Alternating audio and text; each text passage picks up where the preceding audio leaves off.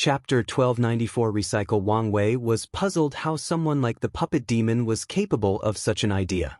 It's apparent from his performance that he suddenly thought of this, meaning such a level of ability was beyond his norms.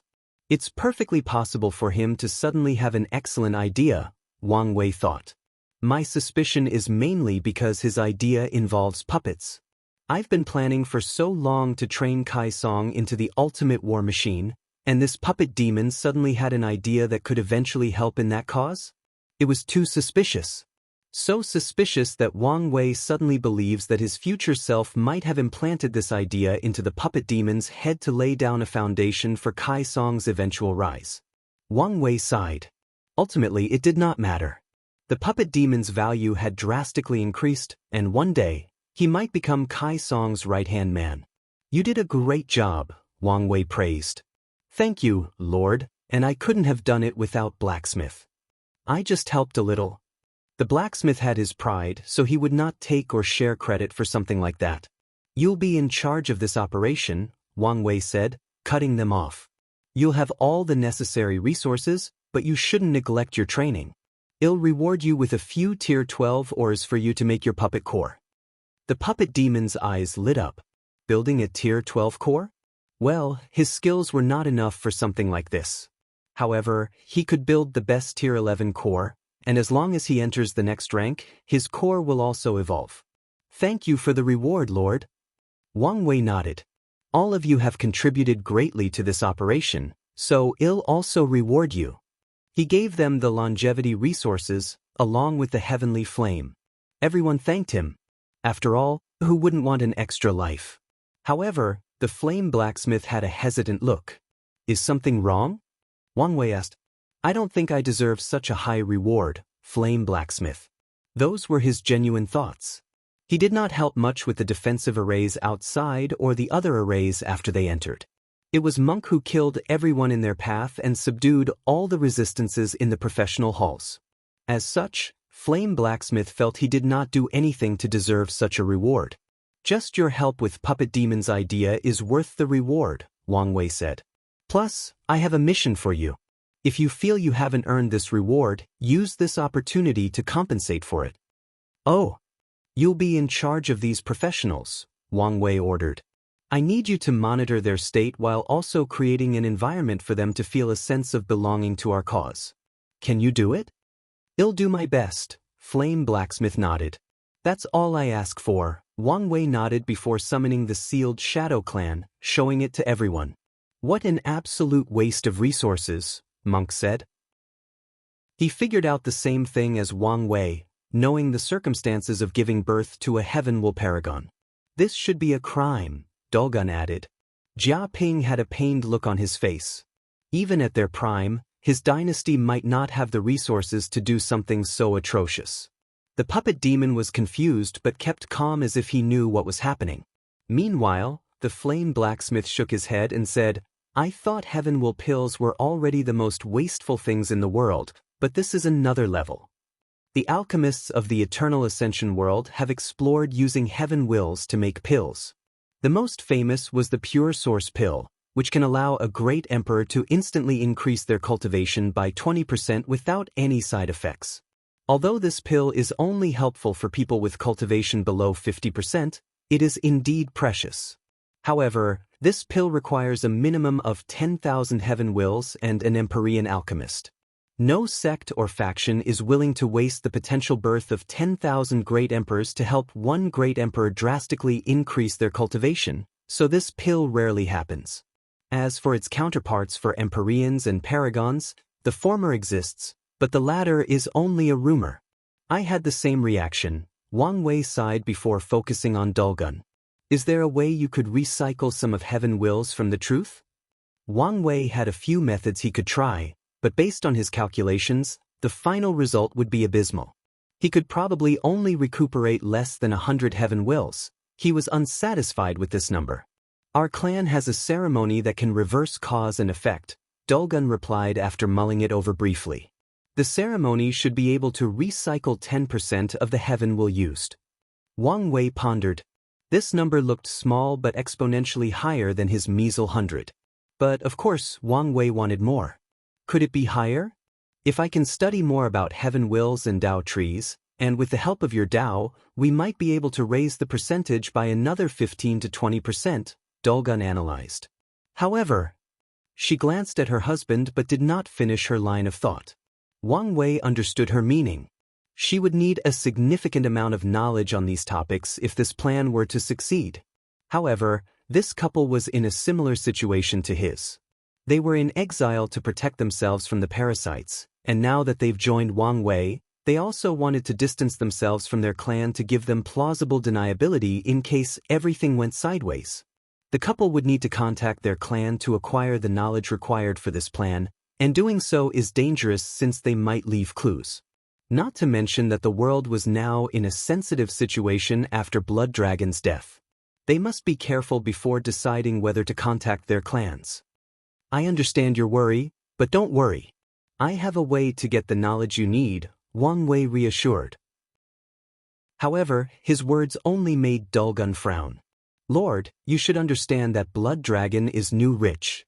Even if he had studied heaven's wills, his accumulation is nothing compared to our lineages. Unless you're thinking of contacting your sect. Monk frowned. This task might become complicated if the boss had to risk contacting his sect while he and his wife evaded the responsibility and did not do the same.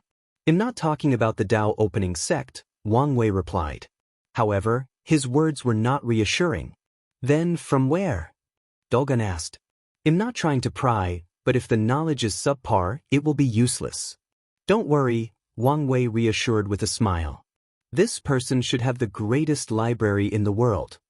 Those are bold words, Dolgun thought. However, she did not believe Wang Wei was the kind of person to brag without any substance to back it up. However, she could not think of someone who can confidently say they have the world's most fantastic library.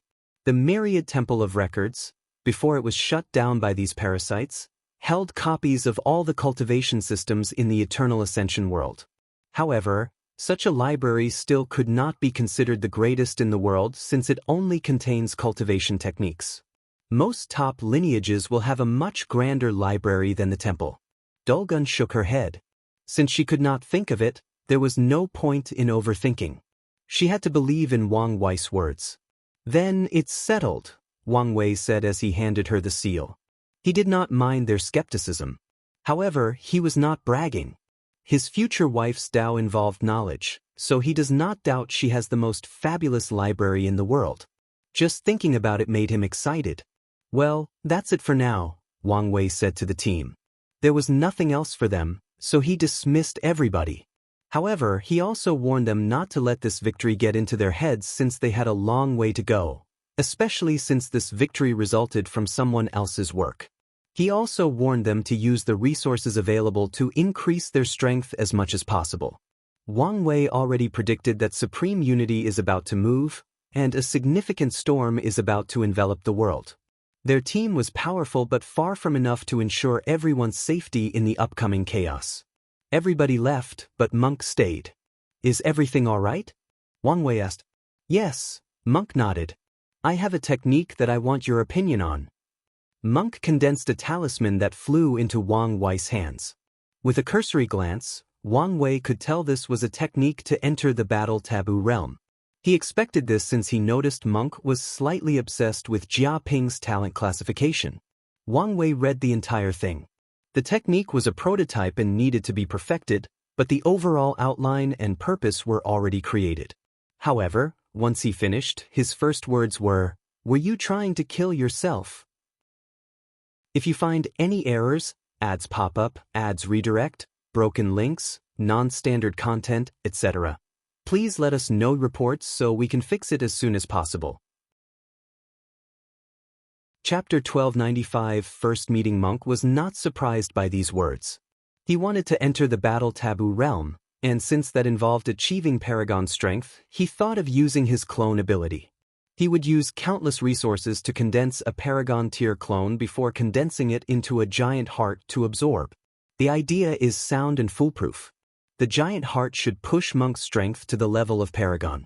However, after creating this technique, he realized his method was wrong. The final result of fusing with that heart will be his death through explosion. his body cannot bear the power/energy of that heart. He would need to open the gate of flesh to bear its power, but doing so would contradict his desire to enter the battle taboo realm. So, what do you think? You're missing the crux of entering the battle realm, Wang Wei said, thinking how to explain his thoughts best. From the Emperor to the Paragon realm, a cultivator will experience 3 extreme life transitions, each more potent than the other. The difference between the second, Empyrean, and third transition, Paragon, is exceptionally vast, and the process of entering the battle taboo realm is an attempt for a second transition life form to have the strength of a third transition life form. The process does not involve absorbing power or energy from the third transition but expanding the container of the second transition life form without experiencing the third transition. Expand the container? Monk muttered. But how to expand it? Simply training the body or the soul won't do much since those have limits. He paused as he suddenly thought of something. It seems you've figured it out, Wang Wei said. Existence. Exactly, Wang Wei nodded. What your technique needs is a way for you to add the giant attribute to your existence, and in the process, expand your container so that you can absorb the giant heart and acquire strength on par with a paragon. I see, Monk nodded. Now that he had a way forward, Monk had some confidence in finishing this technique. As a body refiner, it may appear that he knew nothing about existence, but that was far from the truth. After opening the gate of power, all true Power Dao realm cultivators will have the characteristic indestructible added to their existence. In the process, they also gain some understanding of this thing. With this foundation, Monk now had a direction to work toward. Thank you very much. No problem, Wang Wei nodded. He could see that Monk was excited to explore this new idea, so he dismissed him. However, Wang Wei did not grant him any of his experiences of achieving taboo. It was not because the perfect foundation was too valuable. He could have separated some of the parts pertaining to Monk from that technique to share them with him. Wang Wei was also not jealous or fearful that Monk would grow more powerful than him. He did so only because he wanted to test the barbarian clan's foundation. The only way for Monk to complete this technique is to gain access to some deep and rare knowledge about existence, so he must contact his clan. Based on the result, Wang Wei will have a fairer analysis of this top lineage's ability and judge their values as a future ally. Wang Wei was confident he would achieve half-step transcendent, meaning the Dao opening sect would become a transcendent lineage.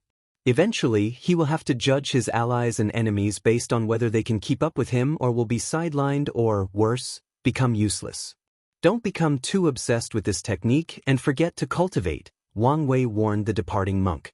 The future leader of the barbarian clan had reached the 10th heaven of the adult fiend god realm, but his will-body fusion was only advanced and not perfected. Wang Wei did not want him to neglect his cultivation and be distracted. Monk said from a distance. Time passed, and a week later, Wang Wei met with Wang Qi again.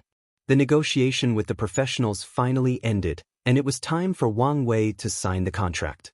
He looked at the results and nodded. The overall conditions met and exceeded his expectations, except for the duration. 1,000 yuan epic, Wang Wei muttered. I knew it would be little, but not so little. I tried my best. But these people were adamant about not being restricted for too long, Wang Qi said. Wang Wei pondered. You said they all wanted a few million years as a vacation before starting to work? Yes. Good, Wang Wei sneered. It'll change their fate to have bad luck during the vacation. They should then understand how cruel the world has become. Wouldn't that be too obvious? Wang Qi asked. You're underestimating me, Wang Wei replied. Things will happen inconspicuously and naturally since he'll be using his fate Dao. Plus, he won't do it to all of them so as not to raise eyebrows. On the contrary, he'll grant blessings to some of them. The ones with bad luck will realize the need for a towering tree to protect them, while the ones with good luck will be weary of suffering the same fate as their counterparts. That's fine, Wang Qi nodded. What about the people who refused to join? Not all the professionals agreed to work for them. In fact, a significant number of them wanted their freedom at all costs. Leave them be. Wang Wei will also give them the same treatment, but he won't do anything extra. His goal is to get these people to change their minds. If they don't, it won't affect him that much. Wang Wei signed the contract. Then he held a banquet for these professionals, living up to his words of treating them with respect and dignity. Once that was done, Wang Wei was free since Red Mask was still organizing the documents. Wang Wei stood in his room, looking into the distance. Some things must be faced head-on, he muttered before drawing a talisman in the air that broke the void. He received a response a few minutes later, so he changed his clothes into a more regal purple and gold robe with a black crown that tied his hair and a white belt around his waist. Once he was ready, he created a portal before him and waited until he felt it was connected on the other side before walking through it. As he walked through the door, he saw a beautiful woman dressed in a simple white dress. There was nothing extravagant about this dress, not even any accessories except for a silver ring on her right index finger, but such simplicity perfectly matched her beauty. Her long black hair dripped down her back. The contrast with her white clothes made her appear as the embodiment of yin and yang. Wang Wei was momentarily lost in her eyes. Wu Hong had worn white dresses before, but her aura was completely different than now. It was hard for her to hide her domineering presence, so even when she chose an aesthetic of purity, there was always a subtle hint of power and nobility. However, today Wang Wei saw her in the ultimate form of purity. "I wonder, who do you see?" Sun Junyao asked in her soft and angelic voice. Wang Wei finally woke up and honestly looked at her. "It seems this question is very important to you." "It is," Sun Junyao answered honestly. With this brief exchange, Wang Wei figured out plenty about what kind of person she was. So, he sighed and replied, "I'm afraid you'll be disappointed." Sun Junyao frowned. "You have someone else in your heart?" "I do." "That is indeed disappointing." She did not fall in love with Wang Wei at first sight. She'd been looking forward to their meeting because she hoped that the person fate chose as her partner might be able to see her true face. All her life, Sun Junyao has been a faceless woman, and she wished for nothing more than for that to change. "Come, have a seat, and let's have a proper chat," Sun Junyao said. She still had some hope that maybe he could still help her. She led Wang Wei to a pavilion nearby. Wang Wei recognized this place was similar to the one Xiao Tiandi invited him, with the lake, flowers, spirits, and rainbows. As they sat opposite each other with a table in between, Sun Junyao served tea. Wang Wei took a sip and said, "I don't want to have any misconceptions between us, so I want to make things clear. I come to break off the cause and effect between us." "Is that so?" Sun Junyao nodded, slightly surprised. In the past week, she used her terrible spy network to find people from the lower dimension and get as much information about Wang Wei as possible. As such, she knew he remained loyal to his wife despite achieving unprecedented power and status in the lower dimension. She calculated that this might be one of his reactions after meeting her, especially after knowing that Wang Wei's wife might be related to Empress Wu. Her surprise originated from the fact that he had no hesitation after seeing her. If you find any errors, ads pop up, ads redirect, broken links, non-standard content, etc., please let us know reports so we can fix it as soon as possible. Chapter 1296 Perfect Match. "I appreciate your frankness," Sun Junyao answered. Cultivators on her level have a different perspective about fated love. Some embrace it, some are indifferent, and others find it disgusting. Sun Junyao was in the indifferent category. She only had expectations for Wang Wei because she thought he might be able to help with her situation. Wang Wei secretly sighed in relief. What he feared the most was she made a big deal out of this. He checked the fate connection between them, and as expected, he discovered it was not as unbreakable as before. But it seems this is not enough to cut it off completely, Wang Wei analyzed. He may need to get involved more with Sun Junyao before he can sever their connection. "Now that you are here, I'll take the opportunity to express my gratitude." Sun Junyao changed the topic. "I would have been in serious trouble had you not stopped 5 feathers. "Really? I thought you would find my actions meddlesome." "On the contrary," Sun Junyao stated. "You may have saved my life." "That's an exaggeration," Wang Wei replied. Something tells me you were prepared in case something like this happened. I was indeed prepared, Sun Junyao nodded. She used Wu Hong's aura to make anyone who came weary. Such a play should have bought her some time to kill Blood Dragon. However, if that did not work, Sun Junyao was prepared to use her palace, a supreme chaos treasure, to resist and even run away into the source chi space. However, after seeing your battle, I realized how much I underestimated the power of a paragon, Sun Junyao added. She briefly observed their battle after killing Blood Dragon, and she was appalled by their display of strength. Additionally, she checked the aftermath after leaving the Dragon Palace. As such, Sun Junyao understood how difficult it would have been to fight off 5 feathers, especially if she were distracted trying to finish Blood Dragon as soon as possible. She could not tell the final outcome without Wang Wei's presence, but she knew the chances of things going sideways for her and the people of the palace were pretty high. I accept your gratitude, Wang Wei nodded. While on this topic, can I ask whether you've discovered Blood Dragon's Dao imprint? I have, Sun Junyao nodded. Why are you asking? If you don't mind, can we work together to deal with it as soon as possible, Wang Wei suggested. He was worried that the existence of the imprint would become a variable, so the best solution would be for them to work together and get rid of it as soon as possible.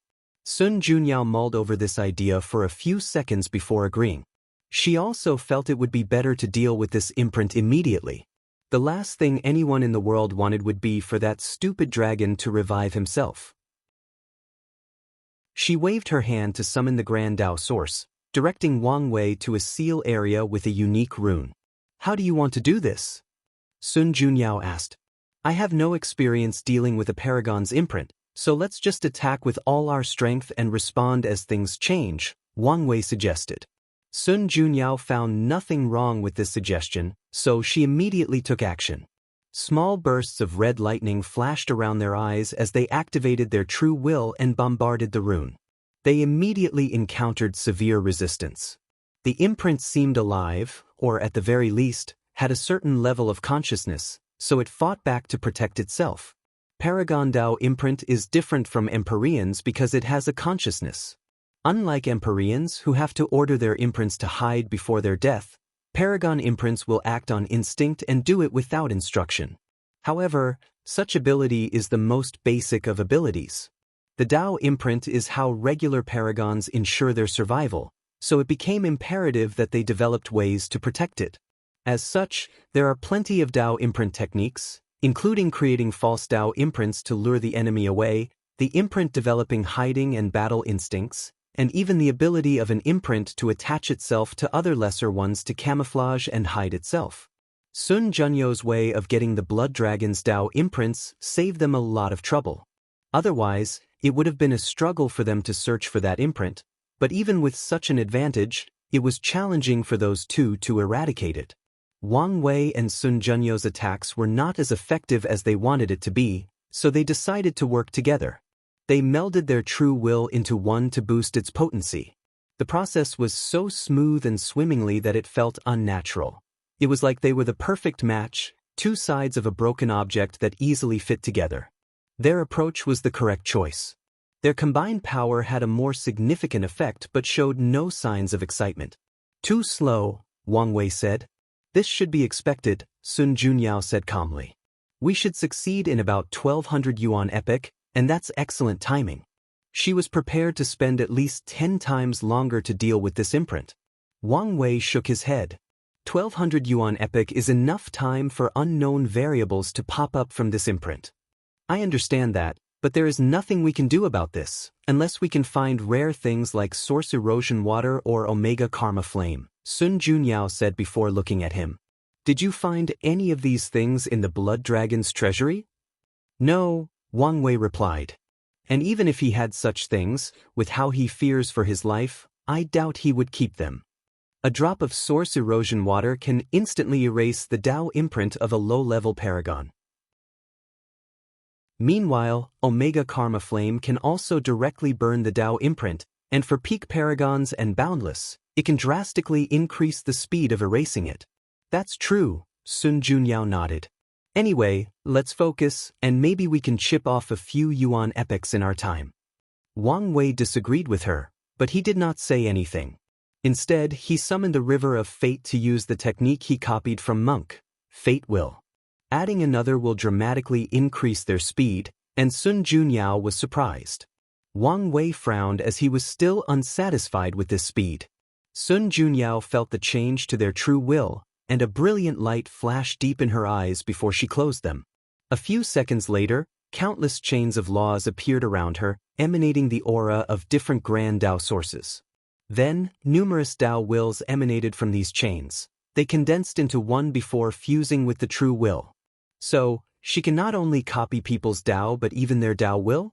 My technique must have inspired her. She's a true talent, Wang Wei thought with a slight surprise.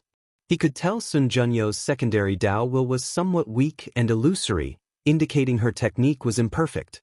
However, it's understandable, given that it was created on the spot. After calming down, Wang Wei focused on the task at hand.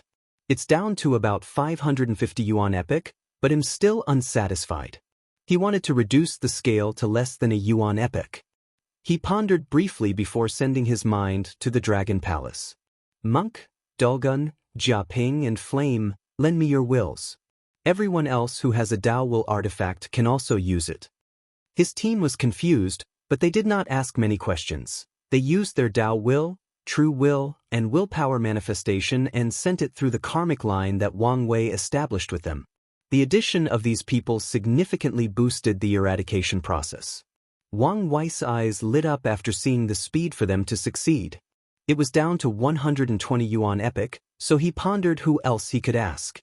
However, Sun Junyao immediately relieved his worry.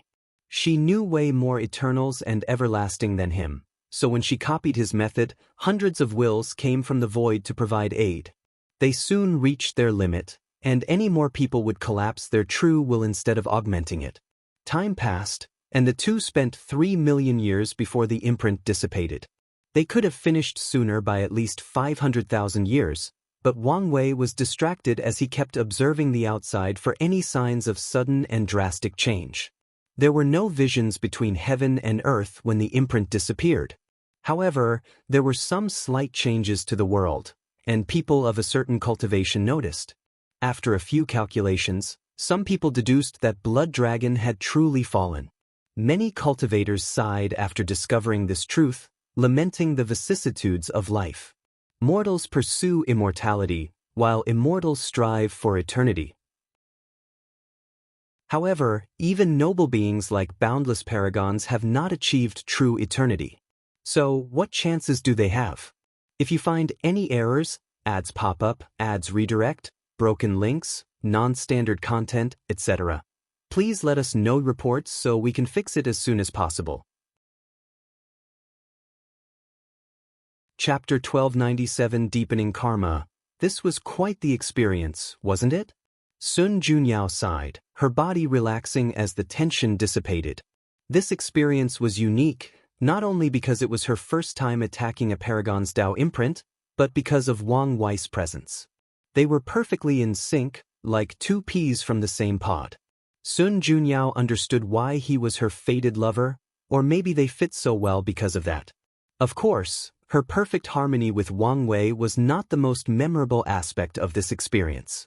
In the past 3 million years, she has made rapid progress regarding the application of true wills, and her understanding of Dao imprints reached a higher level. This experience will drastically reduce the time she needs to adapt to battles at the Paragon level. Indeed, Wang Wei replied. However, upon closer observation, Sun Junyao realized he was slightly distracted, and that's because Wang Wei had discovered something. His karmic connection with Sun Junyao had drastically increased in the past millions of years, and that somehow made it easier for him to cut off their fate line. What is this? Does fate want to entice me to deepen my relationship with her before deciding to cut off all connections? Does it think I won't be able to resist the temptation? Wang Wei wanted to roll his eyes but resisted the urge. Is everything all right? Sun Junyao asked. Sorry about that, I was lost in my thoughts. Wang Wei apologized. I can tell. Care to share what's on your mind? Nothing of importance, Wang Wei replied before looking at the teacups and set. Even after so long, they remained intact. including the tea. However, it was no longer hot, so he waved his hand to heat it. If you say so, Sun Junyao nodded. Since he did not want to talk about it, she would not insist. She sipped her hot tea. The ambience suddenly became awkward due to the silence. Sun Junyao could tell Wang Wei had this rejection against her. Although he tried to hide it, she noticed it. Well, he cultivates fate Dao and pursues absolute freedom, so, understandably, he would reject a fated companion, Sun Junyao thought. It's fine if he doesn't want to associate with me, but I still need to confirm whether he can help me. Now that I think about it, she said, I owe you more than one favor. Are you talking about Xiao Tiandi? If so, I don't think I did anything, Wang Wei replied. Without you giving him such a wake-up call, I doubt he would ever have the desire to change, Sun Junyao replied. She had been quite stressed about what to do with her disciple, trying countless methods to enlighten him. Luckily for her, old man Tianji gave a message that there might be an opportunity in the lower dimension, so she used all her connections to secure a spot for him. Maybe you're right, Wang Wei nodded. Sun Junyao frowned at his response. You seem guarded, she said. This is unlike you. And you presume to know me? No, but I know enough to know this is not how you normally behave, Sun Junyao responded calmly. Her words made Wang Wei ponder. She's right. There is no point in being reserved or alienating her. I don't need to be influenced by the events of my alternate self, nor care about what fate is planning, and I especially do not need to worry about how Wu Hong would feel based on my relationship with her. In fact, I should act above board instead of being suspicious. My apology, Wang Wei said. It seems I've been overthinking a lot. I understand. After all, overthinking is one of the few foibles of the wise, Su Junyao. How about we play one civilization chess match? It's a great way to appease the mood and get to know each other. Good idea. Sun Junyao waved her hand, and the tea sets on the table disappeared. She then summoned her Grand Miss Qi to create a transparent cube on the table. This was not an ordinary cube but one that contained an entire universe with vast lands, forests, mountains, oceans, and stars. Ladies first, Wang Wei said, and Sun Junyao did not act courteously with him. She pondered for a few seconds before choosing the fiend god race. With a thought, she created countless members of this race. To be precise, she made 129,600 of them. They were tall, mighty, primarily humanoid, and the heavens and earth cheered for their sheer existence. Starting with the most powerful race, huh? That's an interesting choice, Wang Wei commented. In that case, you'll choose the weakest race? Wang Wei chose the human race. However, he did not choose randomly. Instead, he created 129,608 humans, born from heaven and earth and in harmony with the Tao. They were not born strong but with supreme talents. Meanwhile, the rest, with a population of 1 billion, were regular and acquired humans. That's a smart move, Sun Junyao thought. According to the rules, the human race can have a starting population of 10 billion. Wang Wei sacrificed most of that to give birth to these innate humans with unparalleled talent. Sun Junyao looked at her fiend gods. They had all become eggs floating in this world's version of primordial chaos. She was not surprised by this sudden transformation. According to the rules, since she chose a race with such a high starting place and Wang Wei chose the opposite, she must abide by several restrictions, one of which was the small population and the fact her creatures must start from being born from primordial chaos. She looked at one of the eggs, who was technically the first creature ever born in this world. Sun Junyao's next move was based on that. She used that status as the firstborn to accelerate the birth of that egg. Cracks appeared on the egg, but it was not born yet. For his second move, Wang Wei created a living environment for the human race. The innate humans can survive by absorbing the spiritual qi between heaven and earth, but the others cannot. So, Wang Wei had to build an ecosystem for the others, with animals, plants, insects, drinkable water, and so on.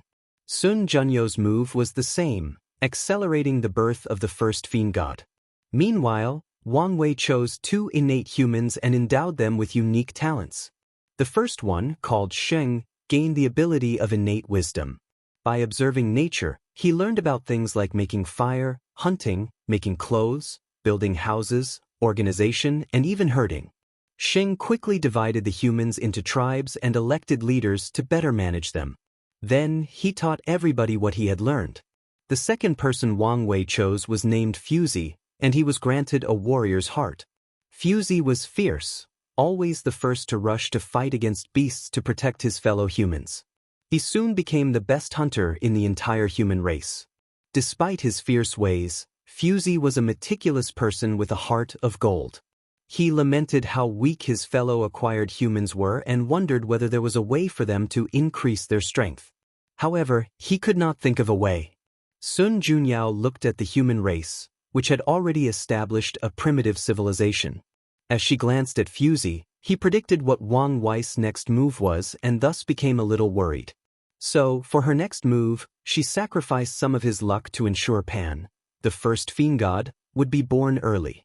Such an act ruined Pan's origin and lessened his talent, but she would make it up to him later. Wang Wei already had a plan, so all he needed to do was execute it. So, one day, while hunting, Fuzi found two tigers fighting over a spiritual herb. As he observed them, he suddenly entered a trance in which his mind had absolute clarity. He saw every minute detail of the tiger's muscles, breathing, how they exert force, and even the fierceness of their spirit. Without realizing it, Fuzi started mimicking the tiger's breathing and movements. At first, he looked stupid, but with each passing second, he mimicked these movements before changing them to fit the human physique without losing the effect. Boom! A vast amount of spiritual qi rushed into his body. His aura increased dramatically, but Fuzi was unaware. He continued to punch and breathe with a specific rhythm. A terrifying heat emanated from his body, forming a red cloud. Boom! Fuzi punched forward, releasing a shockwave that destroyed a dozen trees in the forest. He looked at this devastation in shock. "I did this." He asked his fellow hunters, and they nodded. These hunters knew innate humans were stronger than them, but it was not so exaggerated. They sighed and looked at Fuzi with awe and envy. "Ah, there is no need to envy me since you'll also have such strength," Fuzi declared with a grand smile. "If you find any errors, ads pop up, ads redirect, broken links, non-standard content, etc., please let us know reports so we can fix it as soon as possible." Chapter 1298 Civilization Chess, unedited chapter. Fuzi returned home with a wide grin. He could not wait to share his new technique with everyone in the tribe. From now on, his fellow humans no longer have to worry about dying while hunting. They can now truly rule over this land. Unfortunately for him, reality slapped him in the face. Xing vehemently disagreed with popularizing this method to everyone in the race. He used his golden tongue to explain to Fuzi all the disadvantages of everyone having such power. Moreover, the other elders agreed with him, so Fuzi had to shelve his idea. Finally, the Human Elder Council agreed that this method would only be shared with a few members of each tribe, and there would be strict rules on whom to pass it on. So, from now on, a new social class of warrior with high status appeared in the human race. Although Fuzi was angry, there was nothing he could do about it. After all, the human race did not belong to him alone. So, he chose to redirect his frustration to this new method. He wanted to perfect it and maybe even find a way to acquire even more strength. Sun Junyao calmly looked at the changes in the human race. So, he chose the martial art path? That makes sense, given how universal this system is. Martial art is a renowned power system of the human race throughout all heaven's myriad world. In many chaos worlds, the human race's rise to power starts with martial arts. They imitate beasts and the powerful creatures around them to eliminate their innate weakness. Sun Junyao focused on her race. For her turn, she changed the world's flora, giving birth to countless spiritual ores and herbs with different effects. Amongst these new creations is the transformation lotus flower, whose purpose is to accelerate the birth of innate creatures. Wang Wei was not surprised by this move. This is the regular operation of civilization chess when people choose powerful races from the beginning. Sun Junyo's move was decent since she was preparing for the birth of her races instead of forcing them to be born early. He focused on his humans. The human race is currently the most powerful in the Chaos universe, but why is that? Could it be because they are a race born with the highest understanding of all races? That's only a part of it. Another primary reason is the human spirit. Humans always believe they can conquer nature, so no matter the situation, humans will fight and rise to the occasion. They will sublimate themselves during moments of despair, allowing their races to overcome all kinds of catastrophes and obstacles. Wang Wei already has a path to guarantee the rise of the human race, so why would he not use it? In this chess world, one of the many animals he previously created suddenly became enlightened and gained wisdom. It absorbed the spiritual qi of heaven and earth to increase its strength rapidly. The creature, previously a regular tiger, was now a demon. The tiger called itself the demon race and started to gather other animals, awaken their wisdom, and conquer them. Suddenly, the human race had another competitor in this world. Using blood and war to train the human race? This approach is cruel but effective, Sun Junyao thought. For a brief moment, she considered sending Pan to the human race area to eliminate them. However, Sun Junyao knew this was an unwise move since, with Pan's current strength, it would take him more than 10,000 years to reach his destination. By then, who knows how powerful the human race will be. Instead, Sun Junyao influenced Pan to leave his birth area and explore this new world. She activated his luck, and as expected, the first fiend god discovered countless rare spiritual herbs, especially the transformation lotus. Meanwhile, the human race continued to develop. Fuzi continued to build his training method, giving birth to warriors with divine abilities like controlling flames or flying in the sky. However, internal problems manifested in the human race due to the lack of an enemy. The primary cause is the inequality between warriors and ordinary people, especially the strict control of training methods. Sheng started a plan of separation, expansion, and merit to deal with the situation. The warriors became nobles of the human race and lived in the inner area. Regular people lived in the middle, while pioneers lived in the outer region. Pioneers' job was to explore areas outside the human race's domain and create new tribes. The pioneers were given basic training methods, and if they had sufficient accomplishments, they could gain access to real training methods and become nobles. Sun Junyao looked at the human situation. She could tell with a glance the flaw of this pioneer system. It can take a few generations of development before a pioneer has enough achievements to receive the training method and become a noble. Most pioneers did not live long to see that day, so they relied on their descendants to fulfill their wishes. Normally, such a flawed system could be exploited. She only needs to influence someone in the human race to rise and cause internal problems. However, she saw that Wang Wei was already prepared to fix this flaw. He is methodical and thinks hundreds of steps ahead, Sun Junyao analyzed.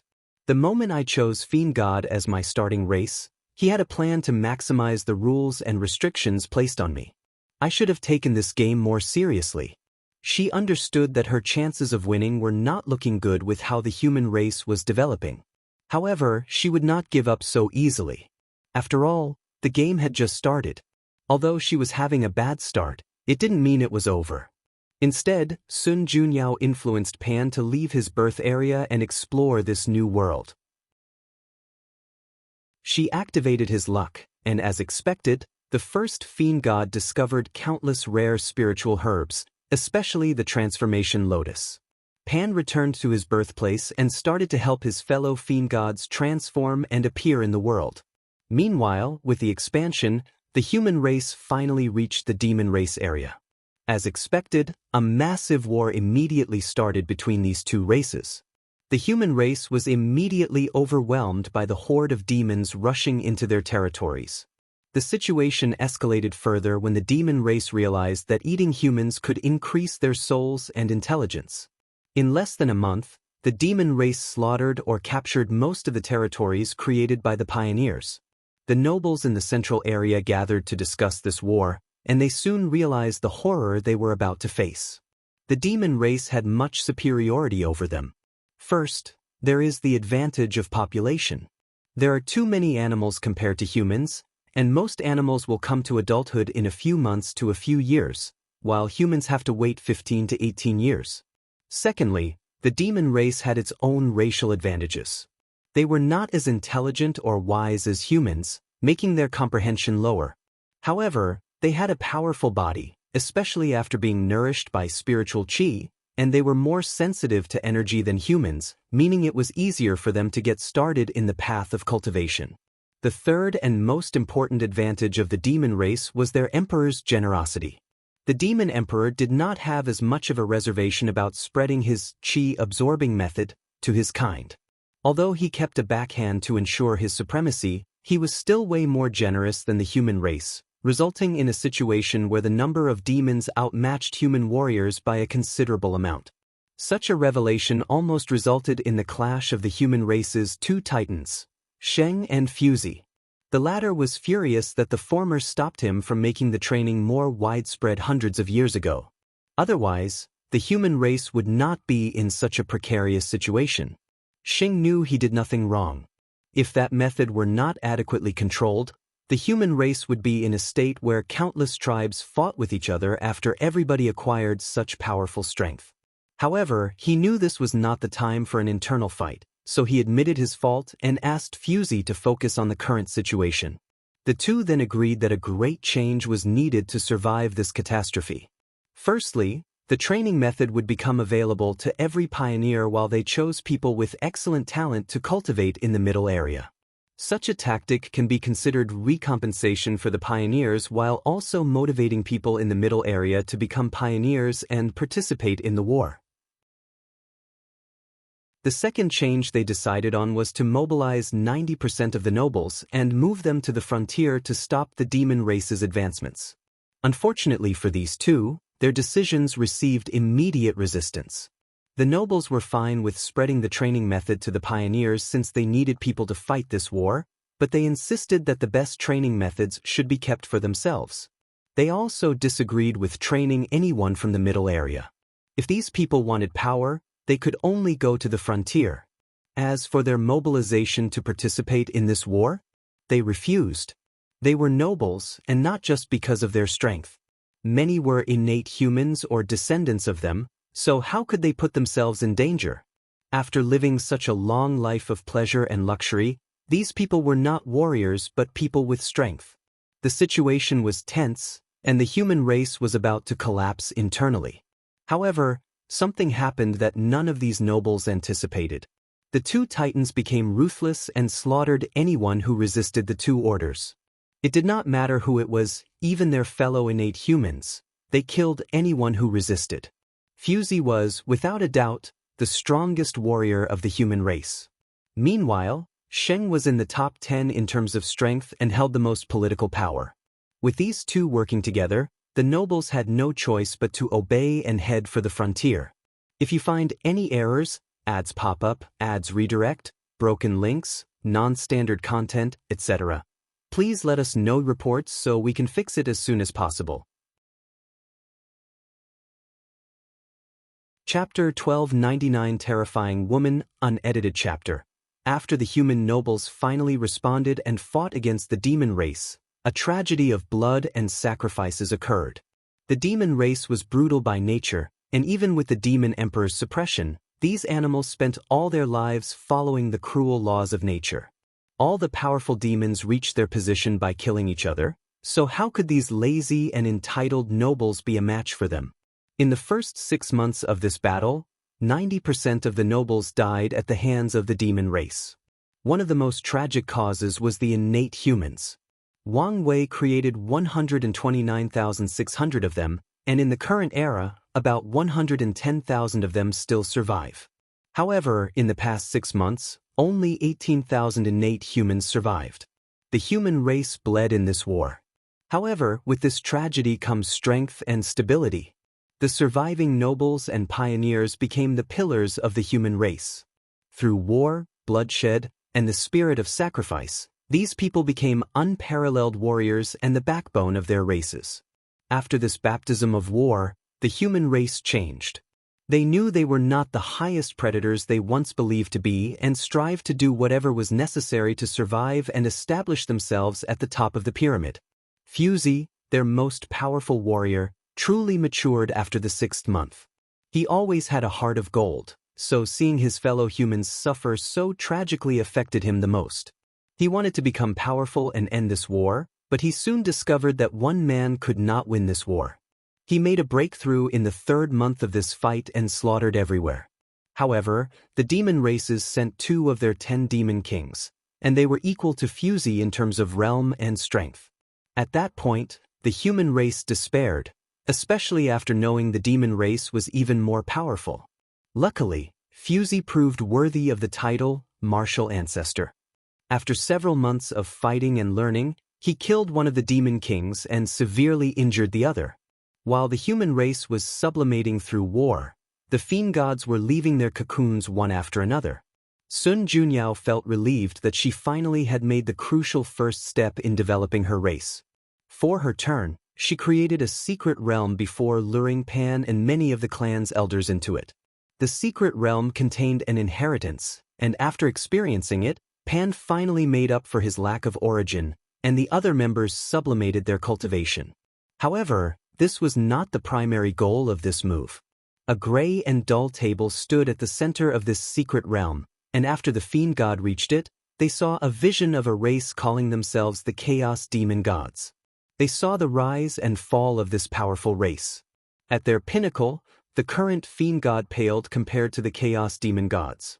The fiend gods were born noble, and they knew it. However, their noble birth also paled compared to the Chaos Demon Gods. However, despite how mighty that clan was, they were still destroyed. Pan and the elders were scared after experiencing that vision. After returning home, they immediately create 3 fundamental precepts and taboos that all members of the clan must live by. There is always a sky beyond the sky. The taboo to think you're the best. We are born noble, but that does not mean you can rely on your status to live a comfortable life. Laziness and complacency are the second taboo. Never underestimate anyone. All races, no matter how weak, have the potential to reach the top of heaven and earth. Underestimating any race due to their birth is the third taboo. Pan and the elders felt the Chaos Demon God's fate was a warning from heaven of what would happen to their clan, so they used these precepts as the foundation of their rise and prosperity. From that on, there is no such thing as a fiend god that relies on its bloodline to grow slowly. From birth, everyone must experience a strict training regimen to ensure their full potential is developed. She knows about the Chaos Demon God? Wang Wei thought. From what Wang Wei deduced, knowledge about the existence of Chaos Demon Gods was purposely erased by someone, probably Grand Dao. The fact that there is any news information whatsoever is a testament to how powerful the Chaos Demon Gods were. However, only a few top paragons will know of their existence and cannot even share it with people of lower cultivation realms or strengths. How deep is this woman's spy intelligence? Wang Wei wondered. He was amazed. Compared to her, his fate shadow guard.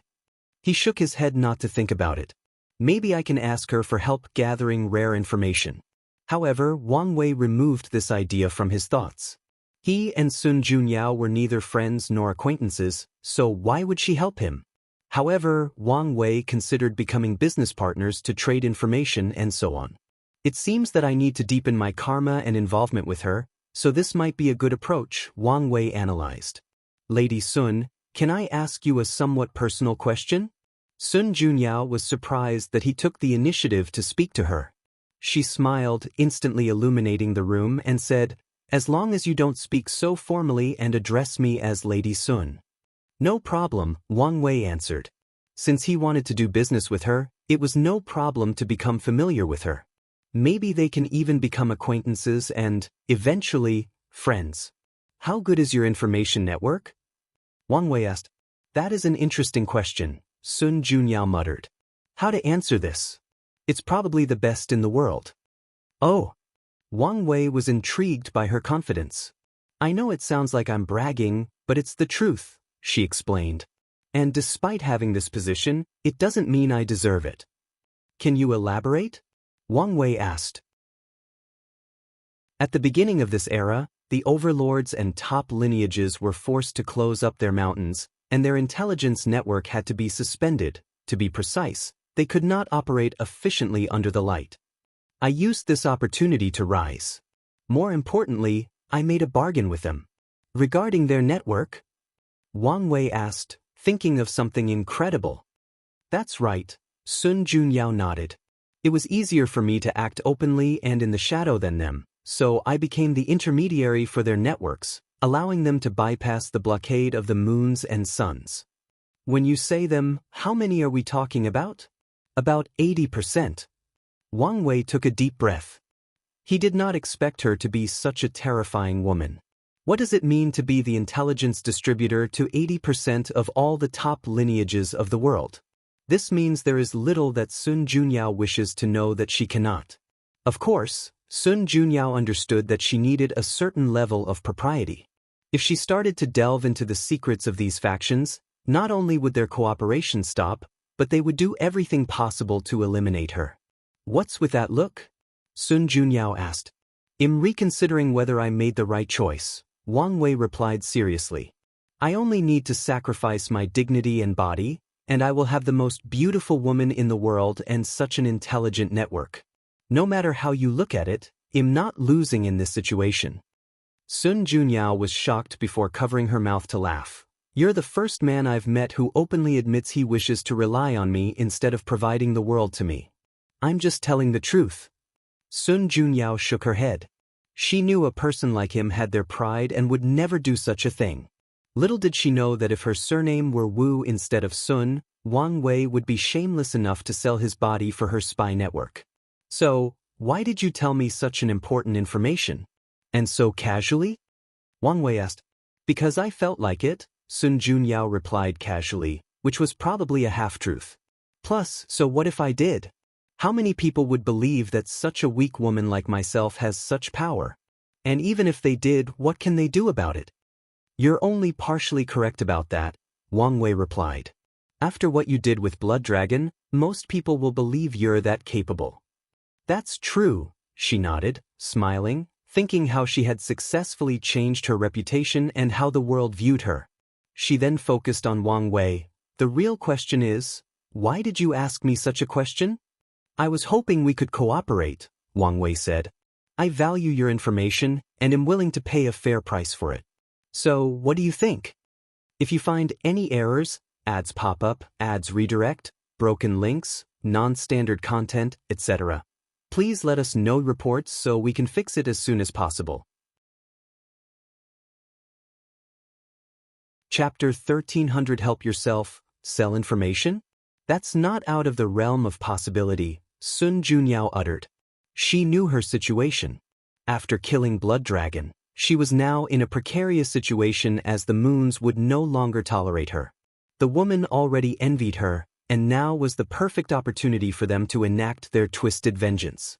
As for the man, they are even worse since they now have an excuse to catch and treat her as their plaything. Wang Wei had the destiny to eliminate these bastards, so whether he asked or not, Sun Junyao planned to work with him. She hadn't decided on the exact nature of the cooperation, but they could start with exchanging intelligence. So, what do you want in exchange? Wang Wei asked, feeling her hesitation. You might as well be straightforward. You know what I want, Sun Junyao replied, looking him in the eyes. However, Wang Wei instinctively replied, You can't have my body. The severe atmosphere was instantly broken, almost making Sun Junyao laugh out loud. However, she controlled her eyes and replied, Who wants your body? My mother told me that pretty boys must protect themselves when going out, Wang Wei said seriously. I didn't understand what she meant then, but now I do. I didn't think there were such aggressive women in the world. He sighed, feeling that he needed to protect himself or some woman would take advantage of him. Sun Junyao was shocked. The information said he was free and easygoing, capable of changing his personality like an actor in a play. She knew this, but it was different for her to experience it herself. You're quite the character, aren't you? She commented. They'll take that as a compliment, Wang Wei smiled. But seriously, you know what I want. Wang Wei was briefly silent. I can't help you. You can't or won't? Both. Why not be truthful and say you want? Sun Junyao said, her demeanor devoid of her previous weak and pure aura. Although you try to hide it, I can sense the perfect aura in your body. It's so pure, so you must have used it to make that perfect tear. With such deep knowledge of perfection, don't tell me you can't help. Wang Wei squinted his eyes.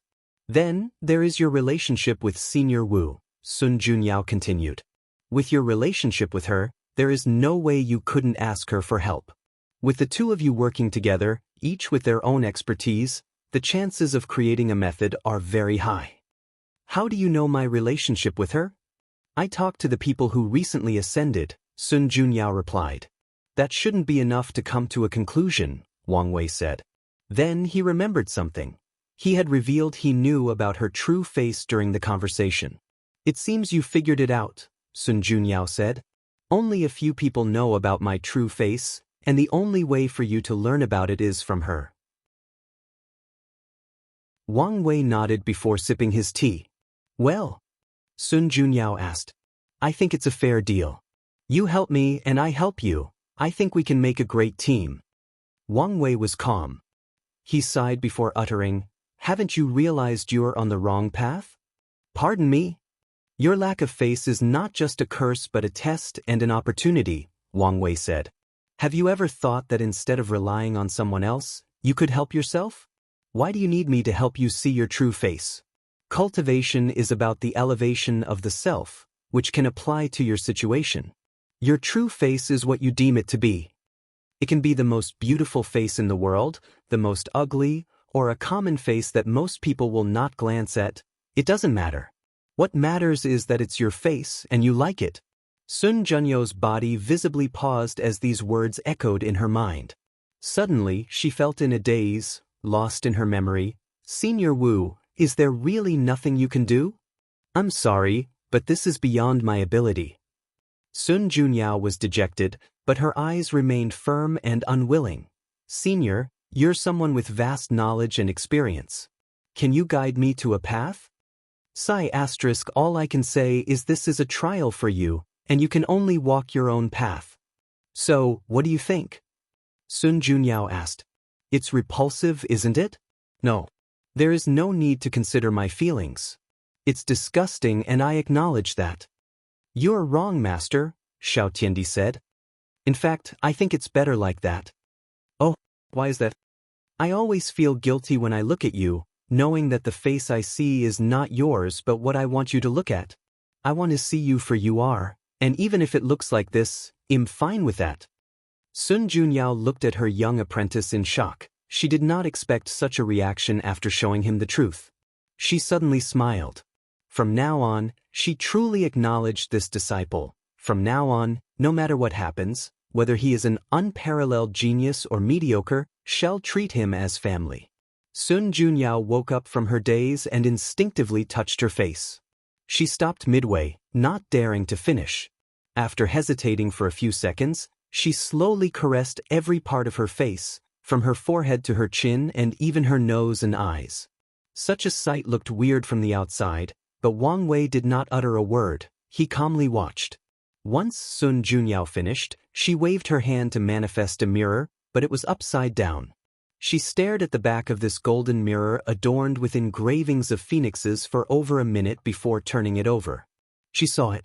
The emptiness that has accompanied her all her life since the age of 7 when she first looked into a mirror.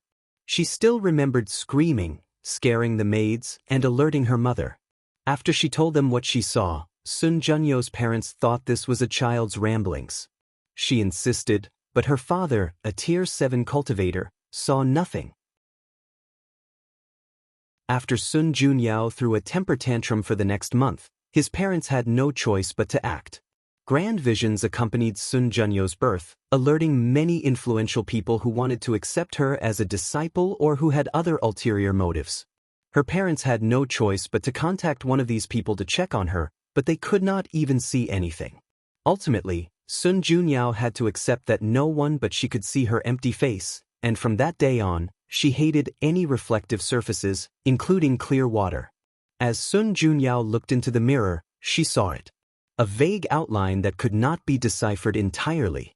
She was immediately excited and focused, but the outline remained illusory and vague no matter what she tried. She calmed down and exhaled before dispersing the mirror. She stood up, cupped her hands, and bowed 90 degrees to Wang Wei. "Thank you, fellow Daoist, for pointing the way."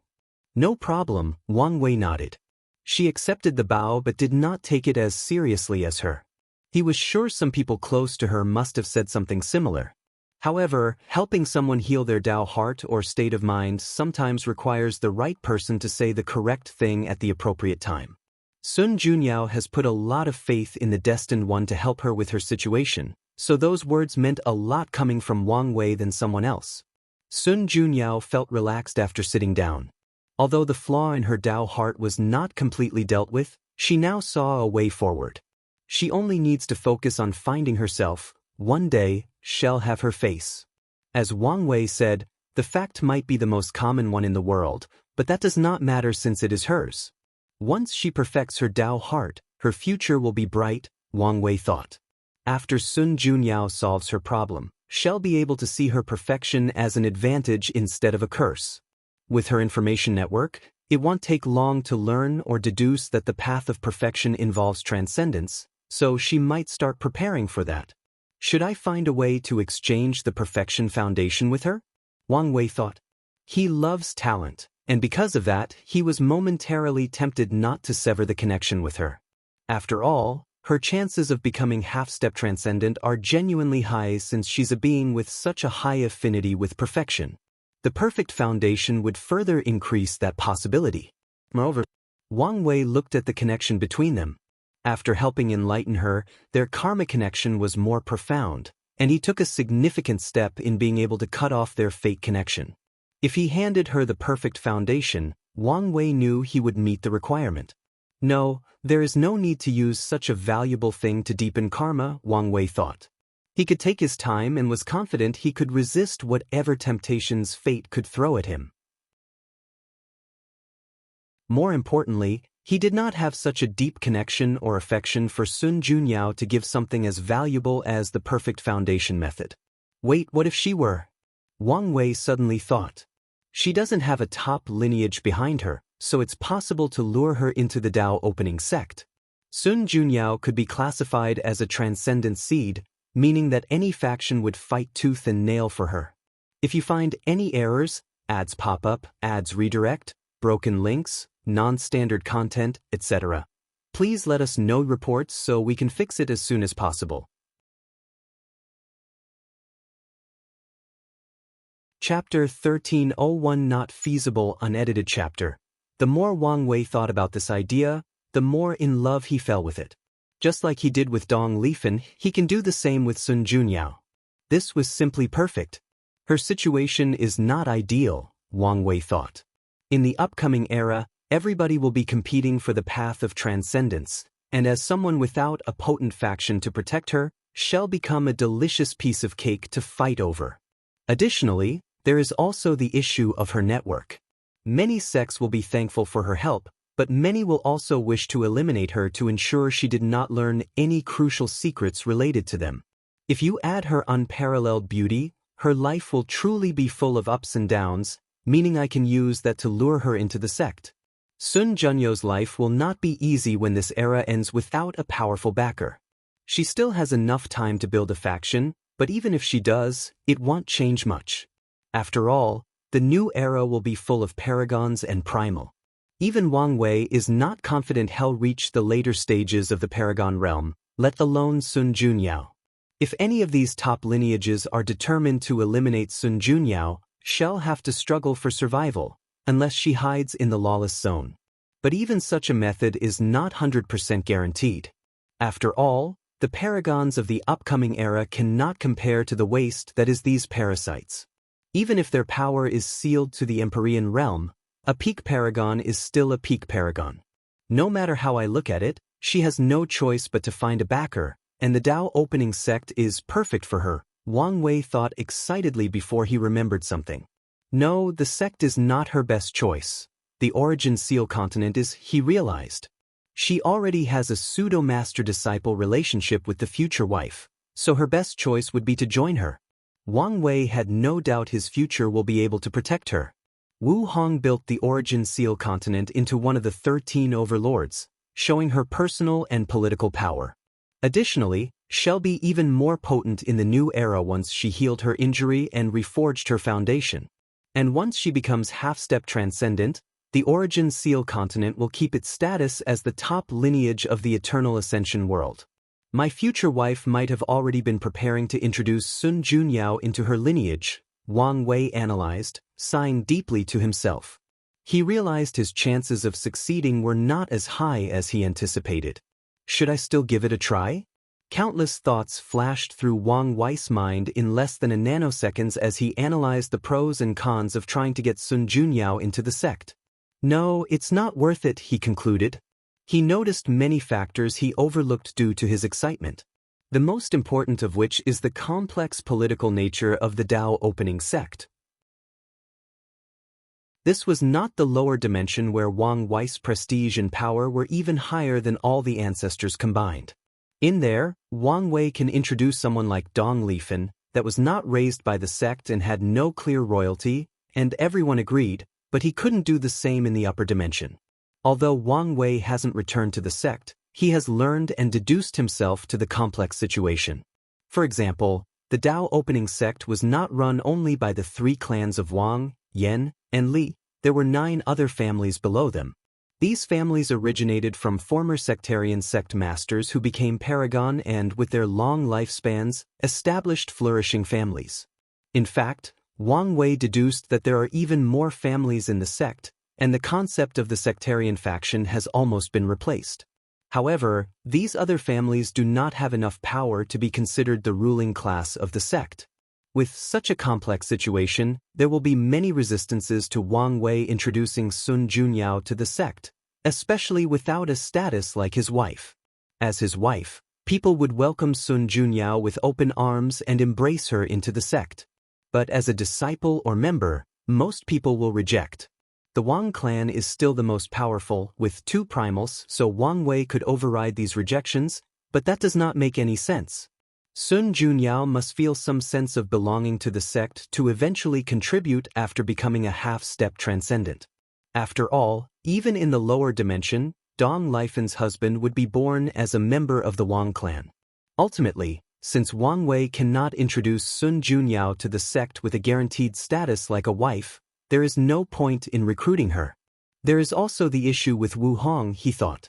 Although he had pure motives for recruiting Sun Junyao, what if she misunderstood him?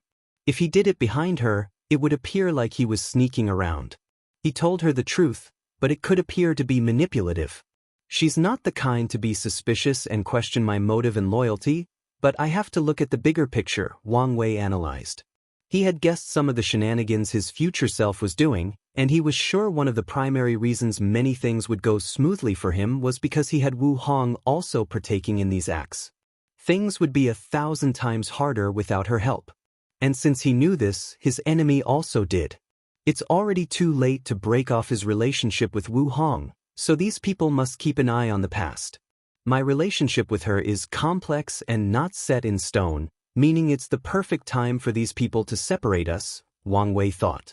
That also means the existence of Sun Junyao is another significant component in this situation. As another woman linked to me by fate, she can also play a role in determining the future.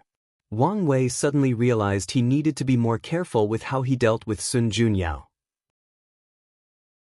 Calm down, he told himself. He suddenly wanted to do whatever possible to remove the karmic link between them. However, he also understood acting rashly was the opposite of what must be done in this kind of situation. The best move I can make next is to tell Wu Hong everything that had happened here, including my speculation and fears about the future. Even better, I should use open and truthful communication at all times from now on when dealing with our relationship. Was Wang Wei overreacting? Possibly. However, this involved his future love life and maybe his path toward transcendence. The last thing he wanted was to mess this up. There is no problem with cooperating, Sun Junyao said, and Wang Wei focused on her. He was previously multitasking, planning, and analyzing all these things at unparalleled speed while still talking to her. During the entire process, his facial expressions, emotions, tone fluctuations, and everything else never changed. That's good to hear. But you should understand that I cannot provide you certain information, Sun Junyao added. There are some things I don't dare investigate even if I had the power. I understand, Wang Wei nodded. My purpose is primarily the parasites. I won't break the rules and touch these lineages unless it's absolutely imperative that I do so. That's good, Sun Junyao nodded. She successfully established such deep cooperation with these lineages and kept their relationship for so long because she knew how to control herself. Sun Junyao knew their taboos and never broke them. As for the price? Sun Junyao looked him in the eyes. You enlighten me, so I owe you karma. If you need help one day, you can ask, and I'll do everything in my power to help. But business is business, friendship is friendship, Wang Wei said. I understand and have no problem. That's good, she nodded. We can use the same standard I offered Jimin, and I'll give you a 20% discount. She condensed a talisman that served as a way to contact her directly and contained a detailed system of how she classified the value of certain information and their price. From 1 star to 9 stars, but even the lowest 1-star information is expensive, even with the discount, Wang Wei complained. However, I understand why it's so expensive. Sun Junyao chose the elite path of selling information, meaning people who buy information from her already have a decent spy network and only buy things they cannot find themselves. Why do I find this setting suddenly became weird? Wang Wei thought as he looked at this information. He knew Sun Junyao had an extensive network, but now she was more than that. She had become a broker of information, selling news to the elite. She reminded him of an anime character from Earth named Joker in the underground. This woman is more complex than I gave her credit for, Wang Wei concluded. If you find any errors, ads pop up, ads redirect, broken links, non-standard content, etc., please let us know report so we can fix it as soon as possible.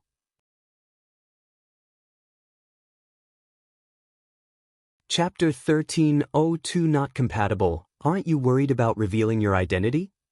Wang Wei asked. With such a detailed plan and classification of information, it's apparent that this was not the first time she had made such a deal. However, Wang Wei was sure she never revealed her identity when selling news to people like him.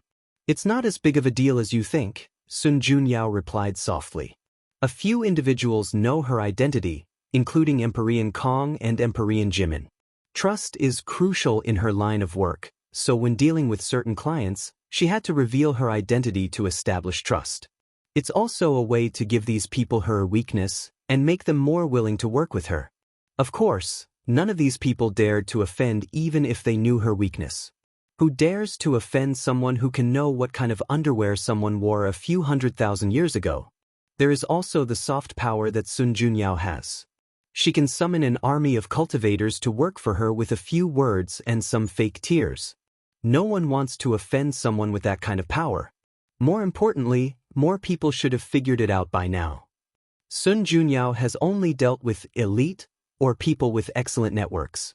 So, she knew what she did to the blood dragon would have helped these people figure out her identity by now. I'm guessing some people were not surprised by what you did, Wang Wei sighed.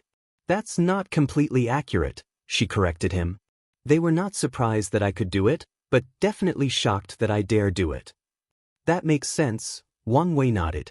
While we're on the subject, did you get any reward from Heavenly Dao for killing that horny dragon? Hee, young Master Wang, Sun Junyao chucked as she put her hands before her mouth to hide her teeth. Such information is worth at least 5 stars.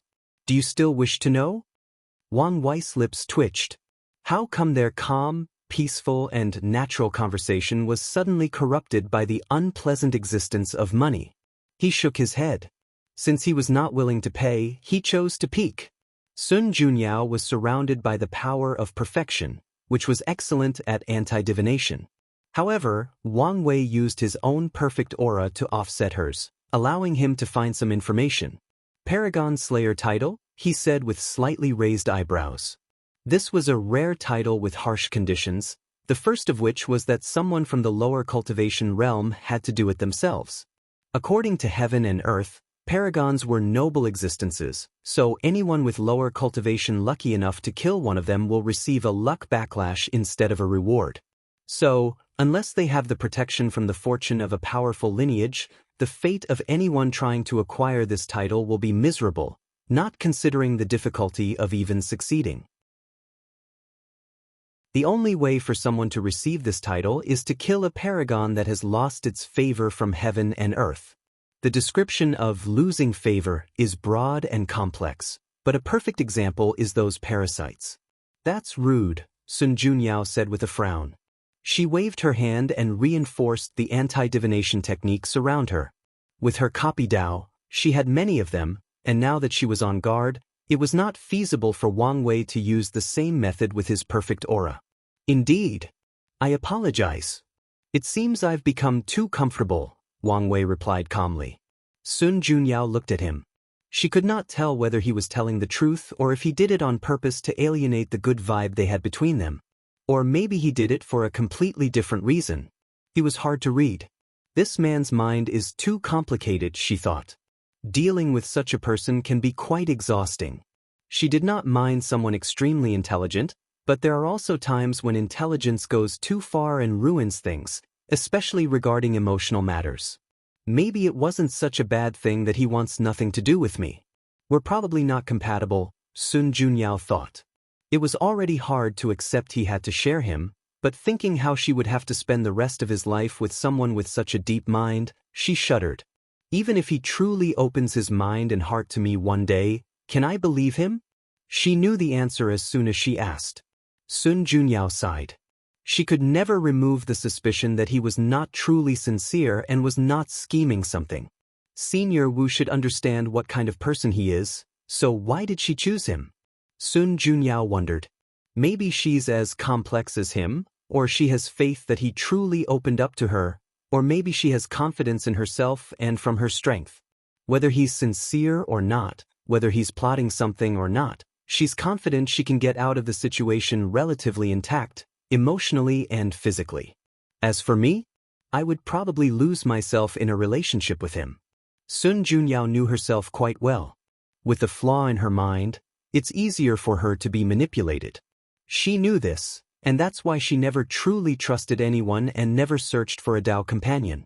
What's more, the fact she had to hear from someone else that she needed to help herself showed a tendency to rely on others. With such flaws in character, she knew she would lose her sense of self in a relationship with a person like a woman. Yes, it's indeed a good choice. Sun Junyao decided to cut off the last thoughts she had about him. Although this was their first meeting and she never had any high romantic aspirations, she did consider him after learning about Wang Wei. After all, he was handsome, talented, and had a great background. What woman would not be tempted? However, during today's events, she felt their personality did not match, and their relationship might be ill-fated. Wang Wei muttered, looking at Sun Junyao. The benefits for the Paragon Slayer title include an increase in luck, an increase in the amount of time allowed to comprehend existence after entering the Paragon realm, and what Wang Wei valued the most, aura, ability that boosted strength when dealing with an opponent of higher cultivation realm. After knowing this, he deduced some basic information on the best way to acquire this title, but he realized it was useless. Apparently, heaven and earth judged him by different standards. It's a remarkable feat for anyone to slay a paragon, but for someone like him, it's expected. So, if he wanted the title, he would need to kill 3 paragons while in the Empyrean realm. As Wang Wei was lamenting that it was unfair, he noticed a strange change from Sun Junyao, so he looked at her. Our karmic connection has weakened. What happened? Sadly, he could not deduce anything from the myriad of emotions in her eyes because he knew little about it. Wang Wei only met Sun Junyao recently, and in the past 3 million years working together, they did not utter a single word. Through how she operates her true will and other actions, he had a basic understanding of her, but as they conversed, he had to constantly update the character model he made for her. I feel an opportunity coming, Wang Wei thought. So, let's take a look. He used his heart-reading technique, a mind-reading technique he created by combining Buddhist mantra and Yen Liling's ability. He took a quick peek into Sun Junyo's mind and found her thoughts from the past 10 seconds. He was so fast and sneaky that she did not notice anything. So, she gave up on me because we're not compatible? That works in my favor, but why do I feel something is weird? Sun Junyo's change was sudden, too fast, and, more importantly, due to a random action he did. She was right about Wang Wei's mind being too complicated, but she also exaggerated the situation. Wang Wei's previous rude behavior was not done with malice or any calculations. As he said, he became too comfortable with her too easily, and with his curious nature, he violated her privacy and calculated her information. Something really feels off by how she so naturally realized we are not compatible, Wang Wei thought. Is something the matter? Sun Junyao asked. At this point, Wang Wei was staring, making her slightly uncomfortable. Excuse me for a moment, Wang Wei said before closing his eyes, focusing his mind to analyze everything. His intuition told him something else was at play. Did my future self act and remove the obstacle that was Sun Junyao? Or maybe Hong'er is the one who acted? Wang Wei suddenly thought. No, that's not it.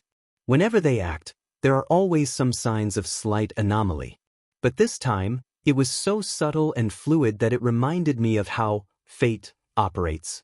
If you find any errors, ads pop up, ads redirect, broken links, non-standard content, etc., please let us know reports so we can fix it as soon as possible.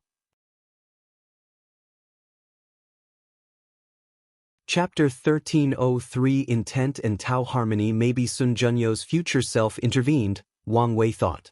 This was not out of the realm of impossible. She was a transcendent seed, so at a minimum, she has a high chance of reaching the same level as Maitreya and Supreme Unity. These two should have transcended the shackles of the river of time, meaning they can influence the past. It's only a matter of how much they can influence before facing a backlash. Her future self might have decided that I was not worth the headaches and chose to end this ill-fated companionship, Wang Wei analyzed.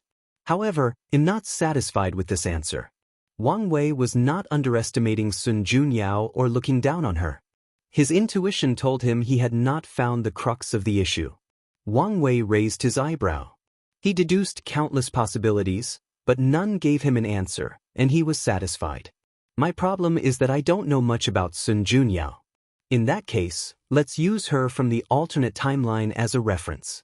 He focused on his alternate timeline's memory. Although the part in the upper dimension was vague, he had enough information to go on. So, Wang Wei asked himself, what was his relationship with Sun Junyao like in that timeline? Why did she not find them incompatible but did in this timeline? Numerous images flashed in his mind. Although vague, they contained enough information for him to deduce and recreate a complete picture. His relationship with Sun Junyao started out of desperation. She had reached the peak of the Empyrean realm, but she did not dare become a paragon due to the flaw in her Dao heart. Additionally, despite Wu Hong's protection, Sun Junyao already sensed that many people were planning against her. So, when Wang Wei ascended, she clung to him as she thought he was the only way to save her problem and perfect her Dao heart. However, how could that version of Wang Wei care about any woman? All he cared about was revenge. However, Di Tian had taken a great deal of Wang Wei's luck and destiny after defeating him in the Heavenwell battle, so the latter's strength had reached a terrifying level by the time he ascended. Wang Wei, driven by revenge, no longer acted calmly, composed, or with his intelligence. He used the most stupid way of killing and plundering for resources to increase his strength quickly. If not for Sun Junyo's intelligence and Wu Hong's strength, the parasites or other people would have killed him long ago. He was also lucky that the foreign world started to invade not long after ascending, so these parasites had to head to the frontier to defend the world. During this time, Maitreya and Supreme Unity also started their battle. Wang Wei shook his head after seeing this. This version of me is genuinely useless. His current self would never crumble this easily, even if he experienced his family's annihilation. He knows how powerful and heaven-defying powerful cultivators are, so he would dedicate himself to reaching higher levels to revive them. As for revenge against Deepening, there were so many other ways, mainly from the sect. That version despised, even hated, the upper dimension sect for allowing his sect's destruction. However, Wang Wei understood they could not do anything. The sect's ancestors were in limbo, meaning they could not even send a projection to help. Additionally, Maitreya and Supreme Unity still looked harmonious during that time, meaning everyone believed they were the enemies. In such a situation, it would be impossible for the ancestor to act. Wang Wei believed that even if they had some potent method to interfere with limbo, the other people would stop them. The destruction of the lower dimensions Dao opening sect would severely impact the luck of the upper dimensions. With how severe the competition between the 13 overlords was, they would not waste such an opportunity. The D clan is only a top paragon lineage without a primal, Wang Wei thought. All that bastard had to do was to use the upper sect's guilt of being unable to help to convince them to annihilate Deepening at all cost. And even if he wanted to kill the latter himself, he could have used the resources from the sect to increase his strength quickly. They would have gladly cultivated him at all costs to make up for the fact they allowed their ancestral land to be destroyed. Wang Wei frowned. The more he analyzed his alternate self, the more stupid he realized that bastard was. He understood being overwhelmed by vengeance, but there is such a thing as calm fury. Why must he use the riskiest and stupidest method if he wanted to be alone and plunder resources? Couldn't he have plotted the entire world from the shadows to get the resources he wanted? The Supreme Outlaw trial was more beneficial to me than I thought, Wang Wei concluded. The trial forced him to master his emotions, understand his true self, control his weaknesses, and change his way of thinking and acting. So, the trial's purpose is not just to determine a person's worthiness to wield certain Daos, but also a method of molding these Dao lords and overlords into the monster they were, Wang Wei analyzed. Grand Daos' relationship with these monsters has always been like that. It feared their capabilities but also spent time and effort to mold them so that it could see what they could do. Let's focus, Wang Wei thought as he continued his deduction. After many years and relentless effort, Wang Wei finally allowed Sun Junyao to have a small part of his heart. So, did she get what she wanted? The memories were vague, but Wang Wei did not think so. By now, his other self was madly in love with Wu Hong, but he just dared not admit it due to his hatred and her high status. As for Sun Junyao, the final face she created definitely resembled Wu Hong. Maybe the other Wang Wei realized this and modified it somewhat. However, Wang Wei believed that Sun Junyao did not get her true face until his other self became a half-step transcendent. Yes, Wang Wei believes his other self would eventually reach that realm. As for the reason? There were many, but the primary reason is that the latter's personality and behavior would eventually become the same as his. He had some basis for this assumption. I chose a Dao that fits with my pursuit and goal in life. The ancient sages called this situation the harmony of intent and Tao, Wang Wei thought.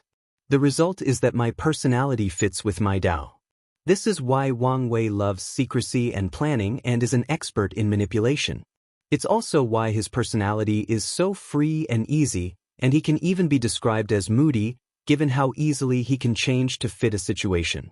This situation does not apply only to himself. Wu Hong has a natural domineering aura because her ambition was once to prove her worthiness to the world by suppressing everything. Now, her goal is probably to seal everything between heaven and earth, including all 3,800 Dao sources and even Grand Dao itself. Yen Hai, or the Sword Empress personality, is sharp, aggressive, and even arrogant because her path or pursuit is to /heaven. This heaven does not refer to the sky, space, the world, or even heavenly Dao. No, her target is whatever or whoever is the limit of power in this vast universe. That's who she wants to /. That alternate version of myself would eventually have a personality similar to mine, meaning that he would indeed become incompatible with her, but by then, it would have been too late, Wang Wei sighed before suddenly pausing. His mind caught a sudden inspiration. He focused. The words, intention and Tao harmony, and a scene from his time in the lower dimension remained vividly in his mind, It was the scene where heaven and earth celebrated because he was too happy after receiving Wu Hong's letter. Harmony, heaven and earth, naturally affecting, changing, and influencing it, a light flashed in his mind. He understood what was happening. Assuming that he's correct and his future self reaches a realm comparable to Grand Dao, and his pursuit of absolute freedom has not changed, what happened to Sun Junyao was due to his influence. A being of his level is so powerful that he can naturally influence the entire chaos universe, past and present, to help him achieve his goal, just like heaven and earth celebrated Wang Wei's happiness back then. His emotions and desires have transcended everything mundane, time and space, and almost every concept in the universe. That version of Wang Wei is playing a chess game using the chaos universe, countless concepts, lives, and time and space as the board, but he doesn't have to actively make a move. The chessboard itself will also actively help him win. Of course, the same goes for his opponents. The move of making Sun Junyao give up on Wang Wei so soon was probably a passive move of the chessboard. That's why it's so smooth and natural. Wang Wei wanted to take a cold breath. This level of existence. He was in awe while simultaneously excited. After figuring out everything, a weird aura emanated from his body. Epiphany? Sun Junyao thought, a little surprised. Wang Wei opened his eyes, not hiding his excitement. This deduction benefited him immensely.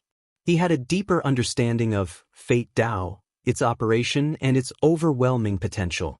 Additionally, Wang Wei peeped at the power of higher entities, which will be pretty helpful when it is his turn to reach that level. The most important part about this epiphany was that it did not matter whether his deduction was complete nonsense. As long as he believed it to be true, he could work in that direction to reach that level and eventually self-actualize this level of power. If you find any errors, ads pop up, ads redirect, broken links, non-standard content, etc., please let us know reports so we can fix it as soon as possible.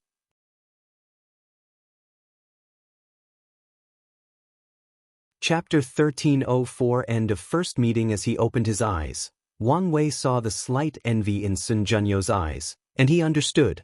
There were two types of epiphany in the 3 stages of the immortal realm, the kind that instantly increases a cultivator's understanding of the Grand Dao source by 1% and the kind that gives a significant boost/blessing in cultivation for an extended period. Wang Wei's epiphany was the latter, but even such a kind was rare and valuable beyond words. After establishing such a deep foundation in the mortal realm, the effects of my innate paragon soul are better than I anticipated, Wang Wei analyzed. However, he did not focus too much on that as his mind shifted to his previous deduction/epiphany. I don't have to wait until I'm at a higher level to reach such a state. I can lay the foundation now and maybe even acquire this ability early, Wang Wei thought, deducing how he could go about achieving such a task. Above the Taishuang indifferent state of mind, Taoism has a higher level called harmony with the Tao, which allowed them to fuse their mind with heavenly Dao, entering a state of absolute calmness, absolutely stillness, and emptiness. In other words, a state without emotions, thoughts, troubles, or concerns. In this state, the blessing for understanding the Grand Dao source is comparable to some of the best physiques that lean toward comprehension. Many inspirations flashed in Wang Wei's mind. Buddhism sees the world as a sea of suffering and strives to transcend it. Maybe I can combine these two to get what I want. First, enter a state of harmony with the Tao. Then, find a way to transcend heaven and earth. No, I don't need to transcend it. I don't think I can even do it at this level. I only need for my status, my existence, to be above heaven and earth even by a slight margin. Then I can guide it to help me achieve my goals and ambitions. Wang Wei was excited but soon calmed down. This plan sounds easy, but this was far from the truth. There were many obstacles to overcome. The first of which is a deep understanding of Taoism and Buddhism and sufficient achievements in spiritual practices. Wang Wei has access to the knowledge to make achievements, but spiritual practices usually require dedication and their own unique Dao heart to reach high levels.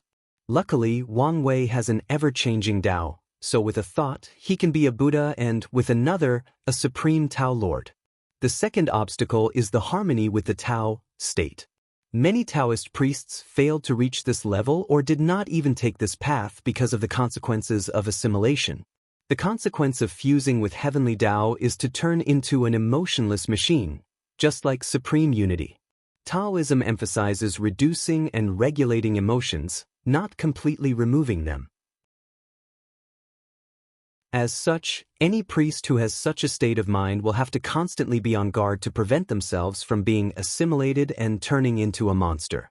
Of course, some people actively pursue assimilation. These people belong to a unique branch of Taoism called the Way of Indifference, the Way of Ruthlessness, or the Way of Heavenly Tao. This is harder than I thought, Wang Wei pondered. He had attained great success in 2 different spiritual practices and then fused them. By any standards, it will take a long time to succeed, and it might not even work.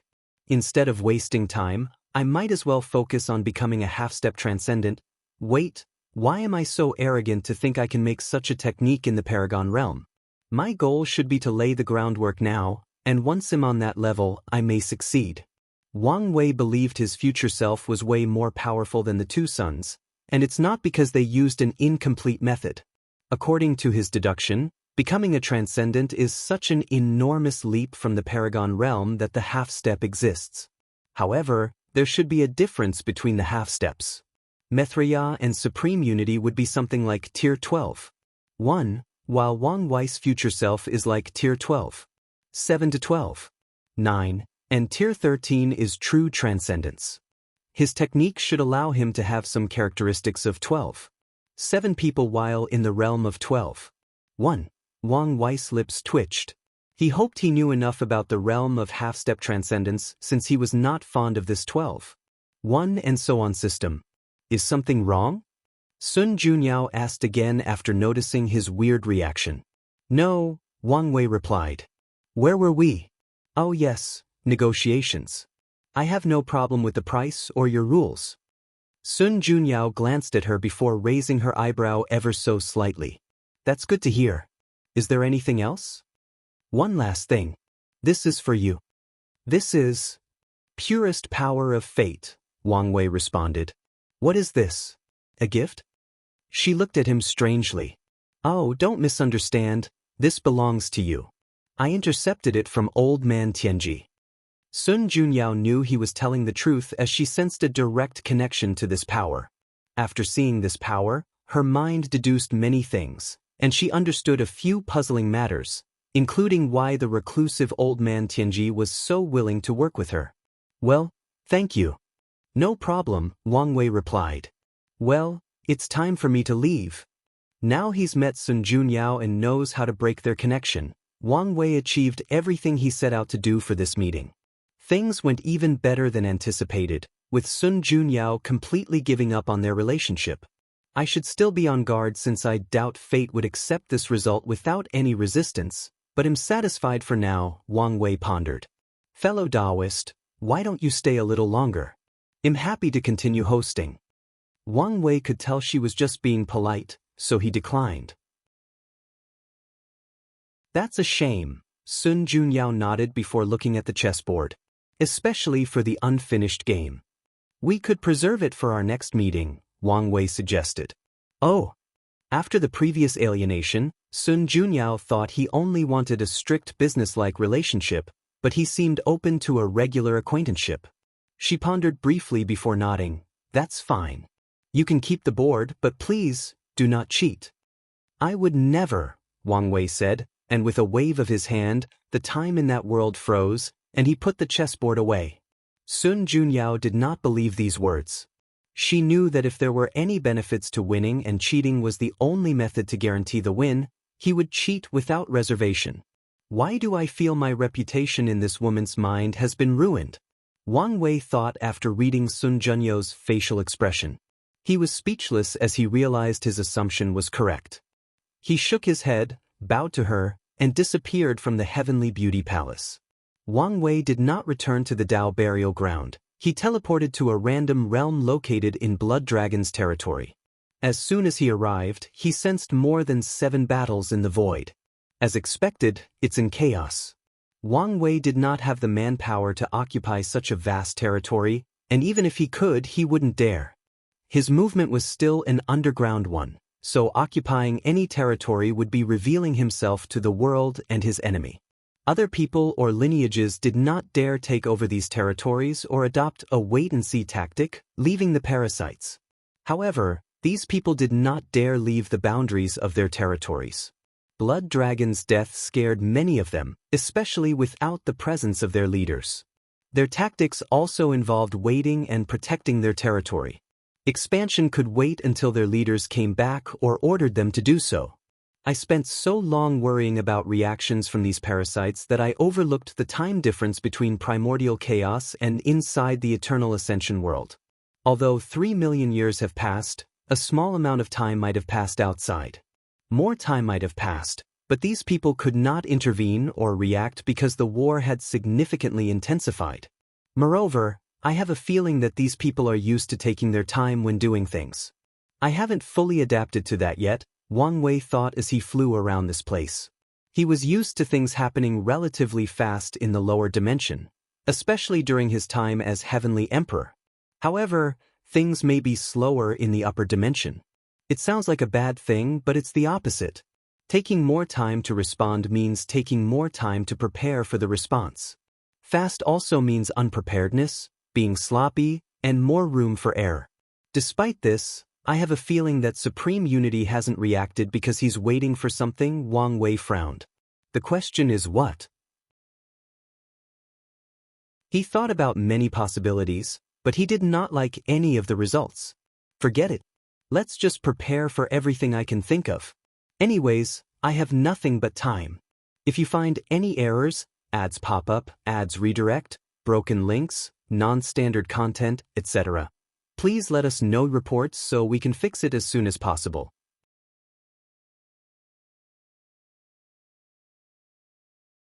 Chapter 1305 Relief. Sun Junyao walked into a long corridor with a furrowed brow. A few palaces saw and quickly saluted, but she was too lost in her thought to notice. Soon, she arrived at her destination. "Master," Xiao Tiandi quickly said, "are you all right?" Sun Junyao finally woke up and smiled gently. "What can happen to me?" She walked to the slightly elevated podium and sat down, and her apprentice followed. The announcer, Sun Tong, appeared next to the two and served tea before sitting next to the palace lady. Xiao Tiandi controlled himself so he would not immediately ask 1,000 questions by slowly sipping his teeth. "Palace Lord, what happened? What took you so long?" "For the most part Sun Junyao told him what happened but in too much detail. "So, by some twist of fate, he did you in a way," Sun Tong nodded, feeling relieved. She has said something similar to the Palace Lord for many years, but her words could never get through. However, she's happy that the latter finally awakens regardless of who helped her. "What do you think of him?" Sun Tong asked, and Xiao Tiandi perked up to listen. "He's a scary man with immense power, talent, and a deep mind," Sun Junyao replied seriously. "I understand why Little D saw him as a rival." Xiao Tiandi rolled his eyes. He hated that nickname, but no matter what he tried, his master refused to stop calling him that.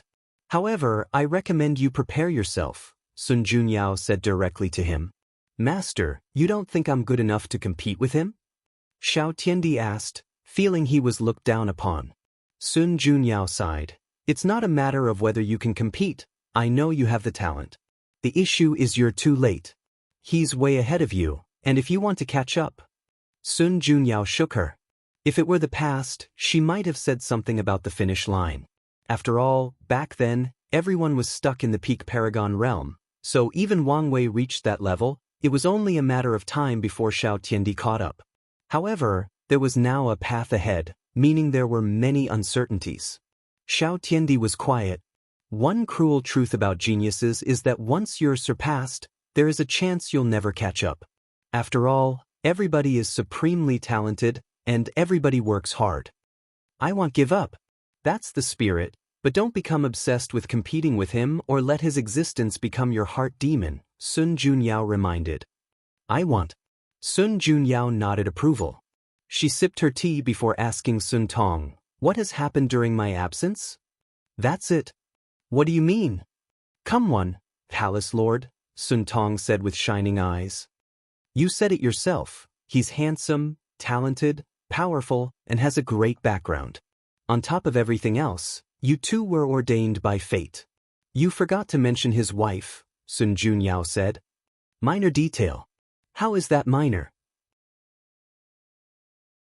You know what, I won't even entertain your thoughts, Sun Junyao said. He's indeed an excellent man, but we are not compatible. Ever since Wang Wei left, she's been thinking about her decision, and the more she thought about it, the more relieved she felt. She sensed that she had avoided a catastrophe by avoiding that man. Is that so? In that case, it's for the best, Sun Tong nodded. She wanted the palace lord to find someone to spend her life with, but it also had to be the right person. She didn't mind if the person had other wives as long as they treated the lady with great sincerity. However, if she felt they were incompatible, there was no sense in pursuing such a companionship. Xiao Tiandi, quietly listening to this conversation and drinking his tea, felt a sense of relief after hearing these words, and his body relaxed. He did not want his master to get with Wang Wei, and it was not because the latter was his peer or due to the immoral emotions he recently developed. He wanted nothing more for her to find happiness, and had gladly accept it as long as someone could give it to her. However, he had already figured out that his master was not compatible with Wang Wei. His master has a flaw in her mental state, which is something that someone like Wang Wei can easily take advantage of. However, this was not his main concern. His primary worry was that his master had trust issues. Sun Junyao lived her life amidst wolves who wanted nothing but her body and beauty. Living in such an environment already made her weary of the people around her, but the straw that broke the camel was when she discovered her parents had sold her to the highest bidder. After learning this truth, Sun Junyao became discouraged at the world and mistrusted anyone who came close to her. She ran away from home and never met with her parents again. When her mother died, she did not show off, participate in the funeral, or even send words of condolence. When her father came to see her, asking to help revive her mother, she coldly refused. Luckily, Sun Junyao had Sun Tong, the maid who raised her, accompanied and protected her. No matter what she did or said to drive Sun Tong away, she remained steadfast in her loyalty and desire to protect her young lady. It's that unwavering dedication that melted Sun Junyao's heart, allowing her to have faith and trust people again. Although Sun Junyao was much better than when she was young, Xiao Tiandi knew his master needed someone who could sacrifice and truly open their heart to her, even if it was just to reassure her. Someone like Wang Wei, who has many secrets and countless thoughts, schemes, and plans, cannot be 100% with their partner. Master, I'm glad you're okay, but I have some inspiration, so I'll go cultivate. Oh, all right. Xiao Tiandi bowed before walking out of the room. What's wrong with him? Sun Junyao asked. A light flashed in Sun Tong's eyes. He's been a little stressed lately, so he might need to relax a little. Is that so? Keep a close eye on him. We don't want him to regress to his old self. I don't think that will happen, but I will. Sun Junyao nodded. Anything noteworthy to report? 2 things, Sun Tong reported. The Dao opening sect responded that they agree with our proposition, but the summoning ceremony is more complex than they anticipated, so it may take a while before they finish their preparation. It's good news that they're willing to help us in the first place, Sun Junyao smiled. True, Sun Tong agreed. Regarding the second thing, it's about the world's changes since 3 million years ago.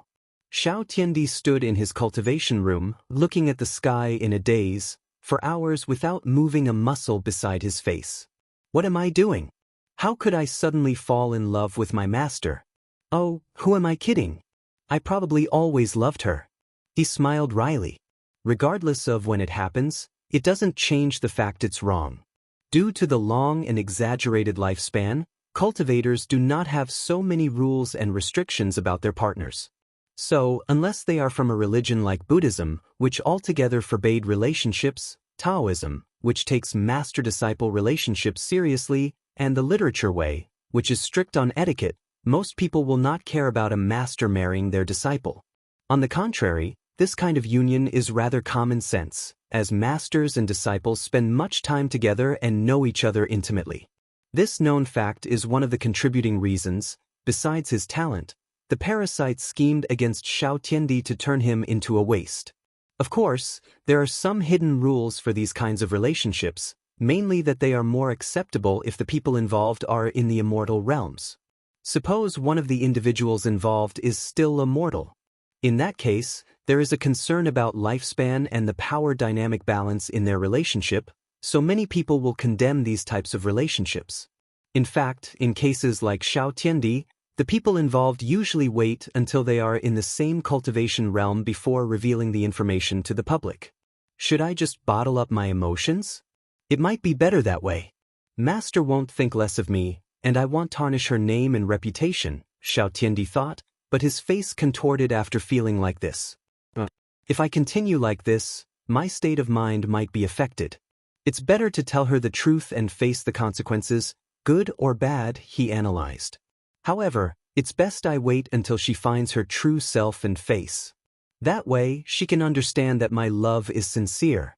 After deciding, Xiao Tiandi felt a heavy weight lifted from his shoulders. He did not know what the future held, but he knew his heart was at peace.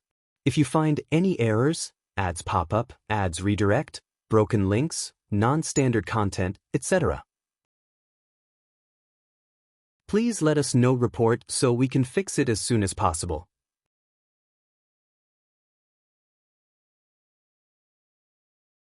Chapter 1306. The current situation. Wang Wei suddenly craved food after not eating for so long, so he searched for a place to grab something. However, with the current chaos, most places were destroyed or closed. He searched for a few seconds before finding a small restaurant. "You're open." The waiter suddenly fell to the ground. The last thing he expected was someone to appear in his room suddenly. Then, his face paled as he realized something. Cultivator. He immediately stood up and kneeled on the ground. "Sir, please spare my life." Wang Wei looked at this poor man and shook his head. The mortals in the upper dimension had a rough life. Although they can naturally live for over 1,000 years, their lives are as fragile as paper in this world ruled by gods, demons, and higher dimension life forms. "Get up," Wang Wei said, and a magical force picked up the waiter from the floor. "Is this your restaurant?" "Yes." The waiter was incapable of forming a normal sentence, so Wang Wei waved his hand to release a golden light that immediately made his mind and spirit calm and at peace. "Thank you, Lord," the waiter said. "And to answer your question, this is indeed my restaurant. No one wants to work in these dangerous times, so I had to do it myself." "Aren't you afraid?" Wang Wei asked. The waiter sighed deeply. "Of course I am. However, the money at home has run out, and I need to feed my family." "I respect that." No matter how weak this man was, it was respectable that he put his life in trouble to feed his family. "What's your name?" "Lord, my name is Hui Mengwei." "But it seems our name has the same character. In some way, this is a kind of fate," Wang Wei smiled. "Serve me your best dish, and if I'm happy, your fate will change from now on." Hui Mengwei was shocked but was soon filled with excitement. No matter what this opportunity was, whether it was simply a monetary reward or a chance to walk the cultivation path, he knew his life would change for the better as long as he could please this lord. However, can I please this lord? Hui Mengwei knew how high these cultivators' standards were, and his little restaurant was small even in its heyday. This is not the time to hesitate. He rushed to the kitchen to prepare. Although he was the owner, Hui Mengwei was once a cook and learned from his father. After inheriting the restaurant, he was more hands-off, but he's the one who created most of the menu, so his cooking was decent, at least by mortal standards. Wang Wei found an empty seat and started his work. A screen materialized before him, showing Wang Qi's frowning face less than 10 seconds later. "What's wrong with you?" "Sect Master, you can't do this." "What are you on about?" Wang Wei asked. "I've said it before, my loyalty lies with the madam. I will not accept or acknowledge anyone else." Wang Wei looked at him in puzzlement before remembering something. "Bastard! Don't tarnish my name and reputation. Aren't you doing that by yourself?" Wang Qi sneered. 3 million years, he roared. I don't think you've spent so much time with the madam. Bastard, I told you not to slander me, Wang Wei yelled back. I was helping her remove Blood Dragon's Dao imprint. Do you think I'm stupid? You spent so much time with such a beautiful woman that nothing happened between you two? Your words are either insulting my integrity or revealing what kind of person you are, Wang Wei sneered. So, which is it? Wang Qi was immediately embarrassed. You really didn't do anything? Wang Wei just looked at him with ferocious eyes. Then why did it take so long? Do you think anyone can remove the Dao imprint of a paragon? The process would have taken you on epochs if not for my cleverness. Wang Qi paused as he remembered reading something similar in the records from the Fate Shadow Guard. He coughed in his fist before continuing, I'm sorry about that. I just wanted to protect. I've tolerated you enough, Wang Wei cut him off. Once I return, I'll check your cultivation, and if I'm not satisfied, I'll punish you myself. Wang Qi smiled wryly. I understand. He sighed. It doesn't matter. As long as I can protect the madam's rights and future happiness, it doesn't matter if I suffer a little. Sect Master, are you not returning immediately? I plan to eat something, check on you before returning, Wang Wei said, his eyes still fierce. However, after seeing your reaction, I think I should see her and report to prevent others from slandering my name. Wang Qi coughed again. Sect Master, that happened so long ago. Why are you still focused on that? You're a great man, so show your broad-mindedness and don't be so petty. Wang Wei was immediately baffled. It hasn't even been 10 seconds. Since when was this bastard so shameless? However, since you've changed your itinerary, I recommend you also add visiting Emperor Kong, Wang Qi said. You missed the previous meeting, and although I've explained, it might be best to explain directly. You have a point, Wang Wei nodded. I should probably bring a small gift. Wang Qi agreed with these words. Since they were in the wrong by canceling the first meeting, it's normal to show sincerity by apologizing with a gift. What happened during my absence? Wang Wei asked. Where to begin? Wang Qi said. The professionals came running to use less than 100,000 years in their conversation. After suffering a little, they all thought they were suffering from luck backlash from Blood Dragon's death. Some of the people who refused to sign the contract even contacted us. Of course, I made them sign a more restrictive contract. Wang Wei nodded.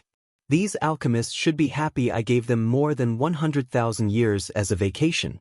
The puppet demon's workshop is already in operation, Wang Qi continued. Everyone else is retreating and increasing their strength after acquiring so many resources. The fate-changing hall is a similar situation. Your plan worked. Most of the resources from these loose cultivators' hands had to be returned to us since they only had the raw materials. However, there are some issues that you need to decide. What is it? Some loose cultivator professionals have taken some of our business by offering lower prices. I've been debating whether I should stop them or not. Wang Wei pondered. No need for that. There is a mixed bag among loose cultivators, so the quality of their professionals is less than ours, not to mention their low numbers. However, you can create false scenarios and spread rumors about these professionals cheating others and delivering faulty products. Wang Qi's eyes lit. One of the advantages of using the hall's own professionals is that they must guarantee their products and their reputations. However, suppose someone chooses the unofficial path and hires one of those loose cultivators. In that case, there are no guarantees, meaning it's easy to take their operation down by ruining their already shaky reputation. These people are not stupid, so there is a chance they might deduce we are behind these sudden rumors, Wang Wei continued. To ensure no problem, choose one of the professionals with a terrible personality and blame it on him. As expected of you, Sect Master, Wang Qi praised. He destroyed these people's secret business with one move and removed all suspicions from themselves. No amount of bootlicking can save you, Wang Wei sneered. Anything else? Internally, there is nothing else to report, Wang Qi explained. But a few noteworthy things happened outside. Firstly, the sect sent news that the trial would take longer than anticipated. If they take too long, I might not need it by the time they're ready, Wang Wei frowned. It probably won't take that long. At the very least, you can use it to deal with the Paragon Realm bottleneck, Wang Qi reassured. You may be right. Continue. The rebellion was not happy with us, probably envious of our wealth. However, they said nothing out loud but asked us to sell them information. Did you agree? Of course, after all, they are now our own. Oh. Red Mask has taken over most of the lower and middle-level officers. The rebellion is basically ours, except for a few groups. That's good to hear, Wang Wei's eyes shine. What's the situation with the upper echelons? We don't have enough people? Didn't Red Mask tell me she was confident she could take over the Blood Dragon's information network? And she did, but we only got 70% of them. That's excellent for such a short period, Wang Wei said. But 70% should be a lot of people. These parasites have an extensive network. Although not the best, they are probably one of the largest in the world. That's the problem. There are too many people, Wang Qi said. Red Mask has been scrambling to control these many people. Wang Wei understood the issue. Although she conquered these people, she cannot trust them yet. As such, she'll need the original members from the Fate Guards to supervise these new members, but Wang Wei's original foundation was way too small compared to the Blood Dragon, meaning Red Mask did not have enough people to supervise these people, let alone spare members to control the rebellion's upper echelons. I'll be in retreat once I've dealt with a few things here. I'll take this opportunity to create more Tier 10 and 11 creation life forms, Wang Wei replied. And if she's truly desperate, she can borrow some creations from Jia Ping and Dulgun. Is this all right? Wang Qi asked. The Fate Guard is one of the core assets of Wang Wei's political powers, so it may be a problem to have others involved. Like I said, it's a desperate move. Plus, Red Mask will know what to reveal or hide from these people, Wang Wei replied. He knew the risks, but this was one of the dangers of swallowing a behemoth like the Blood Dragon's network. So, it was worth it to take the risk to digest the behemoth since the reward would be worth it. As for the problems that will arise, they can be dealt with given sufficient time. I understand. If you find any errors, ads pop up, ads redirect, broken links, non-standard content, etc., please let us know reports so we can fix it as soon as possible.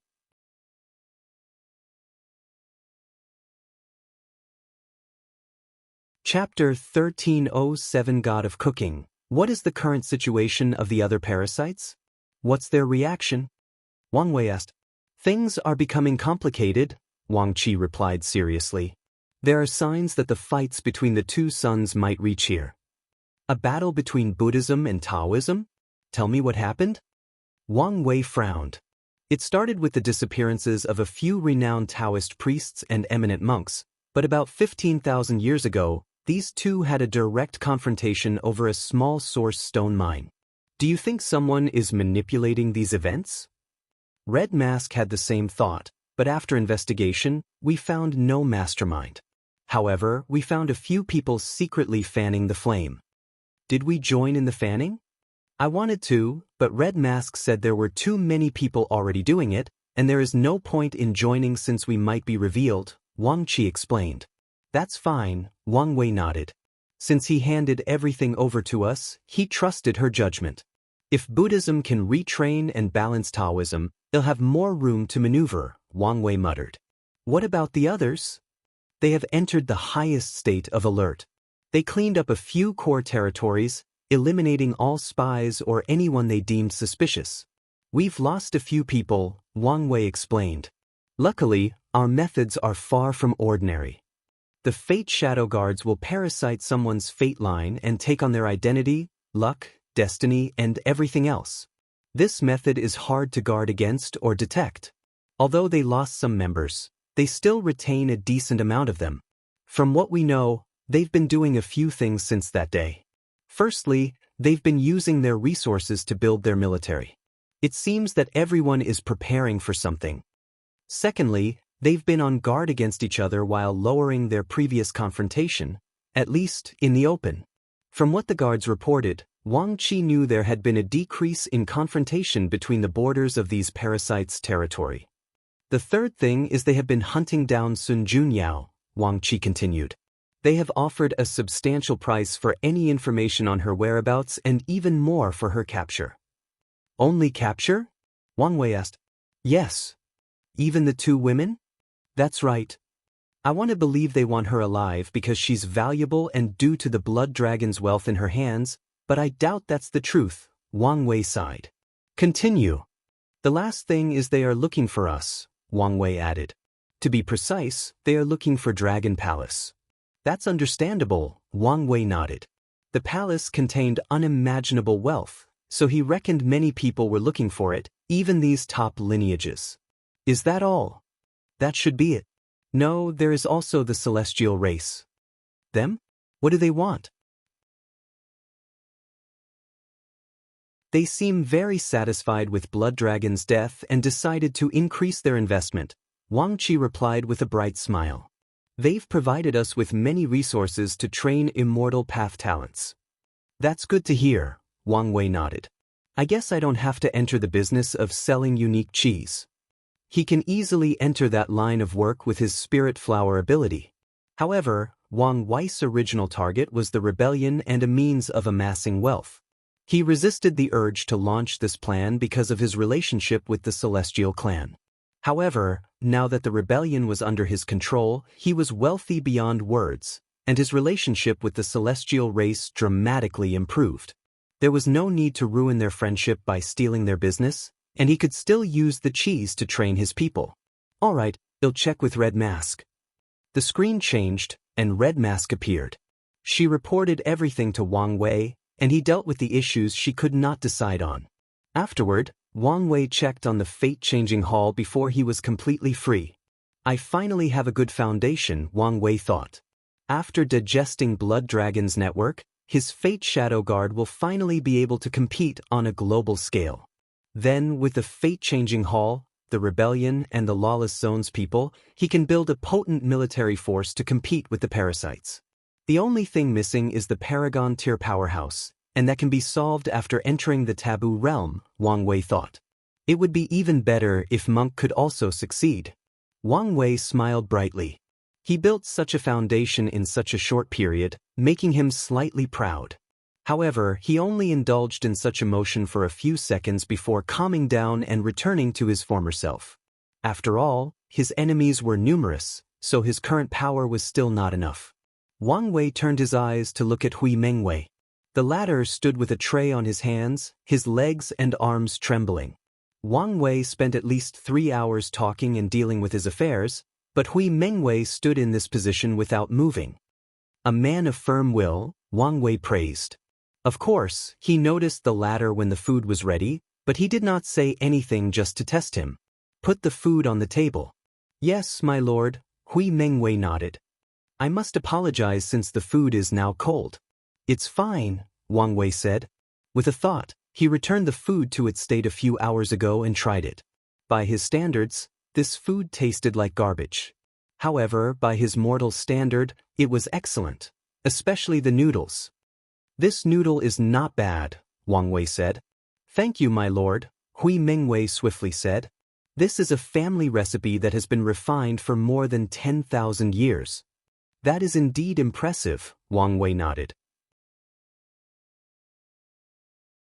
Mortals in the upper dimension can live up to 500 years, and if they take care of themselves and even practice some basic martial arts or health preservation techniques, they can live twice as long.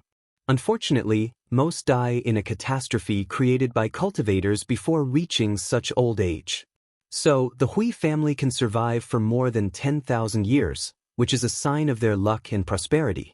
Previously, I only wanted to give up a small opportunity, Wang Wei said.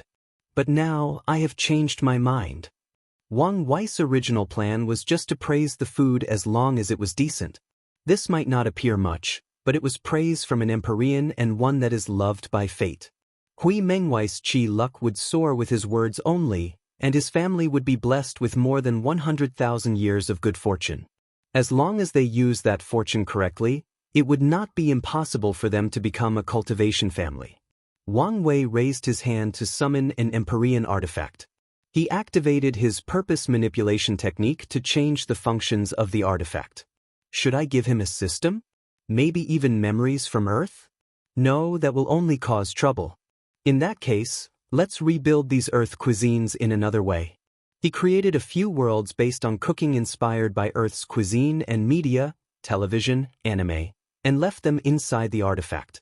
Hui Mengwei can experience them and learn their techniques and dishes.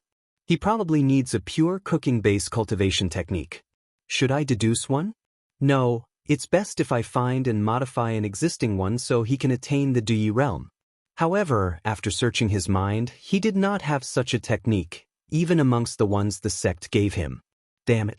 If only those parasites didn't close the Myriad Record Temple. Wang Wei was annoyed. He wanted to ask his future wife but felt it would be inappropriate to call her now just for this. In that case, let's give him a basic soul-nourishing technique and tell him he can have the technique after meeting certain requirements. This should buy me enough time to find it. Wang Wei created an artifact spirit to better facilitate this deception. Since my purpose is to plant Dao fruits, it's better to go all out. Let's put cultivating a family into this artifact. If the entire Hui clan can dedicate themselves to cooking Dao, it'll reap even more benefits. Wang Wei was not doing all this for nothing. His future wife despised him for not having better cooking skills, so how could he accept that? However, Wang Wei knows he'll probably be busy for a while, meaning he won't have time to be studying the art of cooking. So, he decided to have someone else do it to reap the benefit. Hui Mengwei was lucky. The last part is the heaven will. Should I leave him one or allow him to compete fairly for one? Wang Wei pondered. A good cook must also be powerful to hunt certain materials. However, I also don't need to compete in these emperor battlefields. I can create a world similar to my father's swordsmanship world and have him fight in it. However, this time, the reward can be a heaven will. Wang Wei finished the artifact before looking at Hui Mengwei. If you find any errors, ads pop up, ads redirect, broken links, non-standard content, etc., please let us know reports so we can fix it as soon as possible.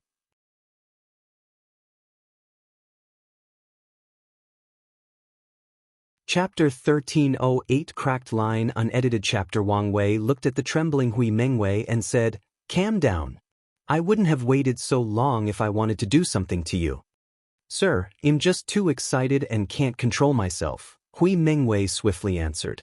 He knew a great opportunity was about to befall him, so he did not want his cowardness, or anything for that matter, to ruin it. "That's good," Wang Wei nodded, not caring whether he was telling the truth or not.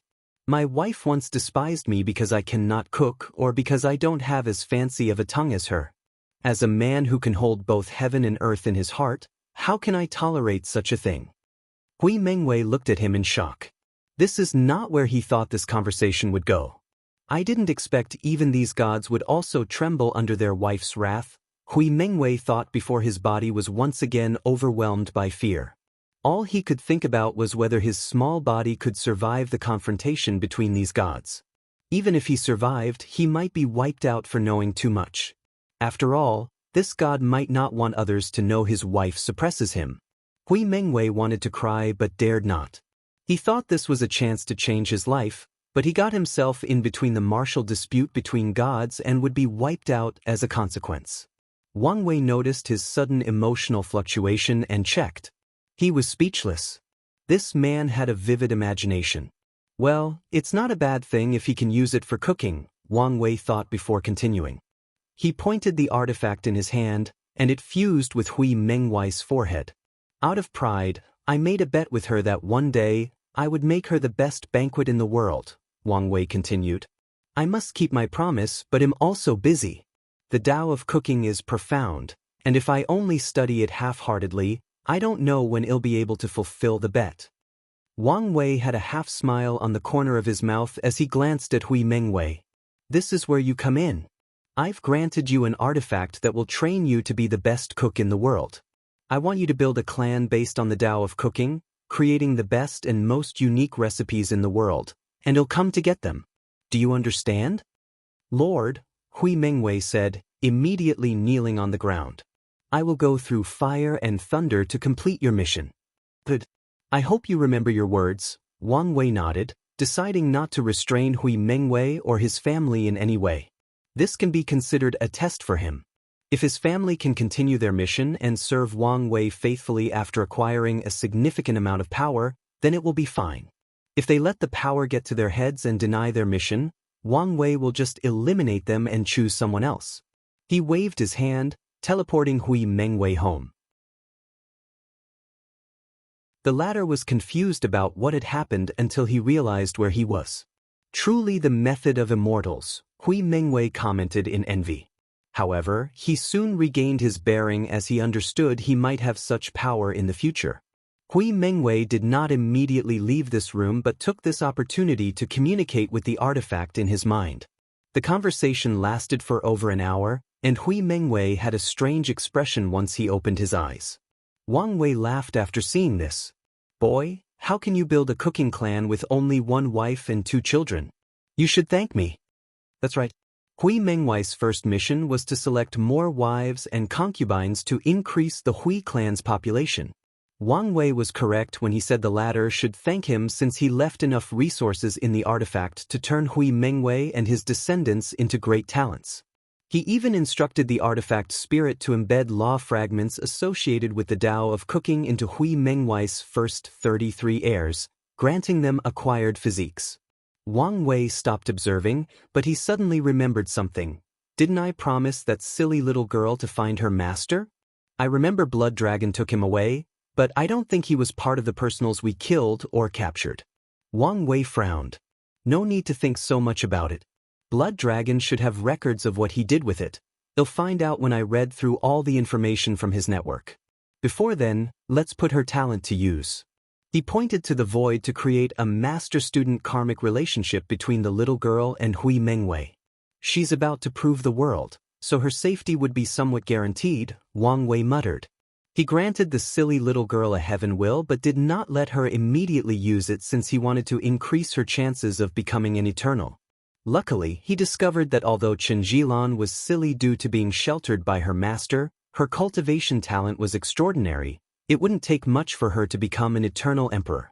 Wang Wei's eyes focused in the distance to the 7 people fighting without restraint. Suppress. His voice echoed between heaven and earth, shocking everyone in the realm. A terrifying pressure sent these people crashing into the ground from the sky. From now on, this is my territory, and fighting is prohibited. This voice frightened mortals, and the other cultivators quickly admitted their fault. This was an excellent place for Hui Mengwei to lay a foundation, so Wang Wei eliminated the unstable factors for him. Wang Wei condensed some of his chaos flame and fused it with this territory as a deterrence. He then changed the secrets of heaven and earth. Anyone who tries to investigate the powerhouse that has taken over this place will only find the source to be this chaos flame that has gained sentience, and it has nothing to do with Wang Wei, the destined one. Boy, look how much effort I've taken to ensure your growth and prosperity. Don't make me waste my efforts, Wang Wei thought before disappearing from this place. Where should I go next? He thought. He should have gone directly to see his future wife and explained. But I feel doing this would make me look even more guilty, even though I didn't do anything. Wang Wei was entangled. He wanted to explain but didn't want to appear too desperate, as if he had done something wrong. He sighed. No matter what world, dating is never easy. He waved his hand to send 2 talismans, one for his future wife to tell her of his arrival and the other to Emperor Kong. Ultimately, Wang Wei chose to see Emperor Kong first before meeting her. After all, he didn't do anything wrong. I should also show some sincerity, but it can't be too obvious. Wang Wei's eyes changed and he saw his karmic lines. All these lines never touched his body due to the karma unbound body, leaving only one attached to him like an unmovable leech. Wang Wei materialized a sword and used his father's Absolute Cut Sutra to cut off this karmic line. The effect was 10% better. Father's technique is truly unique, especially regarding attack potency, Wang Wei commented as he looked at the cracked karmic line. Unfortunately, he could not completely sever the causal link, but it was good enough that it cracked. She should understand my sincerity. Wang Wei's destination was the Holy Academy realm, where Emperor Kong established the main branch of the Emperor Enlightening Academy. This entire realm was countless times larger than the lower dimension and was a grand city. This should be the outer area? Wang Wei thought as he walked through this vast city. There were no mortals in this place, only cultivators. The concentration of energy in this area is excellent, considering it's the weakest part of this city.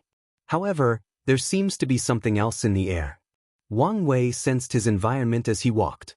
Eliminating resentment, restless thoughts, calming the soul, and an understanding boost for cultivators below Tier 10. This should be a righteous chi array. Emperor Kong's foundation is more profound than I anticipated. It's one thing to use this kind of array for a few selected areas for talented students, but something else to use it on such a large scale for everyone to use. From what Wang Wei knows, the outer area is for guests and people waiting for the academy to recruit members. Yet, such an environment is already top-notch, so he could wait to see the inner and central areas.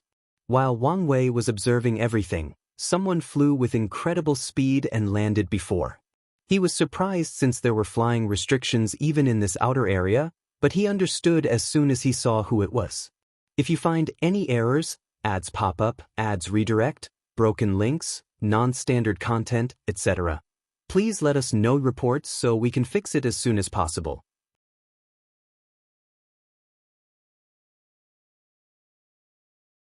Chapter 1309 The Academy. Wang Wei looked at the young man before him dressed in a blue literary robe, giving a free and easy atmosphere as if he were an ambitious scholar who wanted to measure the world with his feet. He compared it with the sage-like elderly man in his memory. Headmaster Bai Han? No, I should call you young Master Bai Han, Wang Wei said calmly.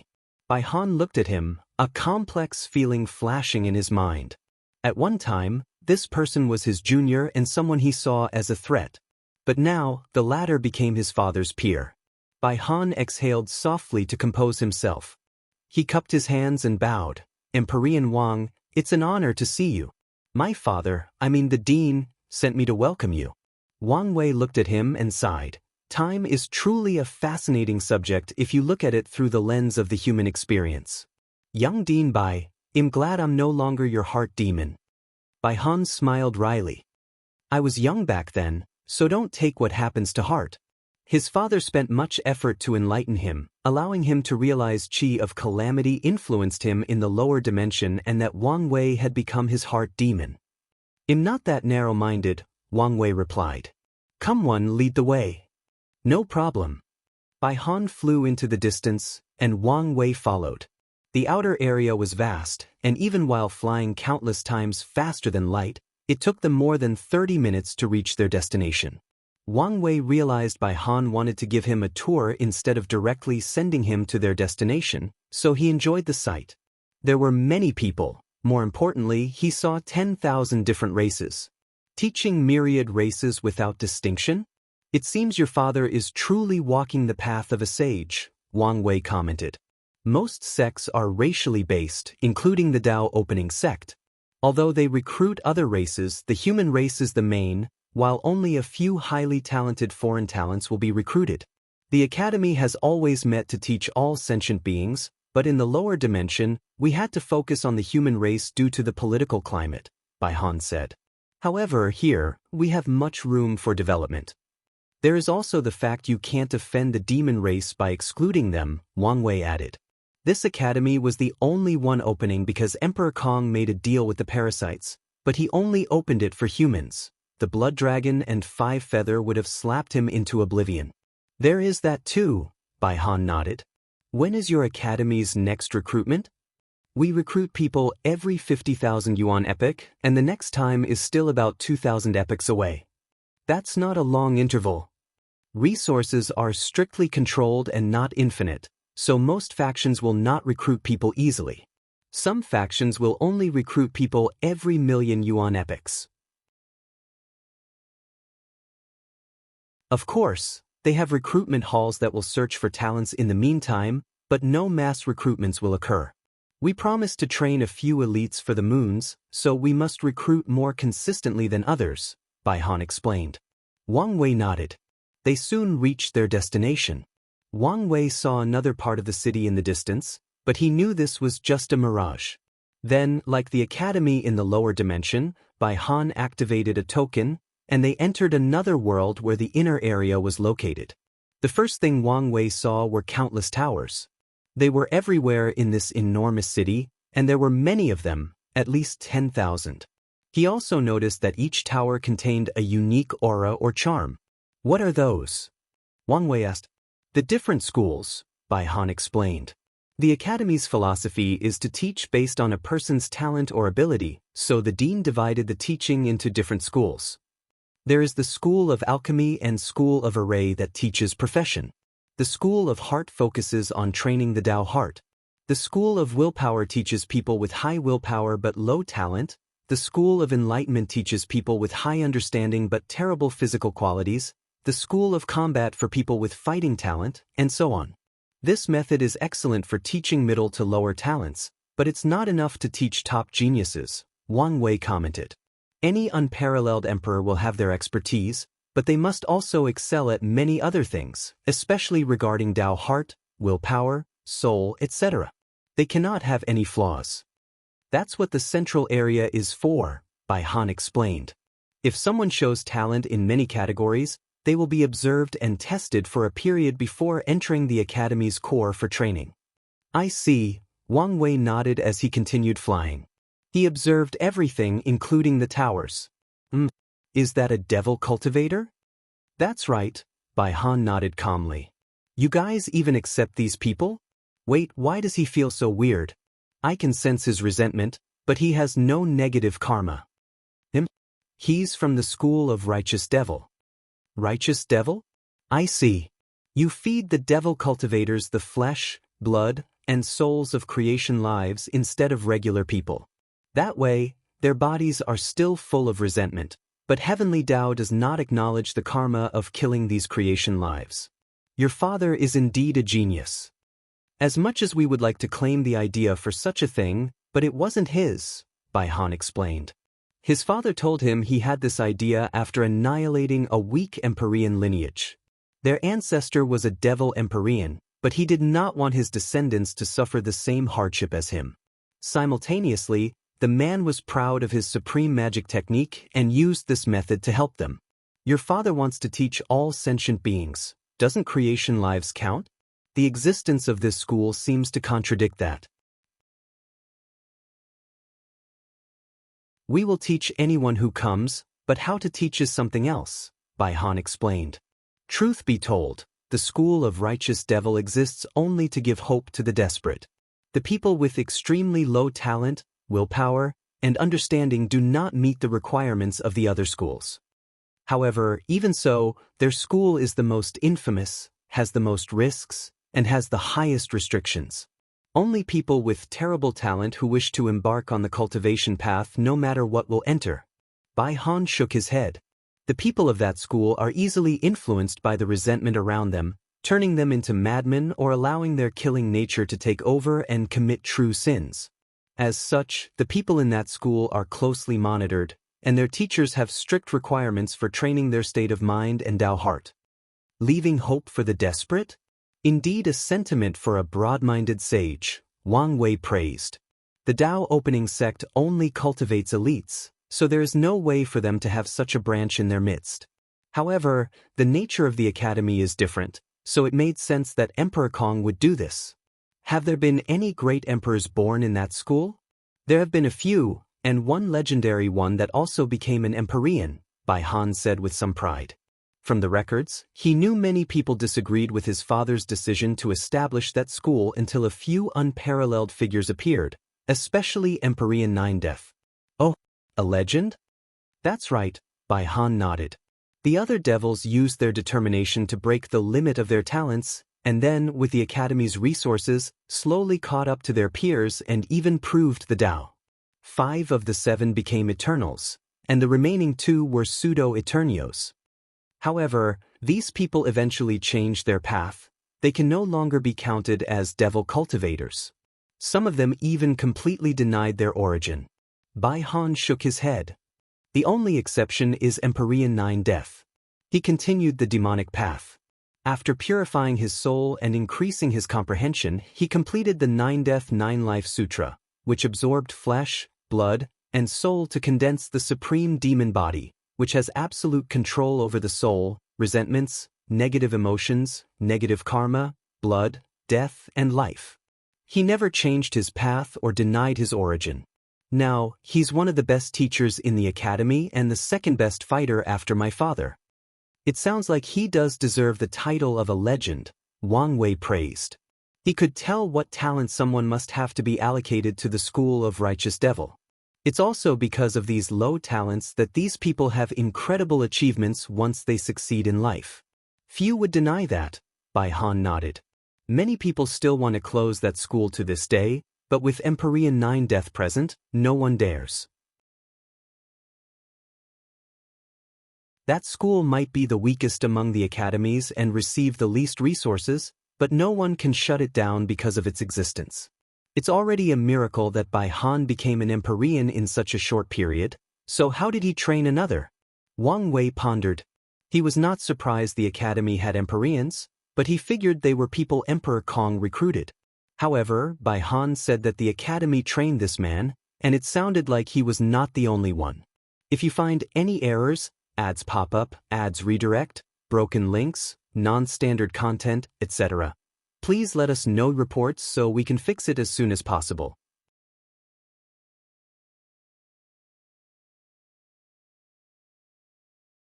Chapter 13:10 Heaven and Earth Wonders. Things weren't adding up.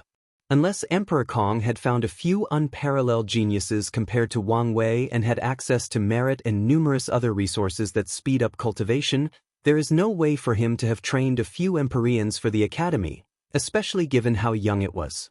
All the teachers with this cultivation level should have been people he recruited.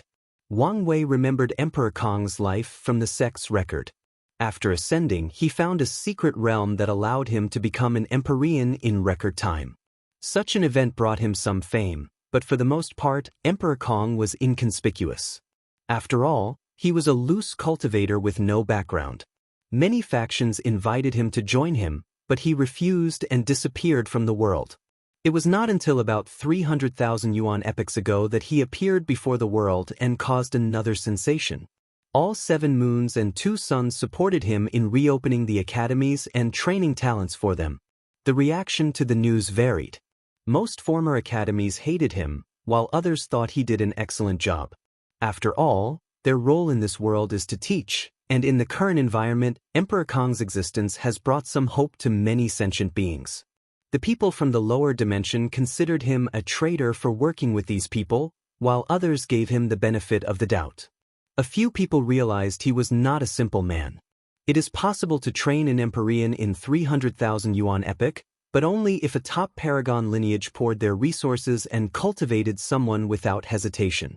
Kong does not have this ability purely from a resources standpoint, Wang Wei analyzed.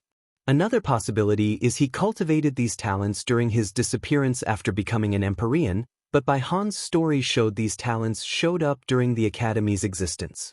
Moreover, he should have been cultivating himself and planning for his reappearance. Where would he have time to train other talents?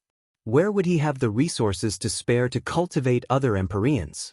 The only explanation is time artifact, but is it that good? Heaven and earth are fair. The Emperor Path and Dao Path skipped countless steps by using the Heaven Will to gain access directly to the Grand Dao source, so there must be a way to balance them. Grand Dao makes it extremely challenging and time-consuming to understand the Dao laws and restricts the effectiveness of time formation. By my calculations, Emperor Kong's time artifact would be better than one created by a peak paragon of time Dao. When he used it, the effect was even better than the ones created by a primal paragon. Wang Wei was suddenly caught in an inspiration. Artifact that broke the limit. Effects reducing after use. A bright light flashed in Wang Wei's eyes. No way. This bastard wasn't lucky enough to find a wonder of heaven and earth. Wang Wei suddenly stopped, surprising Bai Han. Is something wrong? The artifact your father used to become an Empyrean at such record speed. It wasn't a wonder of heaven and earth, by any chance, right? Bai Han looked at him, his facial expression changing faster than a chameleon. The former dean did not know what to say. By your reaction, I guess I'm right, Wang Wei replied. Damn it, why is this man so lucky? He was truly envious. Throughout the Chaos universe, artifacts are ranked based on what cultivation realm they have the most effect on. Supreme Innate and Supreme Chaos artifacts affects rank 11 and 12, and it's the same for Empyrean and Paragon artifacts. This rule also applies to Dao and Immortal artifacts. Their primary difference is how they are created and their innate characteristics. Innate artifacts are mostly created by heaven and earth, with a few refined by earth and heaven primarchs. Meanwhile, Emperor Dao artifacts are mostly created by Empyreans and Paragons, with a few born from the Grand Dao source itself. The former is less potent than the latter. However, they compensate for it by putting less strain on the user's mind and soul.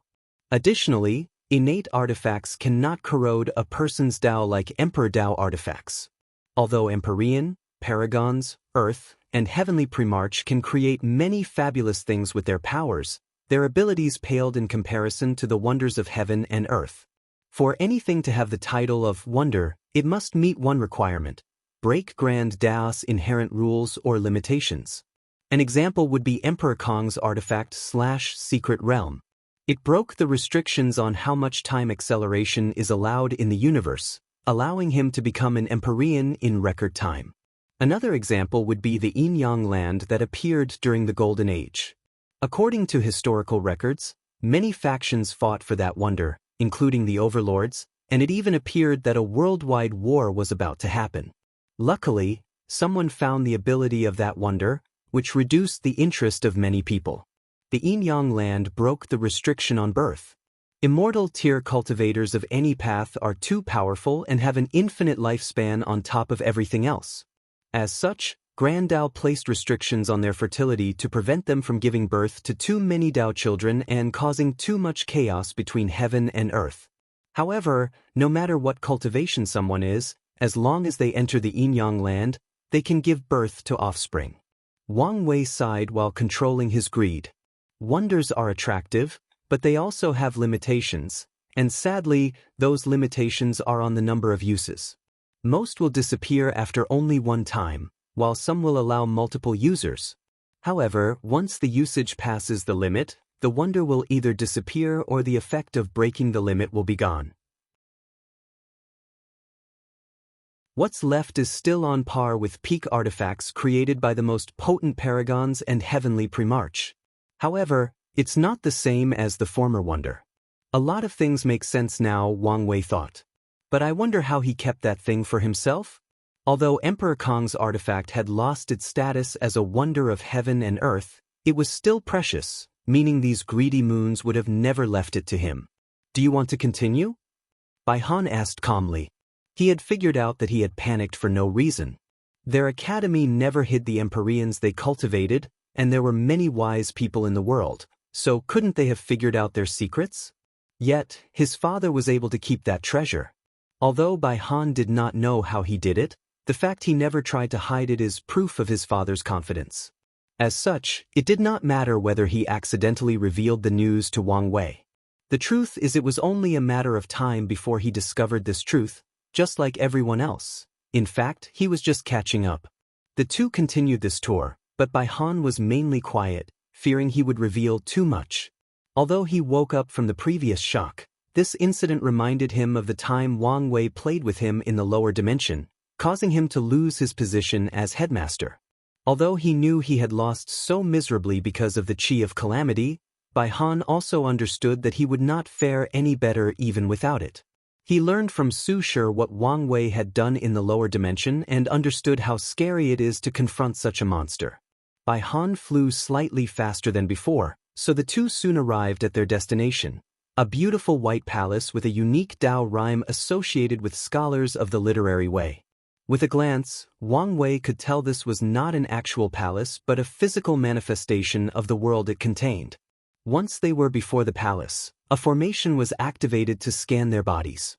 Then, a spatial fluctuation enveloped them, transporting them inside. Wang Wei looked at the vast world before him, taking a glance at everything. "Welcome to the central area," Bai Han said. Wang Wei raised his hand to manipulate something in the air to condense a golden light. "Righteous Qi? No, it's not as simple as that. You used an array to transform the Dao Qi between heaven and earth into the purest form of righteous Qi, boosting its effect on cultivation by at least 200%. It's my father's work. He's very proud of it," Bai Han replied after several considerations.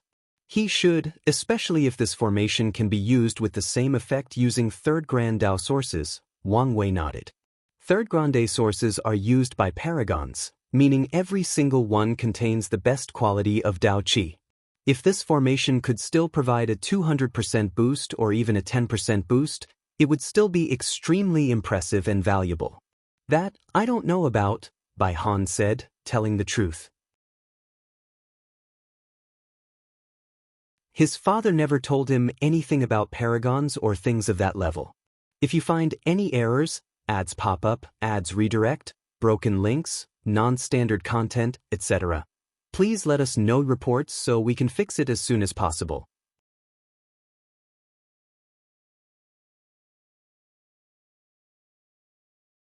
Chapter 13:11 Meeting Emperor Kong. Wang Wei understood.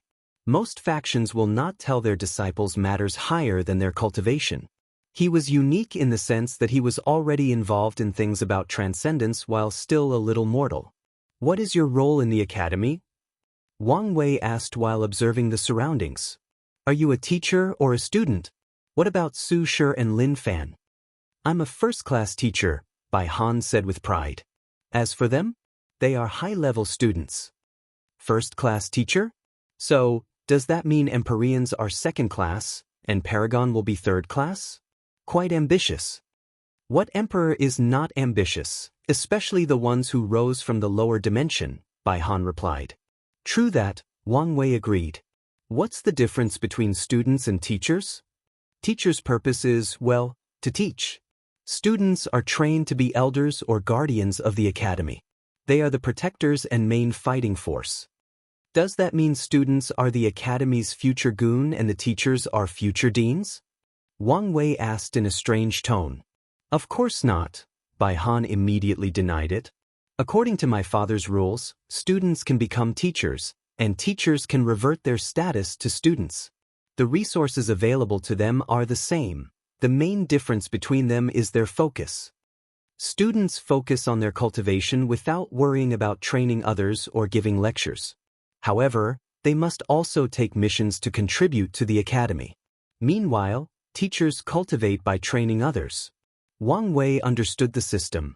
The literary way can increase its strength by cultivating students.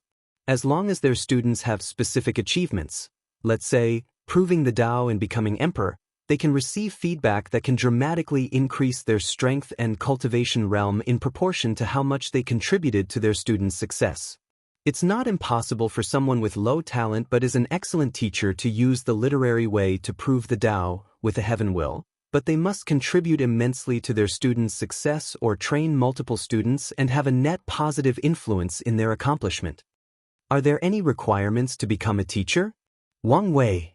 "Yes, and there are a few, with the primary ones being that all teachers must condense their righteous qi or cultivate an auxiliary technique with the same effect."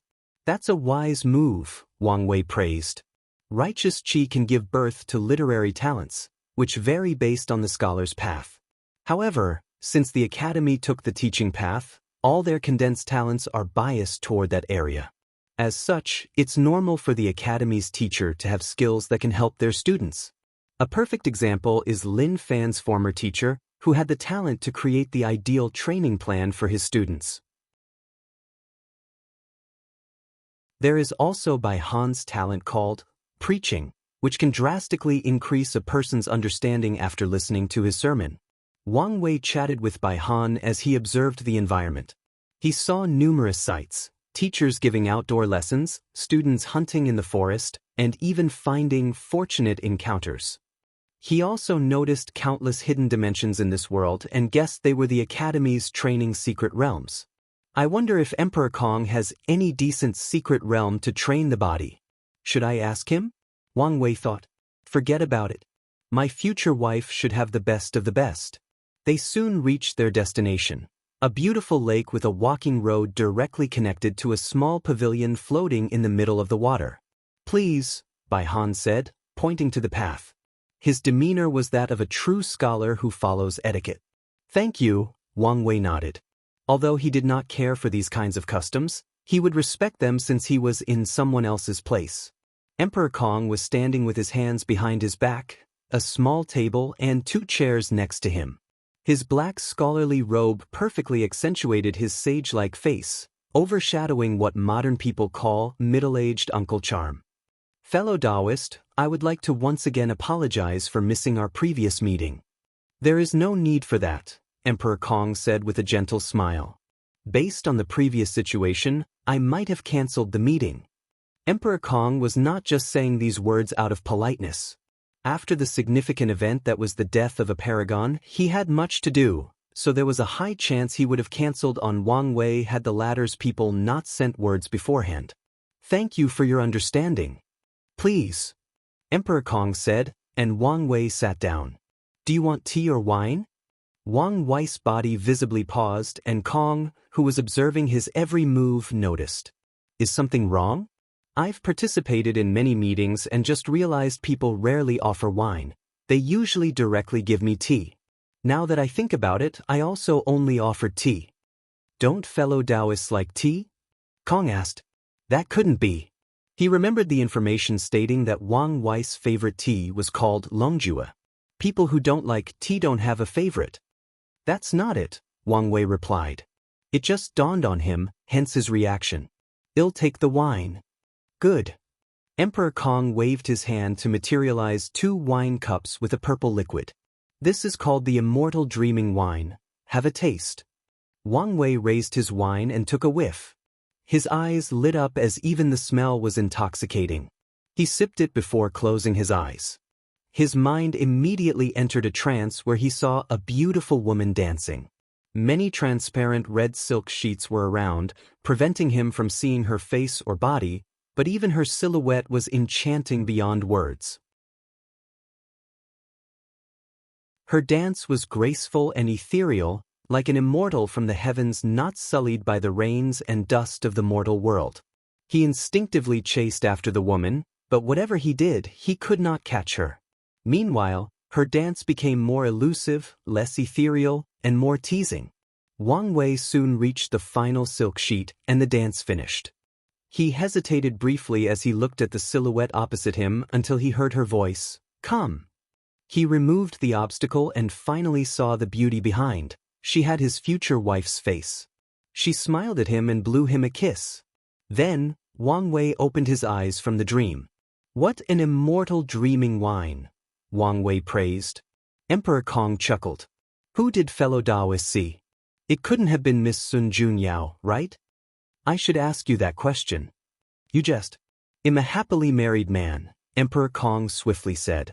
His wife was not pleased with his friendship with Sun Junyao, even after explaining countless times it was more of a business relationship, so he immediately ended this topic after realizing he could not get more information from Wang Wei about what happened that day. What do you think of the academy? Emperor Kong asked, changing the topic. It's wonderful, Wang Wei replied sincerely. I'm sure it's nothing compared to your sect, Emperor Kong replied humbly. I wouldn't know, Wang Wei said as he sipped his wine. Unfortunately, he was conversing, so he had to cancel the dreaming effect. However, I mean what I said. It's beyond impressive that you can build such a foundation in such a short time span. In this era, every faction was being weakened or destroyed, but the Emperor Enlightening Academy rose and prospered. This is due to Emperor Kong's years of planning, calculations, and ability to adapt to the situation.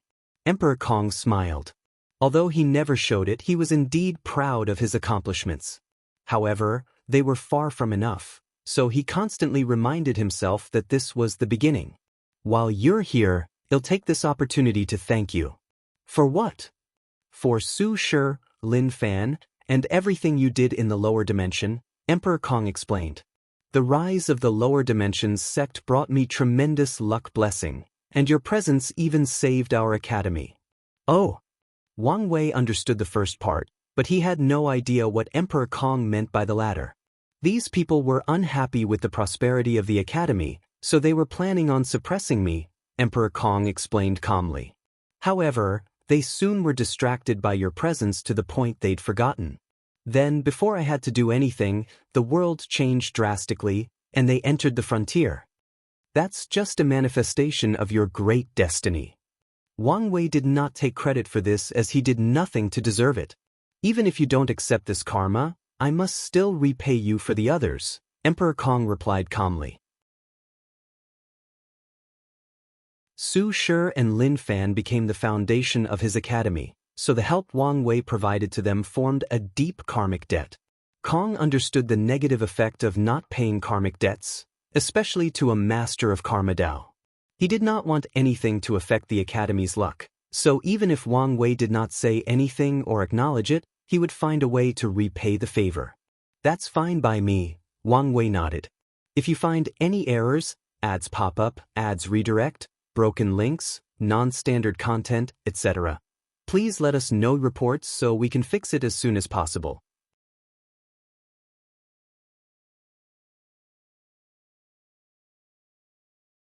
Chapter 13:12 Do you plan to do it? Many people owe Wang Wei's karma, and he often goes out of his way to help people with the mindset of them owing a debt, which he plans to ask for repayment for one day. His mindset around this kind of thing is he'll do it to prepare for the future, but it doesn't matter if he never uses them. He sipped his wine, savoring the taste. He calmly looked at the beautiful lake, including the rainbow in the distance. By the way, why not change the academy's name to Empyrean Enlightening Academy? Do you want to keep the name forever? Or do you want to wait until you are qualified to call it Paragon Enlightening Academy? Paragon Enlightening? Emperor Kong muttered. That's a wonderful name, isn't it? Wang Wei glanced at him. Why do you sound like you're not satisfied enough? Wang Wei squinted. Could it be you're ambitious enough to want to take the name Dao Enlightening Academy? Emperor Kong waved his hand. I'm not that brave or stupid. He knew if he used the word Dao without being worthy, his sect's luck would instantly be ruined, leading to its eventual destruction. According to what Emperor Kong knows, only 2 factions have ever bore the title of Dao throughout the Eternal Ascension world's history. The first is from an era so long ago that it has been lost to history, and the other is the Dao Opening Sect. However, the Dao Opening Sect did not dare take this name before doing great, meritorious service to heaven and earth during the Devil Catastrophe. Before that, it was only called the Myriad Origin Sect. Despite the Dao Opening Sect being acknowledged by Heavenly Dao, many people felt they did not deserve such a grand title.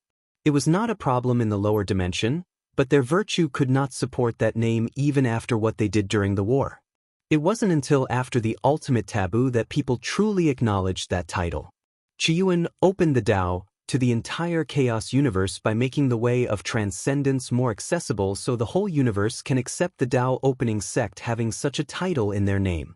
So, what is it then? Wang Wei asked. Paragon is not the limit of cultivation, is it? Emperor Kong responded. An academy that trains transcendent? Wang Wei chuckled. Ambitious indeed. Oh, fellow Daoist, do you think him over my head? Emperor Kong asked. I'll be frank, Wang Wei said after taking another sip. I believe, without a doubt, you can build an academy on par with the 13 overlords. However, I have not seen any signs that you have the potential to reach that realm. Is that so? Emperor Kong said calmly, showing no signs of being affected by Wang Wei's words. He sipped his own wine. I was under the impression you thought highly of that girl Su Shi.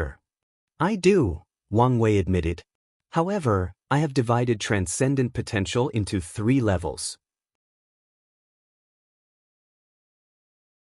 He did not continue talking but instead waved his hand to isolate the surrounding sights from prying eyes and put the surrounding cause and effect in disarray to prevent divination or calculations. The first class consists of people who have established a transcendent foundation. These are the people with the highest possibilities of achieving transcendence. Some can even be called transcendent seed, Wang Wei boldly declared. The transcendent foundation that Wang Wei is talking about is not just his perfect foundation and its effect. He's talking about people who have at least achieved the 9-extremity foundation and entered the taboo realm in at least one of the 3 immortal realms or have some of the essence of transcendence, like Sun Junyao. These people have a much higher chance of achieving half-step transcendence than everyone else. In that category, Wang Wei considered himself the best because of all his achievements, like Mortal Emperor, 10 Supremacy Foundation, becoming a Heavenly Emperor, and linking an entire era to his existence. All these things have contributed to his Transcendent Foundation. Transcendent Foundation? Emperor Kong asked with a serious look. However, Wang Wei only smiled but did not answer. The second category is the people talented and intelligent enough to create a method of transcendence, Wang Wei continued. There is a vast difference in this level as well. Some people only have a vague idea, some are already working on turning this idea into a reality, and ultimately, only a few will succeed. Emperor Kong swallowed the wine. The third level? He did not ask Wang Wei to elaborate further since he knew he wouldn't get much of an answer. The final level is where I placed you, Su Shi, and Lin Fan, Wang Wei explained. This level belongs to people who have the talent to achieve transcendence only if they receive an already made and completed technique. Wang Wei can already predict how brutal the path of transcendence will be. Countless geniuses who used to be the shining stars of the chaos universe will realize their incompetence and insignificance before that barrier called transcendence. To be fair, you 3 masters and disciples have the potential to establish a transcendent foundation, if you know the requirements, Wang Wei continued. Additionally, I don't know enough about you to determine whether you can be classified in the second category. Emperor Kong calmly refilled his cup. Although he looked calm on the surface, his mind was experiencing great turmoil. Was Wang Wei lying? This was Emperor Kong's thought after hearing these words. He had his reasons for thinking such a thing.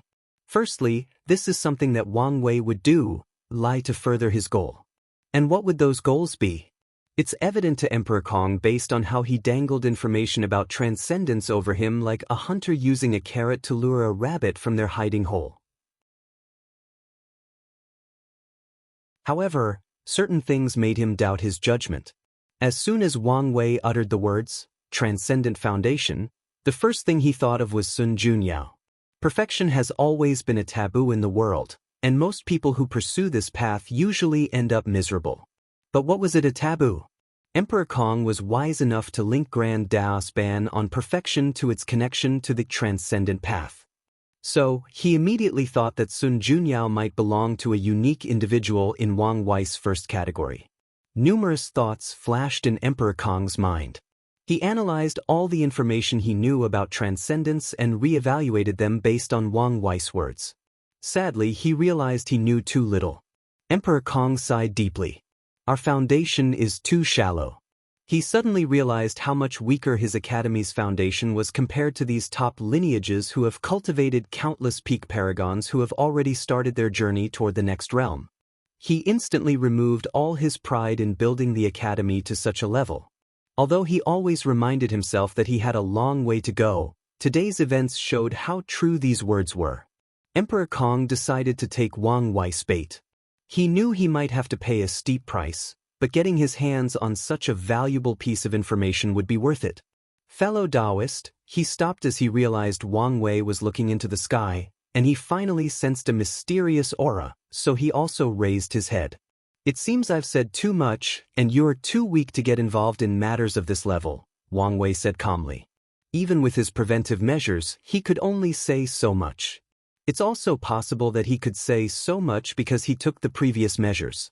It seems so, Emperor Kong said, again feeling his insignificance. He sipped his wine and closed his eyes for a few minutes. Once he opened them, he had already adjusted his mindset. Wang Wei secretly nodded in acknowledgement. Although he purposely suppressed Emperor Kong's arrogance to control the rhythm of their conversation and ensure things favored him during later negotiations, he still appreciated how fast the latter readjusted and controlled his emotions. Fellow Daoist, is this the main reason you visited? Of course not, Wang Wei replied. My main goal is to ask you whether you're interested or plan on killing one of those parasites. If so, we can work together, or at the very least, come to an agreement so we don't target the same person. Killing a paragon? Emperor Kong uttered with squinted eyes. This is not something that anyone can do. Wang Wei looked at him and shook his head internally. He had many praises for Emperor Kong, but he also had one criticism. He talked like a scholar. He was never direct, his words were always ambiguous with any interpretations, and he stated his thoughts in a roundabout manner. Wang Wei did not know whether he talked like this with everyone or a tactic he used to deal with him.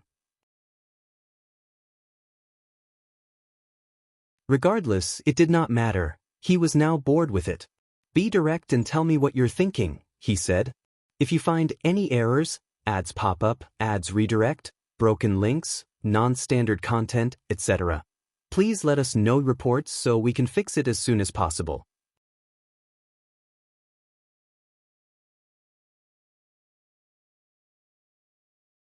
Chapter 13:81 Tribulations. Despite Wang Wei's words, Emperor Kong remained quiet.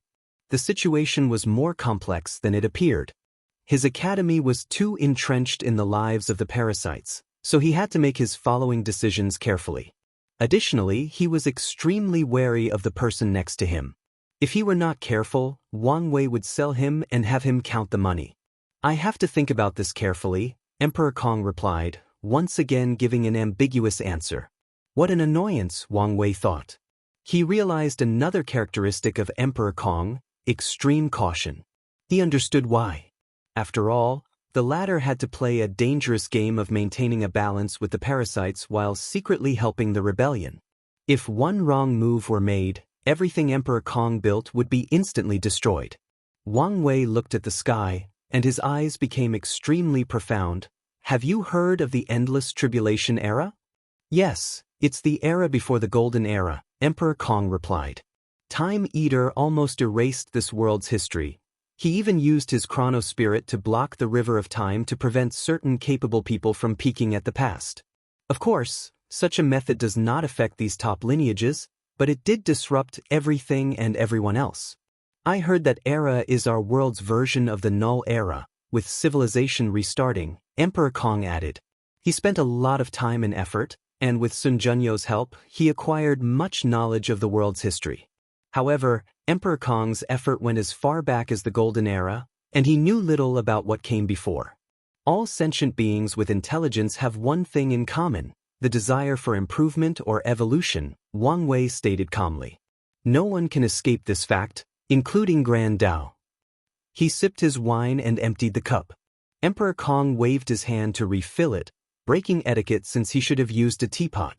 However, he did not care about that since he had a feeling Wang Wei was about to reveal some outlandish information again. Heavenly Dao also wishes to improve, and it happened in that era, Wang Wei continued. In the lower generation, during my generation, Heavenly Dao skipped your son's time to bring all the luck and destiny of that generation to mine, creating a prosperous era. Meanwhile, true Heavenly Dao did something even more extreme. 81 Tribulations, Wang Wei stated with shining eyes.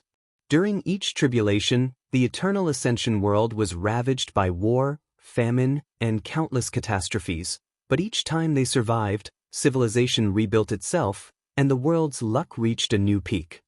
Emperor Kong listened attentively while drinking. He compared what Wang Wei said with the information that he had, deducing what he said was the truth, what his motive was, and so on. Do you know what the final tribulation was? Wang Wei asked. Emperor Kong pondered briefly. The innate acquire war. You would think so, but no, Wang Wei shook his head. That war was the 80th tribulation and ended that era. Afterward, the human race became the protagonist of heaven and earth, and the eternal ascension world became one of the many worlds where acquired life is in the dominant position. It can also be said the world determines its position in the eternal battle between fiend gods, paragons, and heavenly primarchs. Wang Wei moisturized his throat. After the war, the world's luck reached an unprecedented height and entered the golden era. In some previous eras, it was common for the total number of paragon to be less than 3 digits. But at the peak of the Golden Era, all the overlords had at least hundreds of paragons, and some were in the thousands. Wang Wei sighed. He had to give credit to Heavenly Dao. It took the risk of using this tribulation method to drastically improve the Eternal Ascension world's overall strength and power. However, how risky were those 81 tribulations?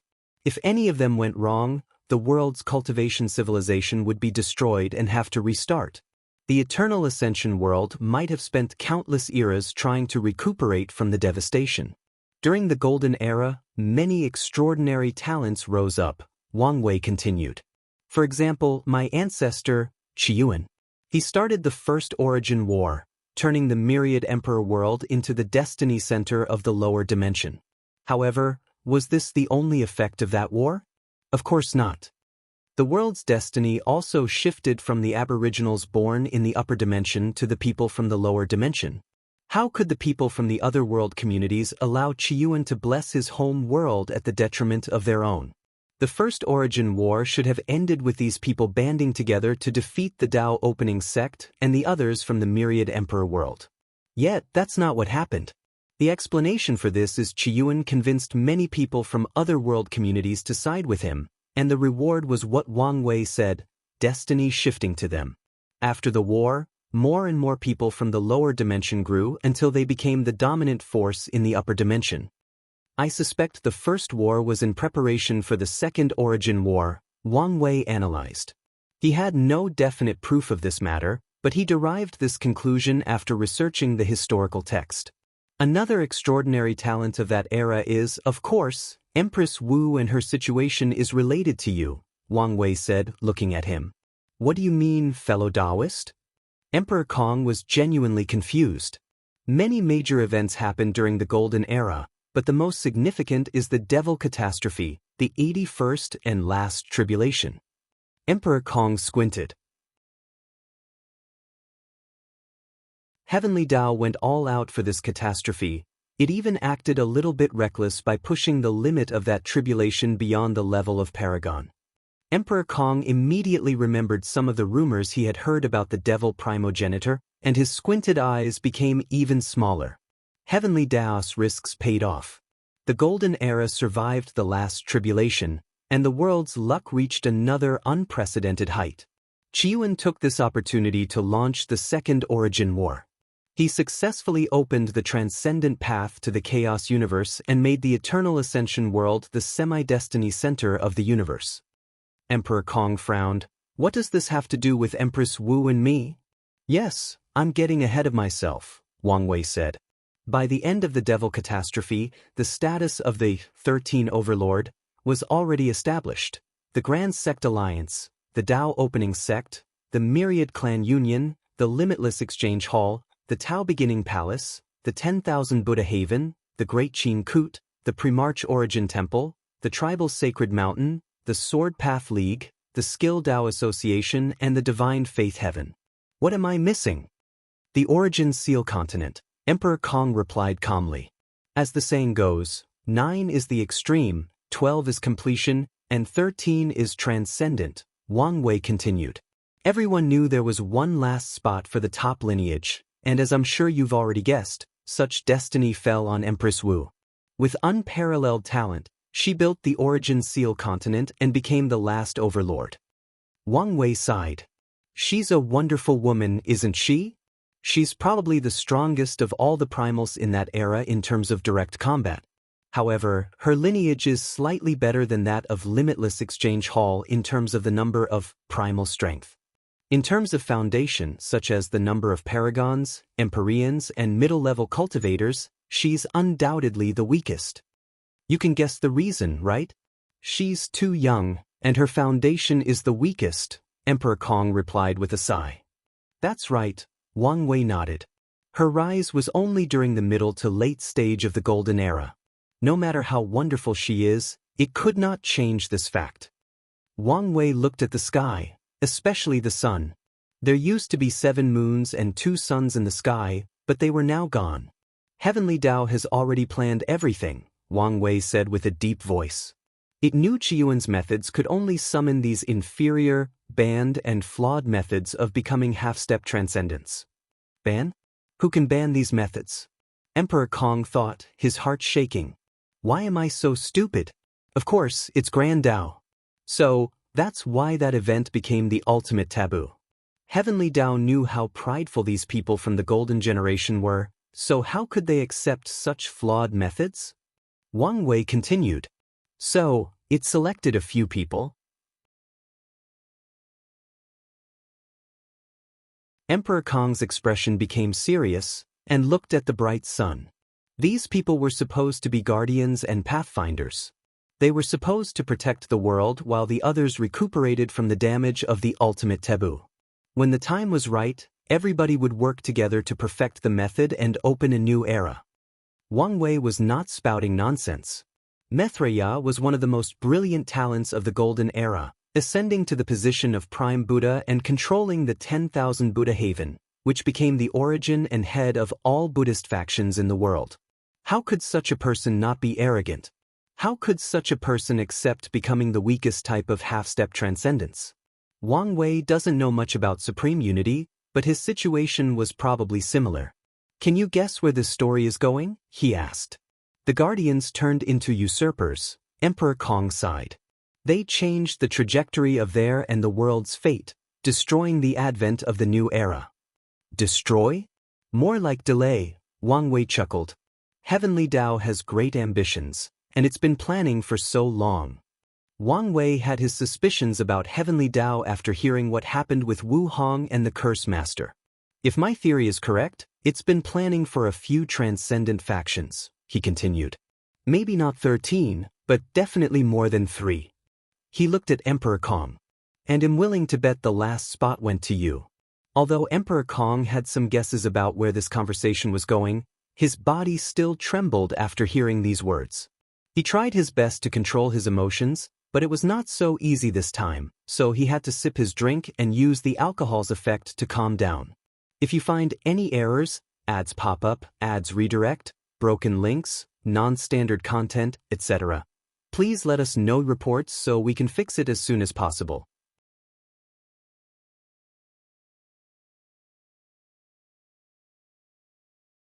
Chapter 13-14 Do I Have a Choice?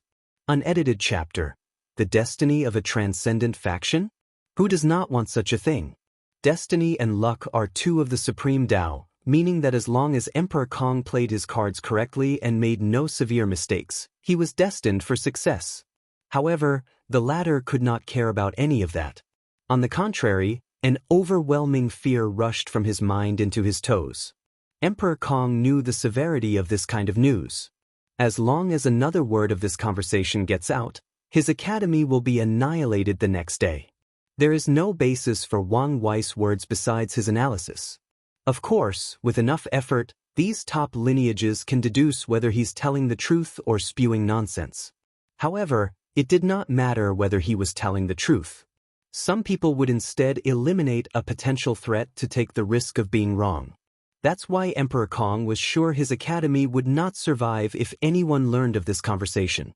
A deep killing intent flashed deep in his mind, but it dissipated with the same speed. Emperor Kong already knew he was not Wang Wei's match because his intuition immediately warned him of danger after thinking of silencing the latter. Additionally, he has already investigated and knew that Wang Wei had a method to battle a Paragon's projection. The Academy currently had no Paragon arrays since he did not dare install one. That also meant he could not use any assistance to kill Wang Wei. Emperor Kong had a few hidden Paragon artifacts and Supreme Chaos artifacts, but those probably won't do much, and they will also reveal his foundation to the parasites, thus accelerating the dissolution of their already thin partnership. And even if I could kill him, would I dare? Emperor Kong thought, lowering his shoulders as he slumped on his chair.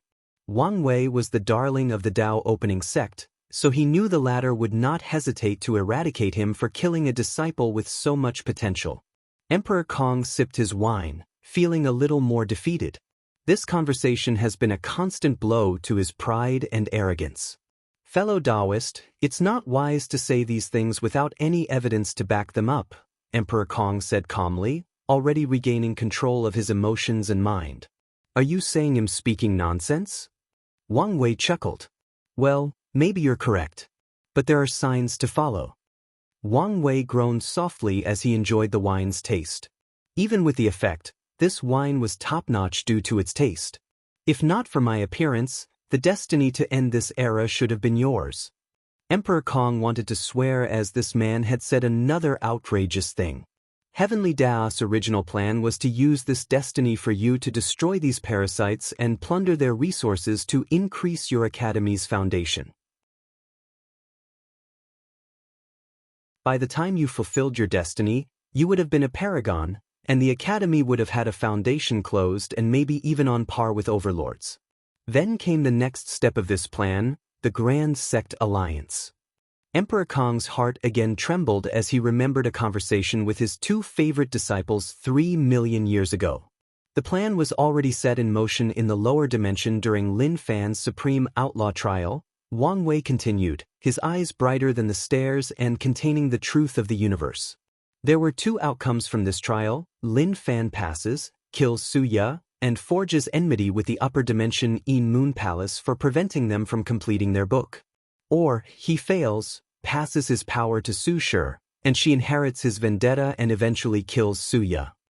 No matter what, your academy will forge enmity with the Yin Moon Palace, leading to an all-war with the Grand Sect Alliance. Under normal circumstances, you would have no chance of winning against them, but the current era would have provided the perfect opportunity. All the paragons from the Grand Sect Alliance require time to heal from the ultimate taboo and cannot immediately return to their peak. With your Paragon realm strength and the Academy's deep foundation from the parasites, you can eliminate them and finally have the foundation of a true overlord. What's next isn't hard to guess, is it? You only need to work hard and prepare to use your destiny to become a transcendent faction. Wang Wei looked at him with a smile. Heavenly Dao has laid out everything for you. Aren't you lucky? Emperor Kong was speechless. If he previously only believed 40% that Wang Wei was telling the truth, his faith had now increased to more than 70%. He had long determined his academy had inherited an extraordinary destiny. After the conversation with Su Shi and Lin Fan about Suya and their hatred, Emperor Kong thought his destiny was about taking luck from one of the 13 overlords. However, he never considered eliminating the Grand Sect Alliance. He did not think he would have such power, at least not for a long time. His previous thought was that he would eliminate the Yin Moon Palace, which would weaken the Alliance's luck and destiny. As such, he's been planning how they could quietly eliminate Suya and even blame another member of the Alliance for creating internal strife. While the Alliance was distracted, he would target one of the weaker overlords and take their spots once his academy reached a certain level. But now, Wang Wei told him he might have to fight the most powerful of the 13 directly. In fact, if you consider Lin Fan's subtle connection to the Chaos Demon Gods, your academy has, well, quite the exciting road ahead. Wang Wei chuckled, not hiding the schadenfreude in his voice. Honestly speaking, even if you don't take any of the things I said to heart, your academy's situation is in a terrible spot, Wang Wei continued. In the eyes of many people, you're considered a traitor, one of the oppressors. Your secret work with the rebellion and the resentment purification will buy you many points. Still, if you don't do something else, your academy's reputation will be tarnished by the time the new era arrives. Additionally, some people will still consider you a traitor. They'll use this as an excuse to further tarnish your name and reputation before rallying more people to eliminate you. Emperor Kong knew what people he was talking about, the former academies. All these people were forced to close their doors while he was the only one left open. Such an act already created countless resentment towards him. All the top academies are part of the Grand Sect Alliance, or they have a deep connection with it, Emperor Kong, realizing how deep this conspiracy went. The best move for you to make to survive the next era is to openly oppose these people and, better yet, kill at least one of them, Wang Wei continued.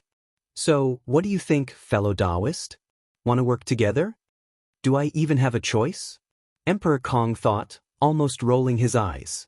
He knew the Academy's current predicament better than anyone else, and he's been thinking, planning, and waiting for many years to decide their next move. He knew he would have to draw a line between the parasites one day, but Emperor Kong wanted to delay for as long as possible. After all, the moons were still the world's rulers, meaning the world's resources and luck still tilted toward them. He can receive more benefits the longer he preserves their relationship. Unfortunately, Sun Junyo's actions further muddied the water. Emperor Kong knew that these moons would no longer trust him after what happened, but he still wanted to find a way to prolong their relationship for a while longer. However, with Wang Wei's arrival, he may not have a choice but to act early. "Fellow Daoist, you've spent so much time trying to convince me," Emperor Kong said as he glanced at Wang Wei. "Aren't you worried that I still will refuse?" "I'm not," Wang Wei replied calmly.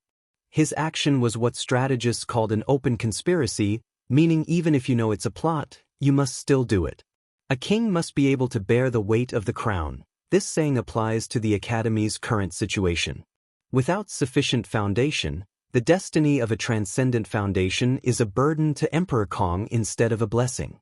The latter no longer has the destiny to end this era, so he won't walk the path of killing these parasites and plundering their resources. Wang Wei's words forced Emperor Kong to work together with him or compete against him to see who could kill the most moons as fast as possible. "If you refuse, then I won't have any guilt in treating you as a pawn. I can use you to distract these moons to increase the success of my plans," Wang Wei said calmly. Emperor Kong glanced at him from the corner of his eyes. Su Shi warned him of how scary this man was, and he took her words seriously. But nothing prepared him for when he indeed faced that monster. If you find any errors, ads pop up, ads redirect, broken links, non-standard content, etc., please let us know reports so we can fix it as soon as possible.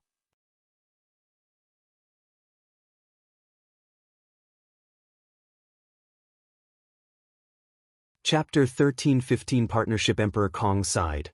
"Fellow Daoist, what do you have in mind?" Emperor Kong relented. Although he did not want to be entangled with this man, he knew he did not have much choice. Wang Wei smiled. "I don't know much about these people yet to formulate a plan, and a head-on battle is the worst plan possible." After analyzing Blood Dragon's death, Wang Wei realized how difficult it was to kill a paragon in a direct confrontation. The arrogant dragon would have survived if Sun Junyao had not been strategic and calculated for many variables, including longevity resources and Blood Dragon's Dao imprint location. His strength would have been drastically weakened, and he might have lost his position as one of the moons, but he would have survived. Wang Wei knew that it would be useless even if he could kill one of these people after entering the taboo realm. Instead, he needed to follow a similar path as Sun Junyao and slowly plan their death. "So, what's the plan of this alliance?" Emperor Kong asked, almost rolling his eyes. "You're a scholar, why are you so impatient?" Wang Wei replied. "I have predicted a few things on how these people will react to Blood Dragon's death and came up with a plan that is guaranteed to give us an advantage no matter what. However, this plan can only work once, and I need your help." He summoned a blueprint and showed it to Emperor Kong. "So, that's why you wanted to work with me," Emperor Kong uttered after seeing the 4 pillars in the blueprint. "That's right, so, what do you think?" "The formation can be improved," Emperor Kong commented before modifying the blueprint. "It seems one of your sub-Dao is Dao of Array, and your achievement is superb," Wang Wei commented. At a glance, he could tell that Emperor Kong used his Dao, transformation, as the philosophical core of his array path. He probably strives to achieve all transformation with his array Dao. He did not fuse array Dao into his transformation Dao but used it as a supplement. They work together, forming the perfect synergy. That's a unique path, but what's the purpose of doing this? It would be better for Emperor Kong to fuse array Dao with his transformation Dao, making it more unique and flexible, yet he separated them. Is he trying to use the harmony between the two to turn the array Dao from sub-Dao to primary Dao? If that's true and he succeeds, he'll have to raise my evaluation of him. No one can have 2 primary Daos. Even Chaos Dao cultivators who comprehended many Daos will have 1 primary Dao, Chaos. However, if Emperor Kong's approach worked, he'd benefit immensely, including acquiring 2 Dao positions after becoming a peak paragon. Although Wang Wei doesn't know the actual value of these positions, he knew they would probably be crucial in the transcendent realm. Emperor Kong did not answer his words and continued with the blueprint. Once he finished, the success of their plan rose by 20%. "I'm glad I chose you as a partner," Wang Wei praised. Although he was going to ask his brilliant wife to help with this formation, now he might not need to. Could Wu Hong further improve this formation? Of course. However, Emperor Kong's method has already reached the limit of their realm. Wu Hong's improvement would mean they would need a paragon to set up, and it cannot be just any paragon, but someone with sufficient understanding of array Dao. Wang Wei and probably no one in the current era met this standard. Luckily, strength was not the primary source of power in this array. Emperor Kong might have cared or accepted this compliment if this had happened before, but he was not in the mood for such a thing. "You know this is not enough for your plan to succeed?" "I know, that's why I need your help to find another sage of merit," Wang Wei said. "I know someone, but he's only an emperor and has condensed a first-level golden body of merit. In fact, it would be better if we could find 2 more Empyreans with a second-level body." "This is your plan. Why are you asking me?" Emperor Kong asked in annoyance. "I know you must have a way," Wang Wei rebutted. He had calculated that Emperor Kong had this kind of connection. "I know 2 people," Emperor Kong admitted. "Both Empyreans, but one with a first and the other with a second-level golden body of merit." "That's even better," Wang Wei said. Although he knew Feng Heng would give him face and participate in this plan, his cultivation was too weak and might increase the plan's variable. "I can convince them to help, but you must bear the karma for their help," Emperor Kong said. These people were sages, and Wang Wei's plan was actively putting them in danger. If something went wrong and someone had to bear responsibility, Emperor Kong did not want to be the one. After all, such karma is the kind that can ruin a person's luck. The death of any sage is not a joke. "It's fine," Wang Wei replied. He did not care. His karma-unbound physique was not a joke. Although the death of a sage was enough even to affect him, there was still some protection. Additionally, he was also a sage, granting him another level of security. So, he'd be fine if he did not directly kill or scheme against these sages. In fact, he'd prefer that something went wrong so these parasites could take the blame. Of course, he was not stupid enough to scheme in the back to ensure that happens. He knew when to mess around and when not to. Sages are a protection class, meaning Heavenly Dao does not mess around. Since Wang Wei was not sure to hide his actions under the latter's noise, he wouldn't do something so stupid. Emperor Kong looked at him. "Is there anything else? Is this a hint that I'm no longer welcome?" Wang Wei thought, his lips almost twitching. "No, that's it for now." "That's good," Emperor Kong nodded before handing him a talisman. "Contact me if there is more." The sign that you're no longer welcome was written on this man's face, so Wang Wei could only sigh. "Well, it's time to take my leave," Wang Wei said as he stood up. "One last thing, can fellow Daoist give me some more wine?" Emperor Kong summoned a space ring that contained 10,000 large jars of the Immortal Dream wine. This wine did not affect cultivation and was classified as entertainment, making it not as valuable as one would think. Of course, not as valuable is comparing it to whom. Some poor Empyreans probably cannot buy more than 100 jars. Wang Wei took the space ring. "Thank you, fellow Daoist, for entertaining me. Say hi to Su Shi and Lin Fan for me." Emperor Kong watched him and disappeared, and he used his divine sense to ensure he had left before returning to his palace. He sat alone in a dark room, a somber atmosphere enveloping his body. When was the last time I felt so powerless and ignorant? It was probably that time. Emperor Kong suddenly found himself lost in his memories. Who are you?" asked a young boy about 12 years old, looking at the elderly man before him, dressed in a black robe with a sage-like atmosphere and holding a ruler. The boy was using all the strength in his weak and thin body to prevent himself from falling on the floor or running away screaming. "I will be your teacher from now on," said the elderly man. "You can call me Master Shang." "Are you a ghost?" the young Kongmeng said, his face pale. "Do you want to use my yang energy?" "I'm not a ghost, I'm the spirit of a saint artifact," Master Xiang explained. Kong Meng finally calmed down after realizing he was not going to die. Saint artifact? Are you talking about the saints I've read about? Are they so magical? No, I'm talking about cultivators. Oh. Master Xiang looked at this body. Anyone who heard about cultivation would be excited, but what's with this boy's response? What do you say? Boy Kong Li, do you want to be my apprentice? Kong Li became silent. Sir, the books say that a master chooses a student just as much as a student chooses a teacher. Master Xiang smiled. He appreciated the young boy's demeanor. Those words are true, so if you have any concerns, you can ask me. Why me? Kong Li did not think there was anything special about him. I've watched you in the past few years, Master Xiang said. You have no money to learn how to read, so you secretly listen to Scholar Wang's lessons by climbing through the back walls. Your mind is sharp, and you quickly learn the characters, but had no money to buy paper and paint to practice calligraphy, so you use tree branches and practice in the dirt and sand. Due to your poor background, no one wants to take you as a disciple, but that did not dissuade you. You help scholars with their baggage, clean their houses, and repair their clothes and shoes just for an opportunity to learn.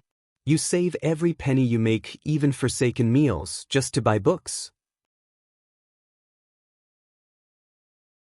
Those people looked at you with disdain, beat you up, cursed at you, and even spit at you, thinking your efforts were in vain and you would amount to nothing. But you never give up. Your desire to pursue knowledge and improve yourself is something many of the sages you've read about do not have. Those qualities are why I chose you. Kong Li had tears in his eyes. He was an orphan, and before dying, he promised his adopted mother that he would become a scholar to bring glory to their family. However, no one believed him. No one was willing to help or give him a chance. Even worse, no one acknowledges his efforts. Disciple Kong Li has seen the master.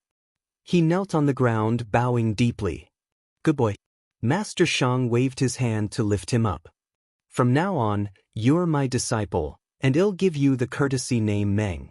I'll choose an auspicious day to properly worship heaven and earth so you can officially enter my school. If you find any errors, ads pop up, ads redirect, broken links, non-standard content, etc., please let us know reports so we can fix it as soon as possible.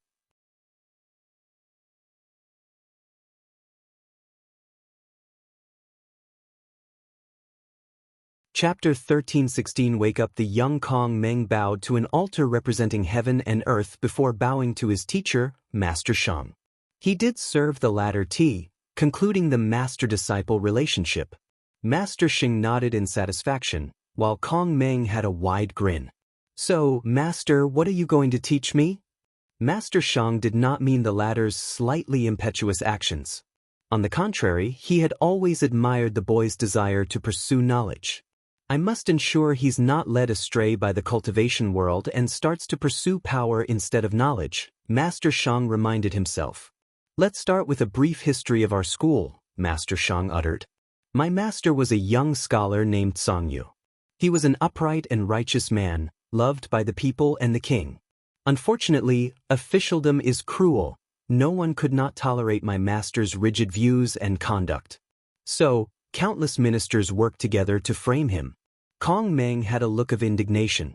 How could these people do such a thing to a righteous scholar? Is the world so cruel? No, Kong Meng had seen the world's cruelty, but he thought this resulted from poverty in this small town. He thought a place like the dynasty's capital would be a bright place full of sages and men worthy of respect. Master Xiang noticed his apprentice's emotional fluctuations. Truthfully, he told him their school's origin to eliminate this young boy's naivety. He even plans to take him around the world to truly experience the darkness of the world. Of course, hell also show him the light. As I said, the king loved my master, Master Xiang continued. So, he secretly let him escape. The master was blessed by fate and soon had a fortunate encounter and started his cultivation journey. He retreated for decades, hoping to return to the dynasty with newfound strength and rectify his name. As he should, Kong Meng nodded with a clenched fist. Unfortunately, by the time he returned, the king had fallen, and the dynasty had already collapsed with countless warlords fighting for powers. The master wanted to support the remains of the royal family to re-establish the dynasty, but another competing group had already massacred them.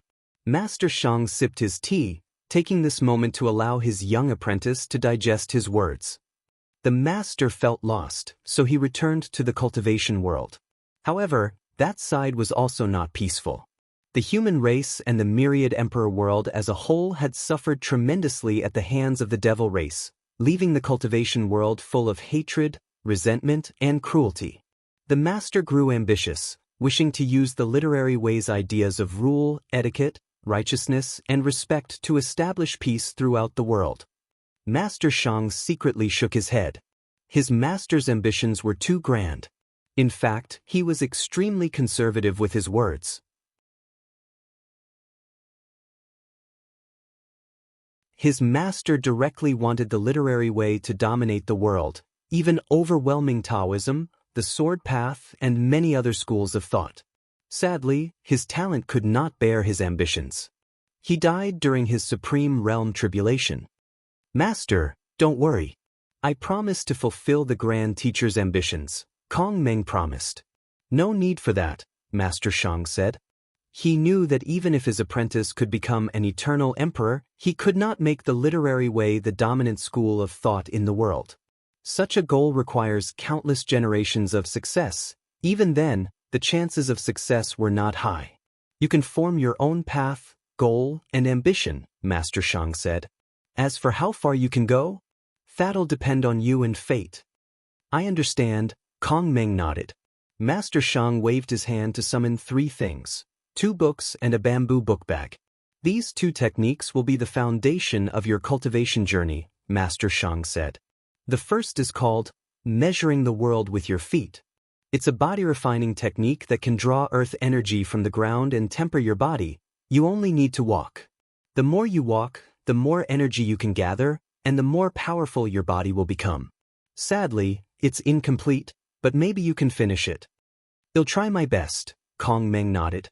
The second one is related to this bamboo bag, Master Xiang continued. This technique is called the weight of knowledge. It's a unique technique of our literary school that combines cultivation with weapon refining. Master Xiang pointed at the book bag. The technique will allow you to fuse condensed righteous qi and fuse it with your origin qi. Additionally, it will also convert the power of knowledge into a tangible force to nourish the book bag. The more you know, the more powerful of a weapon the bag will become, and one day, you may use it as a proving Dao artifact or a luck-condensing artifact. Master Xiang saw the confusion in his young disciple's eyes, realizing the latter knew nothing about the cultivation world. First, remember these techniques, and start training tomorrow. The next day, Master Xiang and Kong Meng started their journey. Kong Meng had the book bag on his back, reading a book while walking. He was also breathing in a strange manner as he walked, and if someone of decent cultivation observed him, they would have discovered his breathing was following a certain rhythm of the earth, allowing him to draw energy from it. Master, is there something you don't understand? It's hard for me to be walking, reading, breathing, and visualizing, Kong Meng said with a wry smile. He did not want to complain since this was a rare opportunity, but such a daunting task was too much for him. Master Xiang was slightly embarrassed. This was his first disciple, so he was not good at this kind of thing. Let's do this. While we're on the road, you focus on tempering your body. At night, when we rest, you can read, and before going to bed, you can visualize the sages. It would be best for you to condense your righteous qi as soon as possible. I can then teach you a method of dividing your mind. I'll try my best. Emperor Kong woke up from his memories and sighed. In his life, he has felt powerless 4 times. The first time was when he first met his wife and accidentally injured her. He tried to apologize, but she was not having it, making him feel powerless. The second time was after entering the Saint Realm. He became arrogant and tried to use righteous qi to purify the blood earth. His action resulted in an accident that almost eradicated Master Xiang. He took action and nourished the latter's spirit with his law, even cracking his Dao tree in the process. Many historians say that Emperor Kong was not talented enough, so he needed heavenly Dao's help to give him the final push to become an eternal. But that was not the complete truth. The truth is that Emperor Kong's foundation was injured after he cracked his Dao tree to prevent Master Shang from dying. Although he later did everything he could to fix it, his foundation was always imperfect and thus needed the extra boost. He only completely fixed the problem after experiencing Dao re-establishment. The third time I felt this powerless was when Bai Han started hating me due to miscommunication, and the fourth time was today, Emperor Kong thought. He suddenly felt outraged. Boom. His right hand crushed the table next to him, creating a small black hole in the process. His aura was grand and agitating, making the room tremble under his pressure. Master. Emperor Kong finally noticed his two new favorite disciples were in the room. He sighed. I'm sorry you had to see me like this. What exactly happened with your conversation with Wang Wei to have you so riled up? Lin Fan asked. Nothing to be concerned about. Don't worry about it, Emperor Kong replied. Lin Fan could tell something was wrong but also detected that it may not be wise to talk about this now. Meanwhile, Su Shi frowned. She had seen this kind of look countless times before. The anger and frustration of having your pride and arrogance trampled on, the subtle fear mixed with respect and reverence, followed by envy and jealousy, she had seen countless times in the heavenly court. She sighed. Master, the last thing you can do right now is to let Wang Wei's rhythm affect you. Emperor Kong looked at her. I've seen him doing it countless times. He'll use his words to beat you down, suppress your arrogance, and corner you until you agree with him or he destroys you. The trick to his methods is the mindset and rhythm. He has conditioned your mind to work in a certain way, making you overlook things and, more importantly, make you predictable. What you need to do now is break the mold he placed you in. Replay your conversation from a bystander standpoint. Analyze every word, action, micro-expression, intonation, and even the way he breathes. Analyze everything to see if you miss something and break away from the shackles he placed in your mind.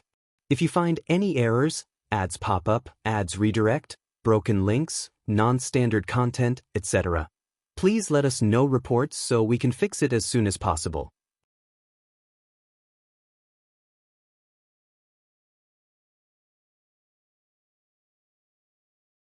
Chapter 1317 Compensation. Emperor Kong felt a jolt in his mind after hearing these words. He felt embarrassed that his apprentice had to remind him, but he was glad she did. He exhaled deeply and nodded in approval to her before closing his eyes. Su Shi sighed in relief after seeing this. She knows how capable her master is. With his intelligence, he was more than capable of competing with Wang Wei. He might even win some battles. Since the lower dimension, she's been studying Dao overlords, trying to understand who they were and what made them so terrifying. The conclusion she deduced was the outlaw trial. On the surface, this trial was to test whether these people were worthy to wield these innately potent Daos, but that was far from the truth. However, Su Shi did not believe these words. The idea of wielding laws is only a bait grand Dao used to attract these overlords. Most of them are arrogant and prideful, thus usually choosing these super Daos. The core of the outlaw trial is to mold these people into the monster they are. Under the pressure of death and having no choice but to rely on their intelligence to survive, the Dao lords and overlords are slowly and methodically transformed into the ultimate schemers, strategizers, and manipulators as they fight for their lives in a chess game against heavenly Dao. To have the slightest chance at survival, they must be flawless. They must learn to think countless steps ahead, break the shackles in their minds, become capable of thinking outside the box, attain mastery over controlling their emotions, know their weaknesses, physically and mentally, and learn how to prevent others from taking advantage of their flaws. According to Su Shi, many Dao lords or Dao overlord seeds exist in the world. These people have the potential to pass the trial and might even have been on the list of people that Grand Dao planned to lure and train. However, these people made different choices, choosing non-outlaw Daos. His master was one of them. These seeds can become as terrifying as the Dao overlords without the trial. However, this usually requires an extremely long period of training. Without the trial, they must mold themselves into that monster. Of course, the process was not easy, especially the one about removing the cognitive blockade of the mind. Most of these seeds might spend the rest of their lives without succeeding or barely succeeding. Compared to the direct advantage of passing the trial, the slow and steady approach was less effective. Lin Fan looked at his wife. He knew she was studying Wang Wei's behavior, but he did not expect her to know him so intimately. He gave her a look that said, "Why do you know so much about another man?" Su Shi rolled his eyes, so Lin Fan changed tactics. He used his facial expression to indicate to her that he was emotionally hurt and that she should heal his bruising heart. Unfortunately, he only received a pinch and a warning not to play around. However, Lin Fan could not be defeated so easily. He must make a big deal out of this. Was he jealous? Absolutely not. He knew what kind of person his wife was, so he trusted her. However, this was a rare opportunity for him to get some action, so he would not waste it. However, he also understood this was indeed not the best time and place, so he gave his wife one of those looks that only couples understood. He did not hide his intention. Su Shi replied with a look that said they would talk later, and Lin Fan chuckled internally. Since she did not give him a direct no, he had already won half of the battle. His future looked bright. Emperor Kong remained still for 3 days, and when he opened his eyes, they released an intense light brighter than a sun storm. He had figured out what he had missed, what Wang Wei was planning. It all comes down to his greedy nature, Emperor Kong thought. According to him, Heavenly Dao should have chosen him as the son of Era, to eliminate these parasites, which would also serve as a way to enhance the foundation and background of the academy. However, since Wang Wei was now the destined one, Emperor Kong's path was cut off. Without the resources from these parasites, it would be suicide for him to fight against the Grand Sect Alliance. So, this cannot be allowed unless Heavenly Dao plans to abandon him and not choose him as one of the transcendent factions. Would Heavenly Dao abandon him? The answer is no, Emperor Kong thought. Assuming what Wang Wei said is true, I was chosen because Heavenly Dao wants one academy to be one of the factions with a transcendent foundation. So why choose me, the upstart, over the others? It's because I haven't been corrupted. There are many academies throughout the world, but the most powerful ones have already joined the Grand Sect Alliance. Meanwhile, the rest have formed different levels of alliances to support themselves. However, such behaviors are not why Heavenly Dao has a problem with them. The key to the issue is these people have lost their essence. Their academies now have countless restrictions on whom to teach, primarily racial limitations. And when it comes to regular and loose cultivators, these academies will invite them but will not teach them wholeheartedly. Instead, they'll focus most of their resources on nobles, people with high backgrounds, exceptional bloodlines, etc. The purpose of the academy was to increase access to high-level training and resources for cultivators, thus lowering the influence of these sects and clans. So, there is no way for Heavenly Dao to choose these people after they've lost their essence. If Heavenly Dao wants to continue its plan, it must compensate me for losing the resources from killing the parasites, Emperor Kong analyzed. And that's what Wang Wei is after. He wants a share of that compensation. Emperor Kong frowned. Maybe this is not a bad thing. Heavenly Dao is not a charity. If it will compensate me without having to do anything, I'll owe it an immense karmic debt. It would be different if Emperor Kong was the chosen one and had to work for the resources by eliminating these parasites, which would also be considered an act of service for Heavenly Dao.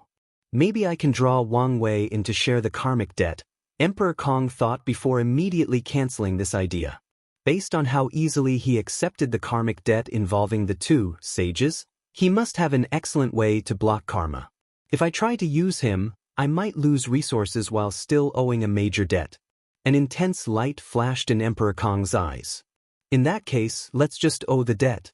Anyway, this is my home, and paying the debt is also a way to strengthen the world. People do not want to owe Heavenly Dao karma because the latter might dangle it over their heads, never asking for repayment. However, Emperor Kong was not worried about being able to repay it. After analyzing Wang Wei's words, He realized the Eternal Ascension World's heavenly Tao was highly ambitious. It probably wishes to acquire the title of Strongest Chaos World. With such ambitions, there will be plenty of opportunities to repay the debt. Additionally, other worlds will not stand by and watch as this world becomes increasingly more powerful, especially after seeing how capable it was during the Second Origin War. Emperor Kong looked in the distance and uttered, "A bright mirror can reflect anything, even the secrecy and hiddenness of fate."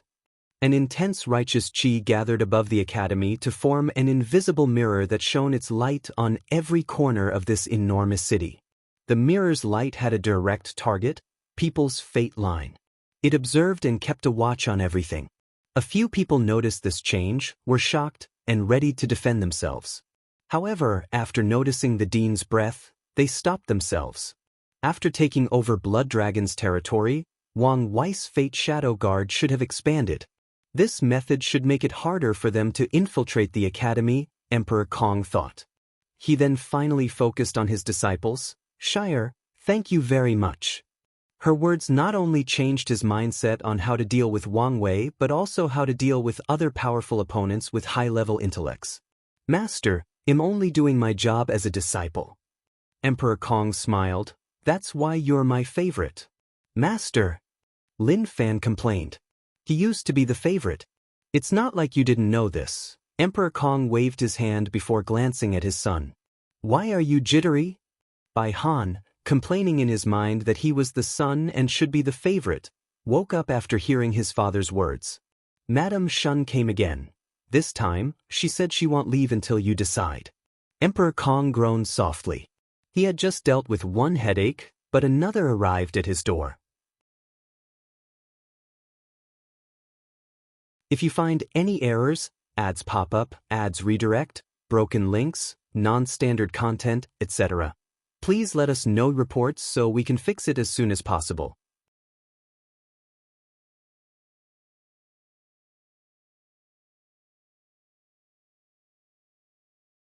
Chapter 13:18 Always a Step Ahead. Madame Shun is from the Sunshine Pavilion.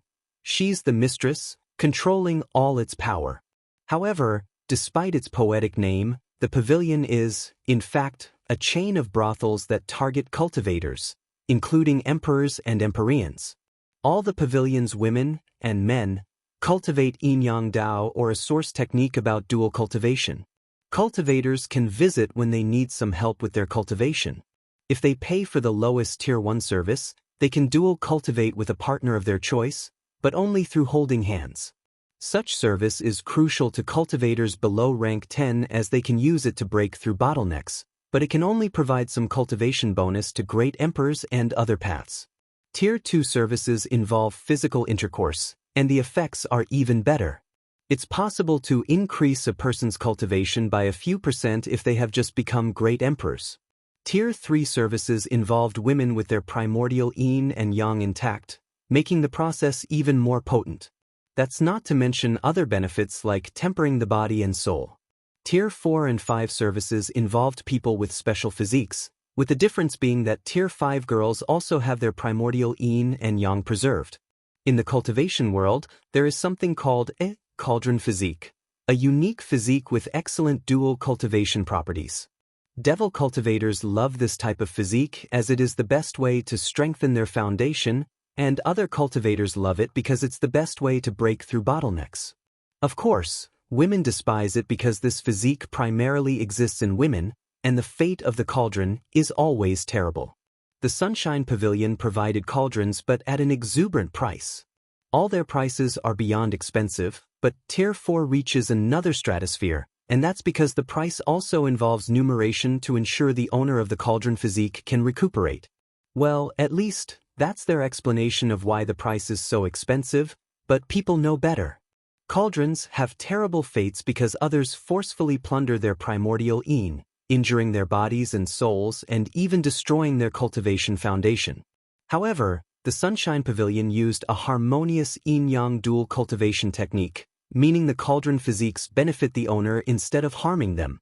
So, everyone with some knowledge knows their so-called price is bullshit. Unfortunately, many people rush to utilize their services despite knowing this. Most people's talent cannot take them far after becoming immortal, so after being stuck in one place for millions of yuan epochs, many people will pay the price of an increase of 1% in their cultivation. Even people with talent and resources will suffer from bottlenecks, and sometimes, using the Sunshine Pavilion services might be cheaper than the alternative methods of their factions.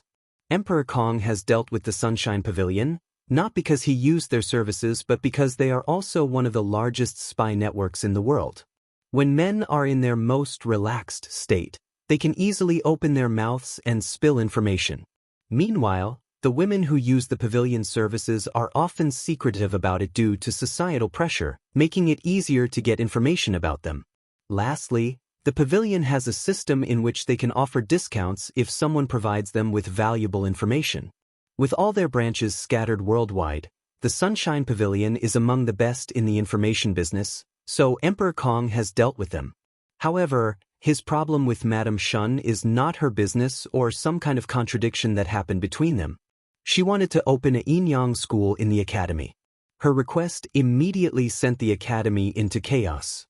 Some elders agreed as they know that yin-yang Dao is one of the supreme paths of cultivation no matter which form it is practiced.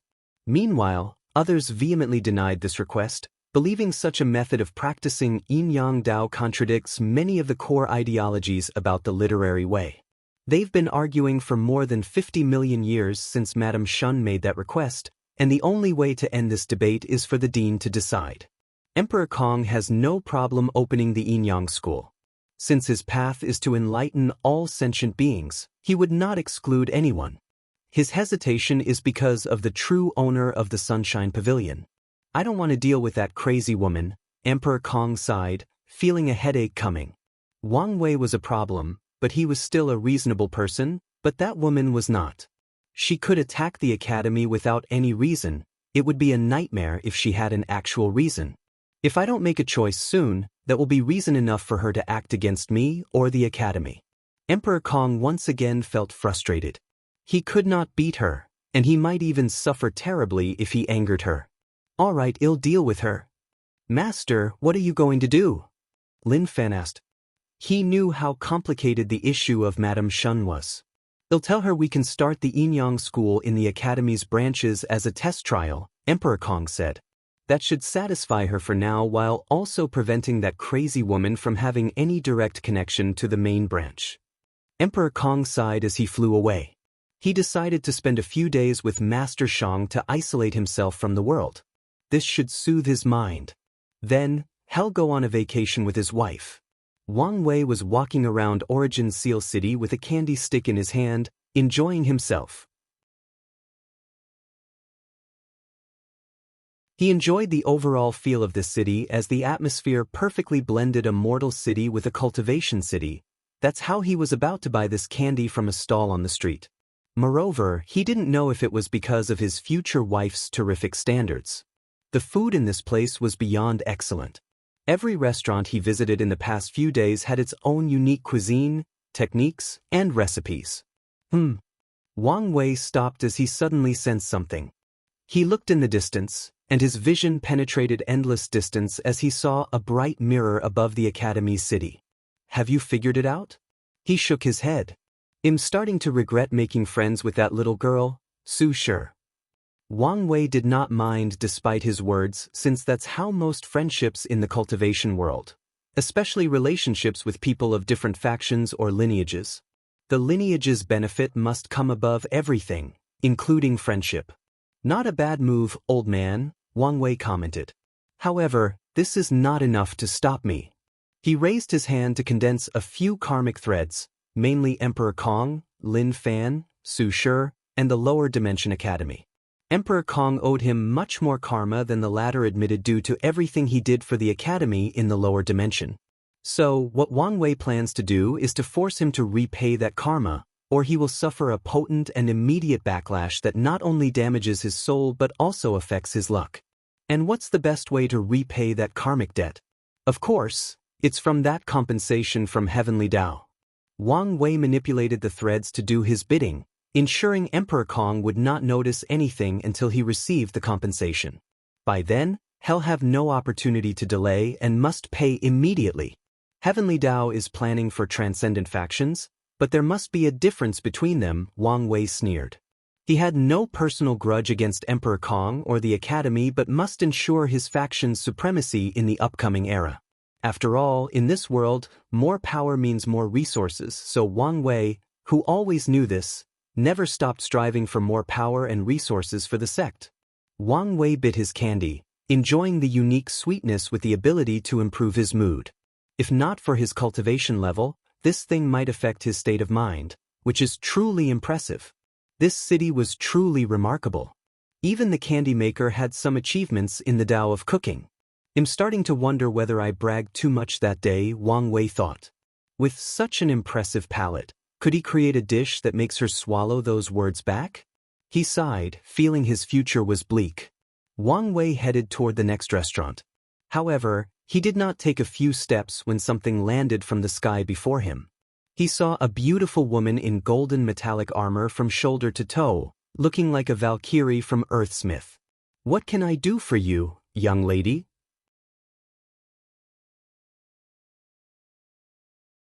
Wang Wei asked, already having a prediction. "I've been ordered to hand you this token and a message. You've wasted enough time." Wang Wei's lips twitched. He knew the suffering that awaited him, so he's been delaying for the past few days, trying to enjoy himself as much as possible. However, it seems this future wife cannot wait to beat him up. Wang Wei waved his hand, and the token flew into his palm. The Valkyrie woman did not say anything else and flew away. Meanwhile, Wang Wei sighed before activating the token, disappearing from the middle of the street. If you find any errors, ads pop up, ads redirect, broken links, non-standard content, etc., please let us know reports so we can fix it as soon as possible.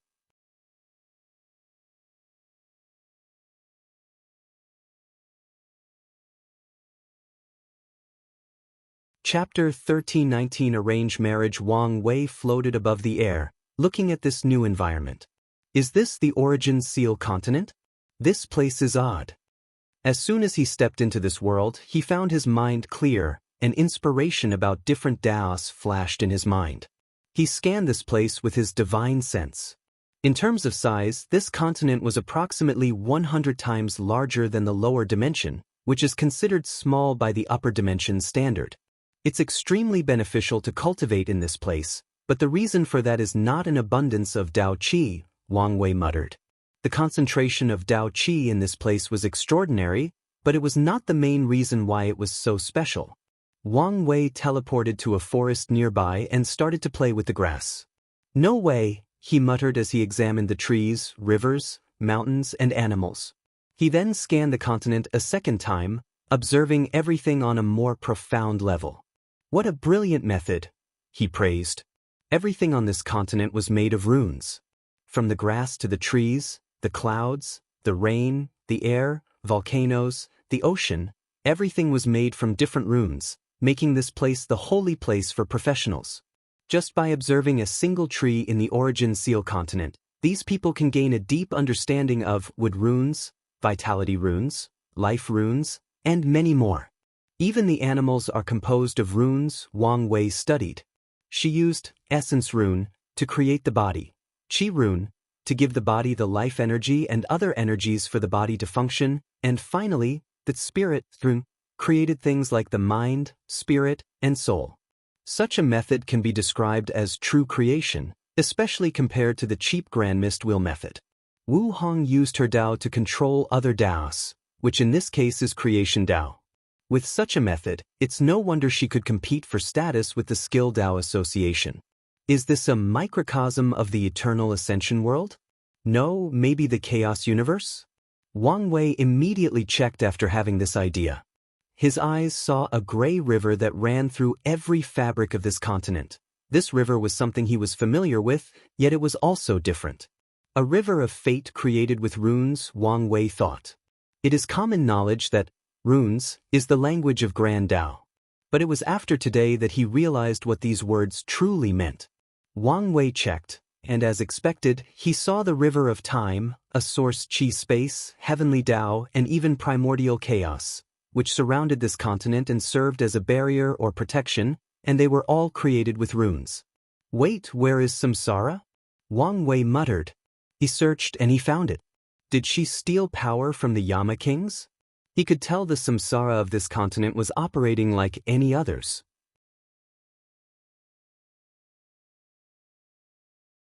In other words, anyone who enters this continent will be under the jurisdiction of Wu Hong's Samsara instead of the ones controlled by Grand Dao and the Samsara Cardinal. I knew she was capable, but this is something else, Wang Wei sighed. More importantly, she's so ballsy. Damn it, why did I find myself a rose? Has it really been that long, or have I developed a new kink for capable women? I guess it isn't new. Wang Wei shook his head to remove these complicated thoughts from his mind. He focused on the Origin Seal continent. This was the perfect place for him to retreat. By studying this place's runes, he can significantly improve his fate domination Dao. As he was thinking about how best to utilize this new resource, the token he received from the Valkyrie vibrated, sending him a message of where to go next. Wang Wei sighed before flying up, breaking through the barrier around this continent and entering the artificially created primordial chaos. Through the token, he soon found a magnificent palace that shocked Wang Wei to his core. The White Palace was so beautiful and grand that he only thought of one thing. How rich is this woman? He had recognized many of the materials used to build this thing, but many of them were things he did not recognize, probably from other chaos worlds. The palace itself is probably a paragon artifact, and the formation engraved on them gives me the goosebump, Wang Wei thought. He felt a deep sense of danger as he glanced at that palace. He also realized why these parasites never messed with this place. That artifact alone is probably enough to send all of them into limbo. The token served as an entrance pass, so Wang Wei soon found himself before a door. He rearranged his clothes, checked his hair, and straightened his posture before walking. "Future wife, have you missed me?" The room immediately entered a state of awkwardness. Wu Hong, who was somberly looking through the window, glanced at him for a few seconds before continuing her stargazing. Wang Wei's lips twitched. "I didn't do anything, right?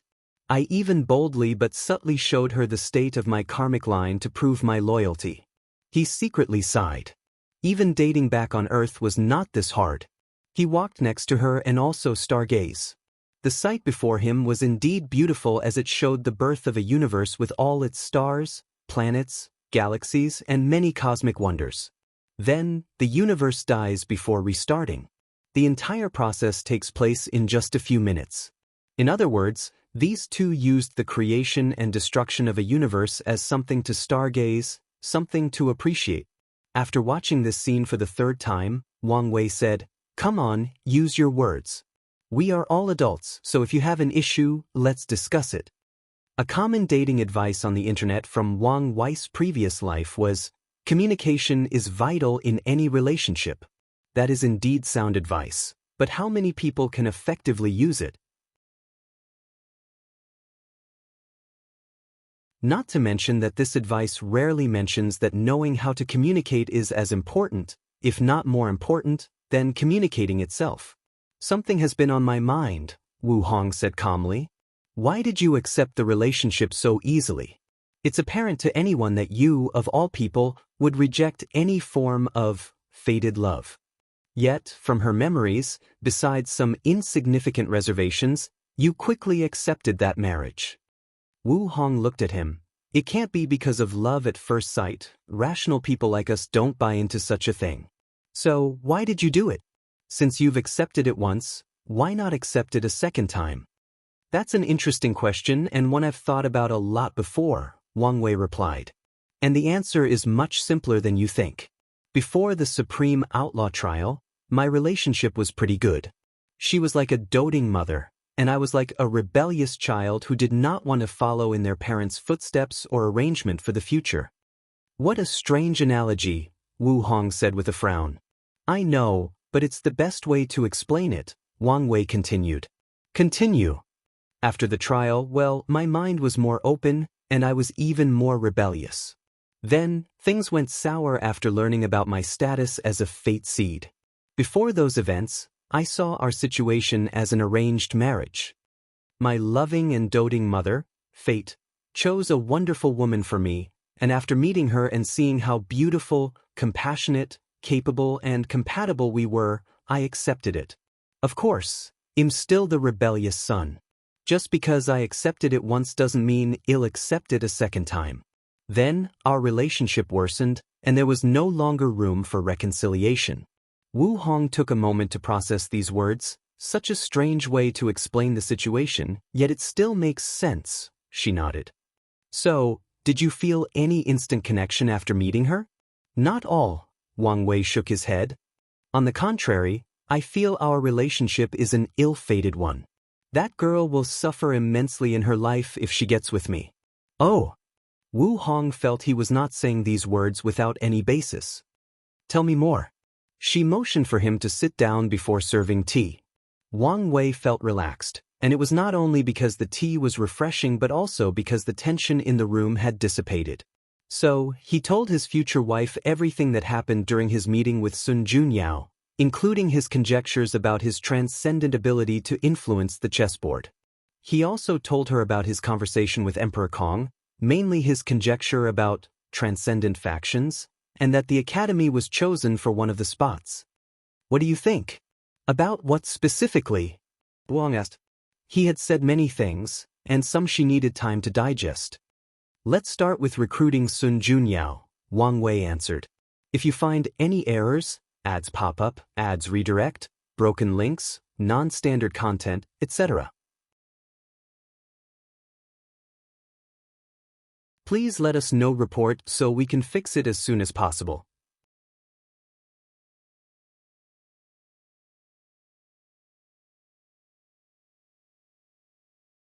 Chapter 13:20 Chess Player and Chess Pieces Unedited Chapter. I had similar thoughts before, Wu Hong admitted. However, she had trouble trusting people, and because those two had their eyes on her, I never brought it up before.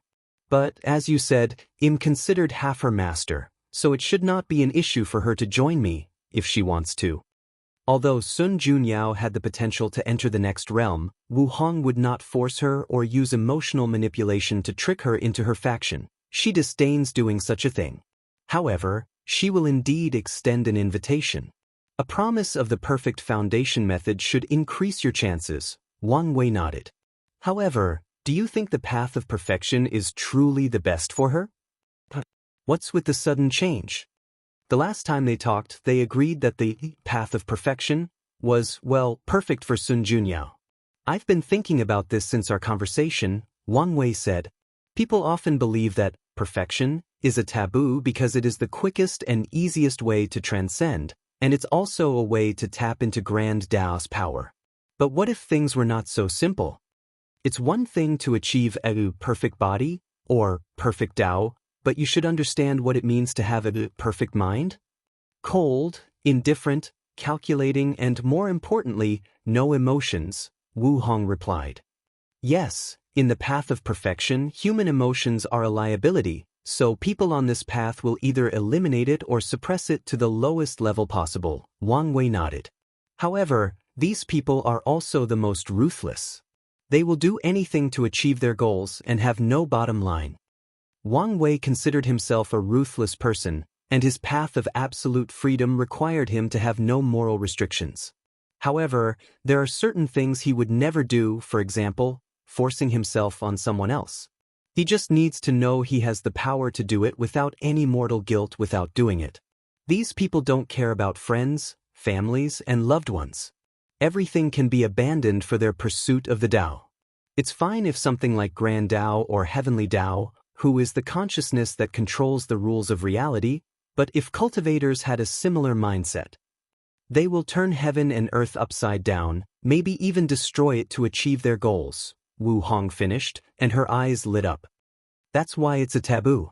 Grand Tao wants people to achieve transcendence, but he doesn't want them to do it in an extreme manner that may endanger the chaos universe. Exactly. Wu Hong sighed. I understand Grand Tao's point of view, but the path of transcendence is already difficult to traverse. On top of everything else, rules limit how we operate. That's why, in the end, cultivators will revolt against heaven and earth, Wang Wei did not say Grand Dao but implied it. The two of them became quiet for a few seconds. This short conversation revealed the trend of the entire chaos universe. Peak paragons will not accept there are certain things they cannot do to reach the pinnacle of the world, and this is even more so for half-step transcendence. Considering that their strength means the rules no longer limit them, it's foreseeable how much chaos the world will be plunged into as Grand Dao tries to suppress and restrict these people, and they try to fight back. Let's not talk about that for now, Wu Hong said. She sensed that their conversation might soon be sensed and be warned. However, without the path of perfection, Sun Junyo's future will not be as bright. Then, a look of realization dawned on her as she glanced at Wang Wei. Yin-yang, your Dao also included freedom, so she can follow your example and walk the path of imperfect perfection. That's a path with more potential. No, better yet, the path, emotional perfection. Emotional perfection? In that case, she would need to change her Dao to 6 emotion 7 desires or focus on spiritual practice. That's not a problem, Wu Hong answered. Once she perfects her state of mind, she'll realize her copy Dao is not the best fit for her. I'll then suggest she switches her primary Dao. Wang Wei nodded.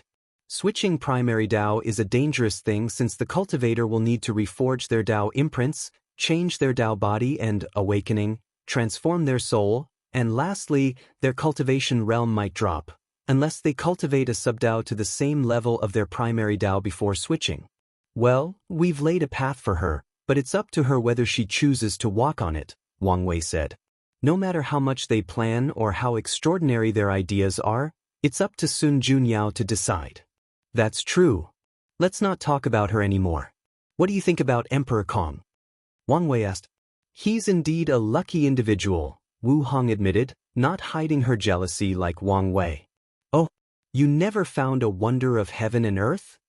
Wang Wei figured if someone were lucky enough to get such a thing, it would have been his future wife. Only 2 appeared during the previous era, and they were all before I ascended, Wu Hong explained. And I've never found anything during my travels. Well, I did find a few who have already been used, but as you know, those are no longer wonders. What happened to those 2? Wang Wei asked. Although he had read the historical records, he still asked since she might have known more than the sect had given him. A few people used the first one to give birth to Dao children, while the other disappeared. No one knows who took it and even what it did. Do you think the Dusk Emperor took it? Wang Wei asked with bright eyes.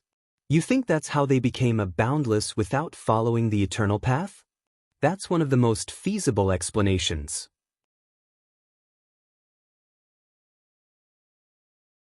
You may be right that they used a wonder, but it was definitely not that one, Wu Hong explained. They didn't tell you? I thought you guys were friends. Do you tell your friends all your deepest secrets? Wu Hong rebutted. True, Wang Wei nodded. However, he suddenly felt that the Dusk Emperor did not use a wonder. After all, these things become useless after a certain amount of use, so there is no point in keeping it a secret.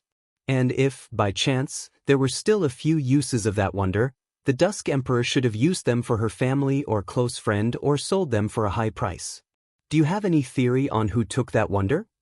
Wang Wei returned the topic to the Golden Era's wonders. Most people now believe the primogenitor devil is the one who took it, Wu Hong calmly explained. Is this how he acquired that artifact? No, that can't be right. He told me it was a secret trial he discovered in primordial chaos. That wonder was probably related to the soul, Wu Hong explained. From what Yen Hai told me, the devil primogenitor was besieged by more than a dozen primals and hundreds of peak paragons, but he survived and even won countless victories. Damn, is the difference between the 2 realms so vast? With just a broken treasure, the devil primogenitor remained undefeated in the face of all these unparalleled genesis. Wait, his soul? Oh, I understand. Yes, his soul should have collapsed after using that artifact more than 5 times, but he fought in over a dozen battles. That wonder must have broken the limits on his soul and probably allowed him to acquire some characteristic of half-step transcendent. Wang Wei sipped his tea. When I talked with the devil primogenitor, He revealed he was a pawn in Grand Daoist's plan to lure Qiyuan into starting the Second Origin War and push the Chaos Universe into the Age of Transcendence. Although Qiyuan went rogue and created the ultimate taboo instead, the overall goal was achieved. Now, I'm even more confident that Emperor Kong has the destiny of a transcendent faction. I'm also convinced that wonders might be one of Grand Daoist's greatest tools on the chessboard. Whenever one appears, there must be a grand plan at play. According to your theory, Heavenly Dao wanted the world to prosper, so it's understandable why it would release the Yin-Yang land to give birth to more talented cultivators, ensuring the prosperity of the Golden Era. Wu Hong nodded. Everything is connected, and everyone is either a chess piece or a chess player, Wang Wei sighed. Such simple yet profound words, Wu Hong sighed. Paragons are at the top of the world, so they should be chess players, right? No, they are only more valuable chess pieces. Only by taking a small step into the realm of transcendence can one be considered a chess player, but even they are chess pieces for people of higher levels like the cardinals or the final boss, Grand Dao. Let's not think about such a depressing thing, Wang Wei continued. Assuming my theory is correct, how many transcendent factions do you think this world can give birth to? If you find any errors, ads pop up, ads redirect, broken links, non-standard content, etc., please let us know reports so we can fix it as soon as possible. You're tuning in to the Wang Lin's Journey YouTube channel. Don't forget to subscribe and join us on this journey to catch the most captivating stories.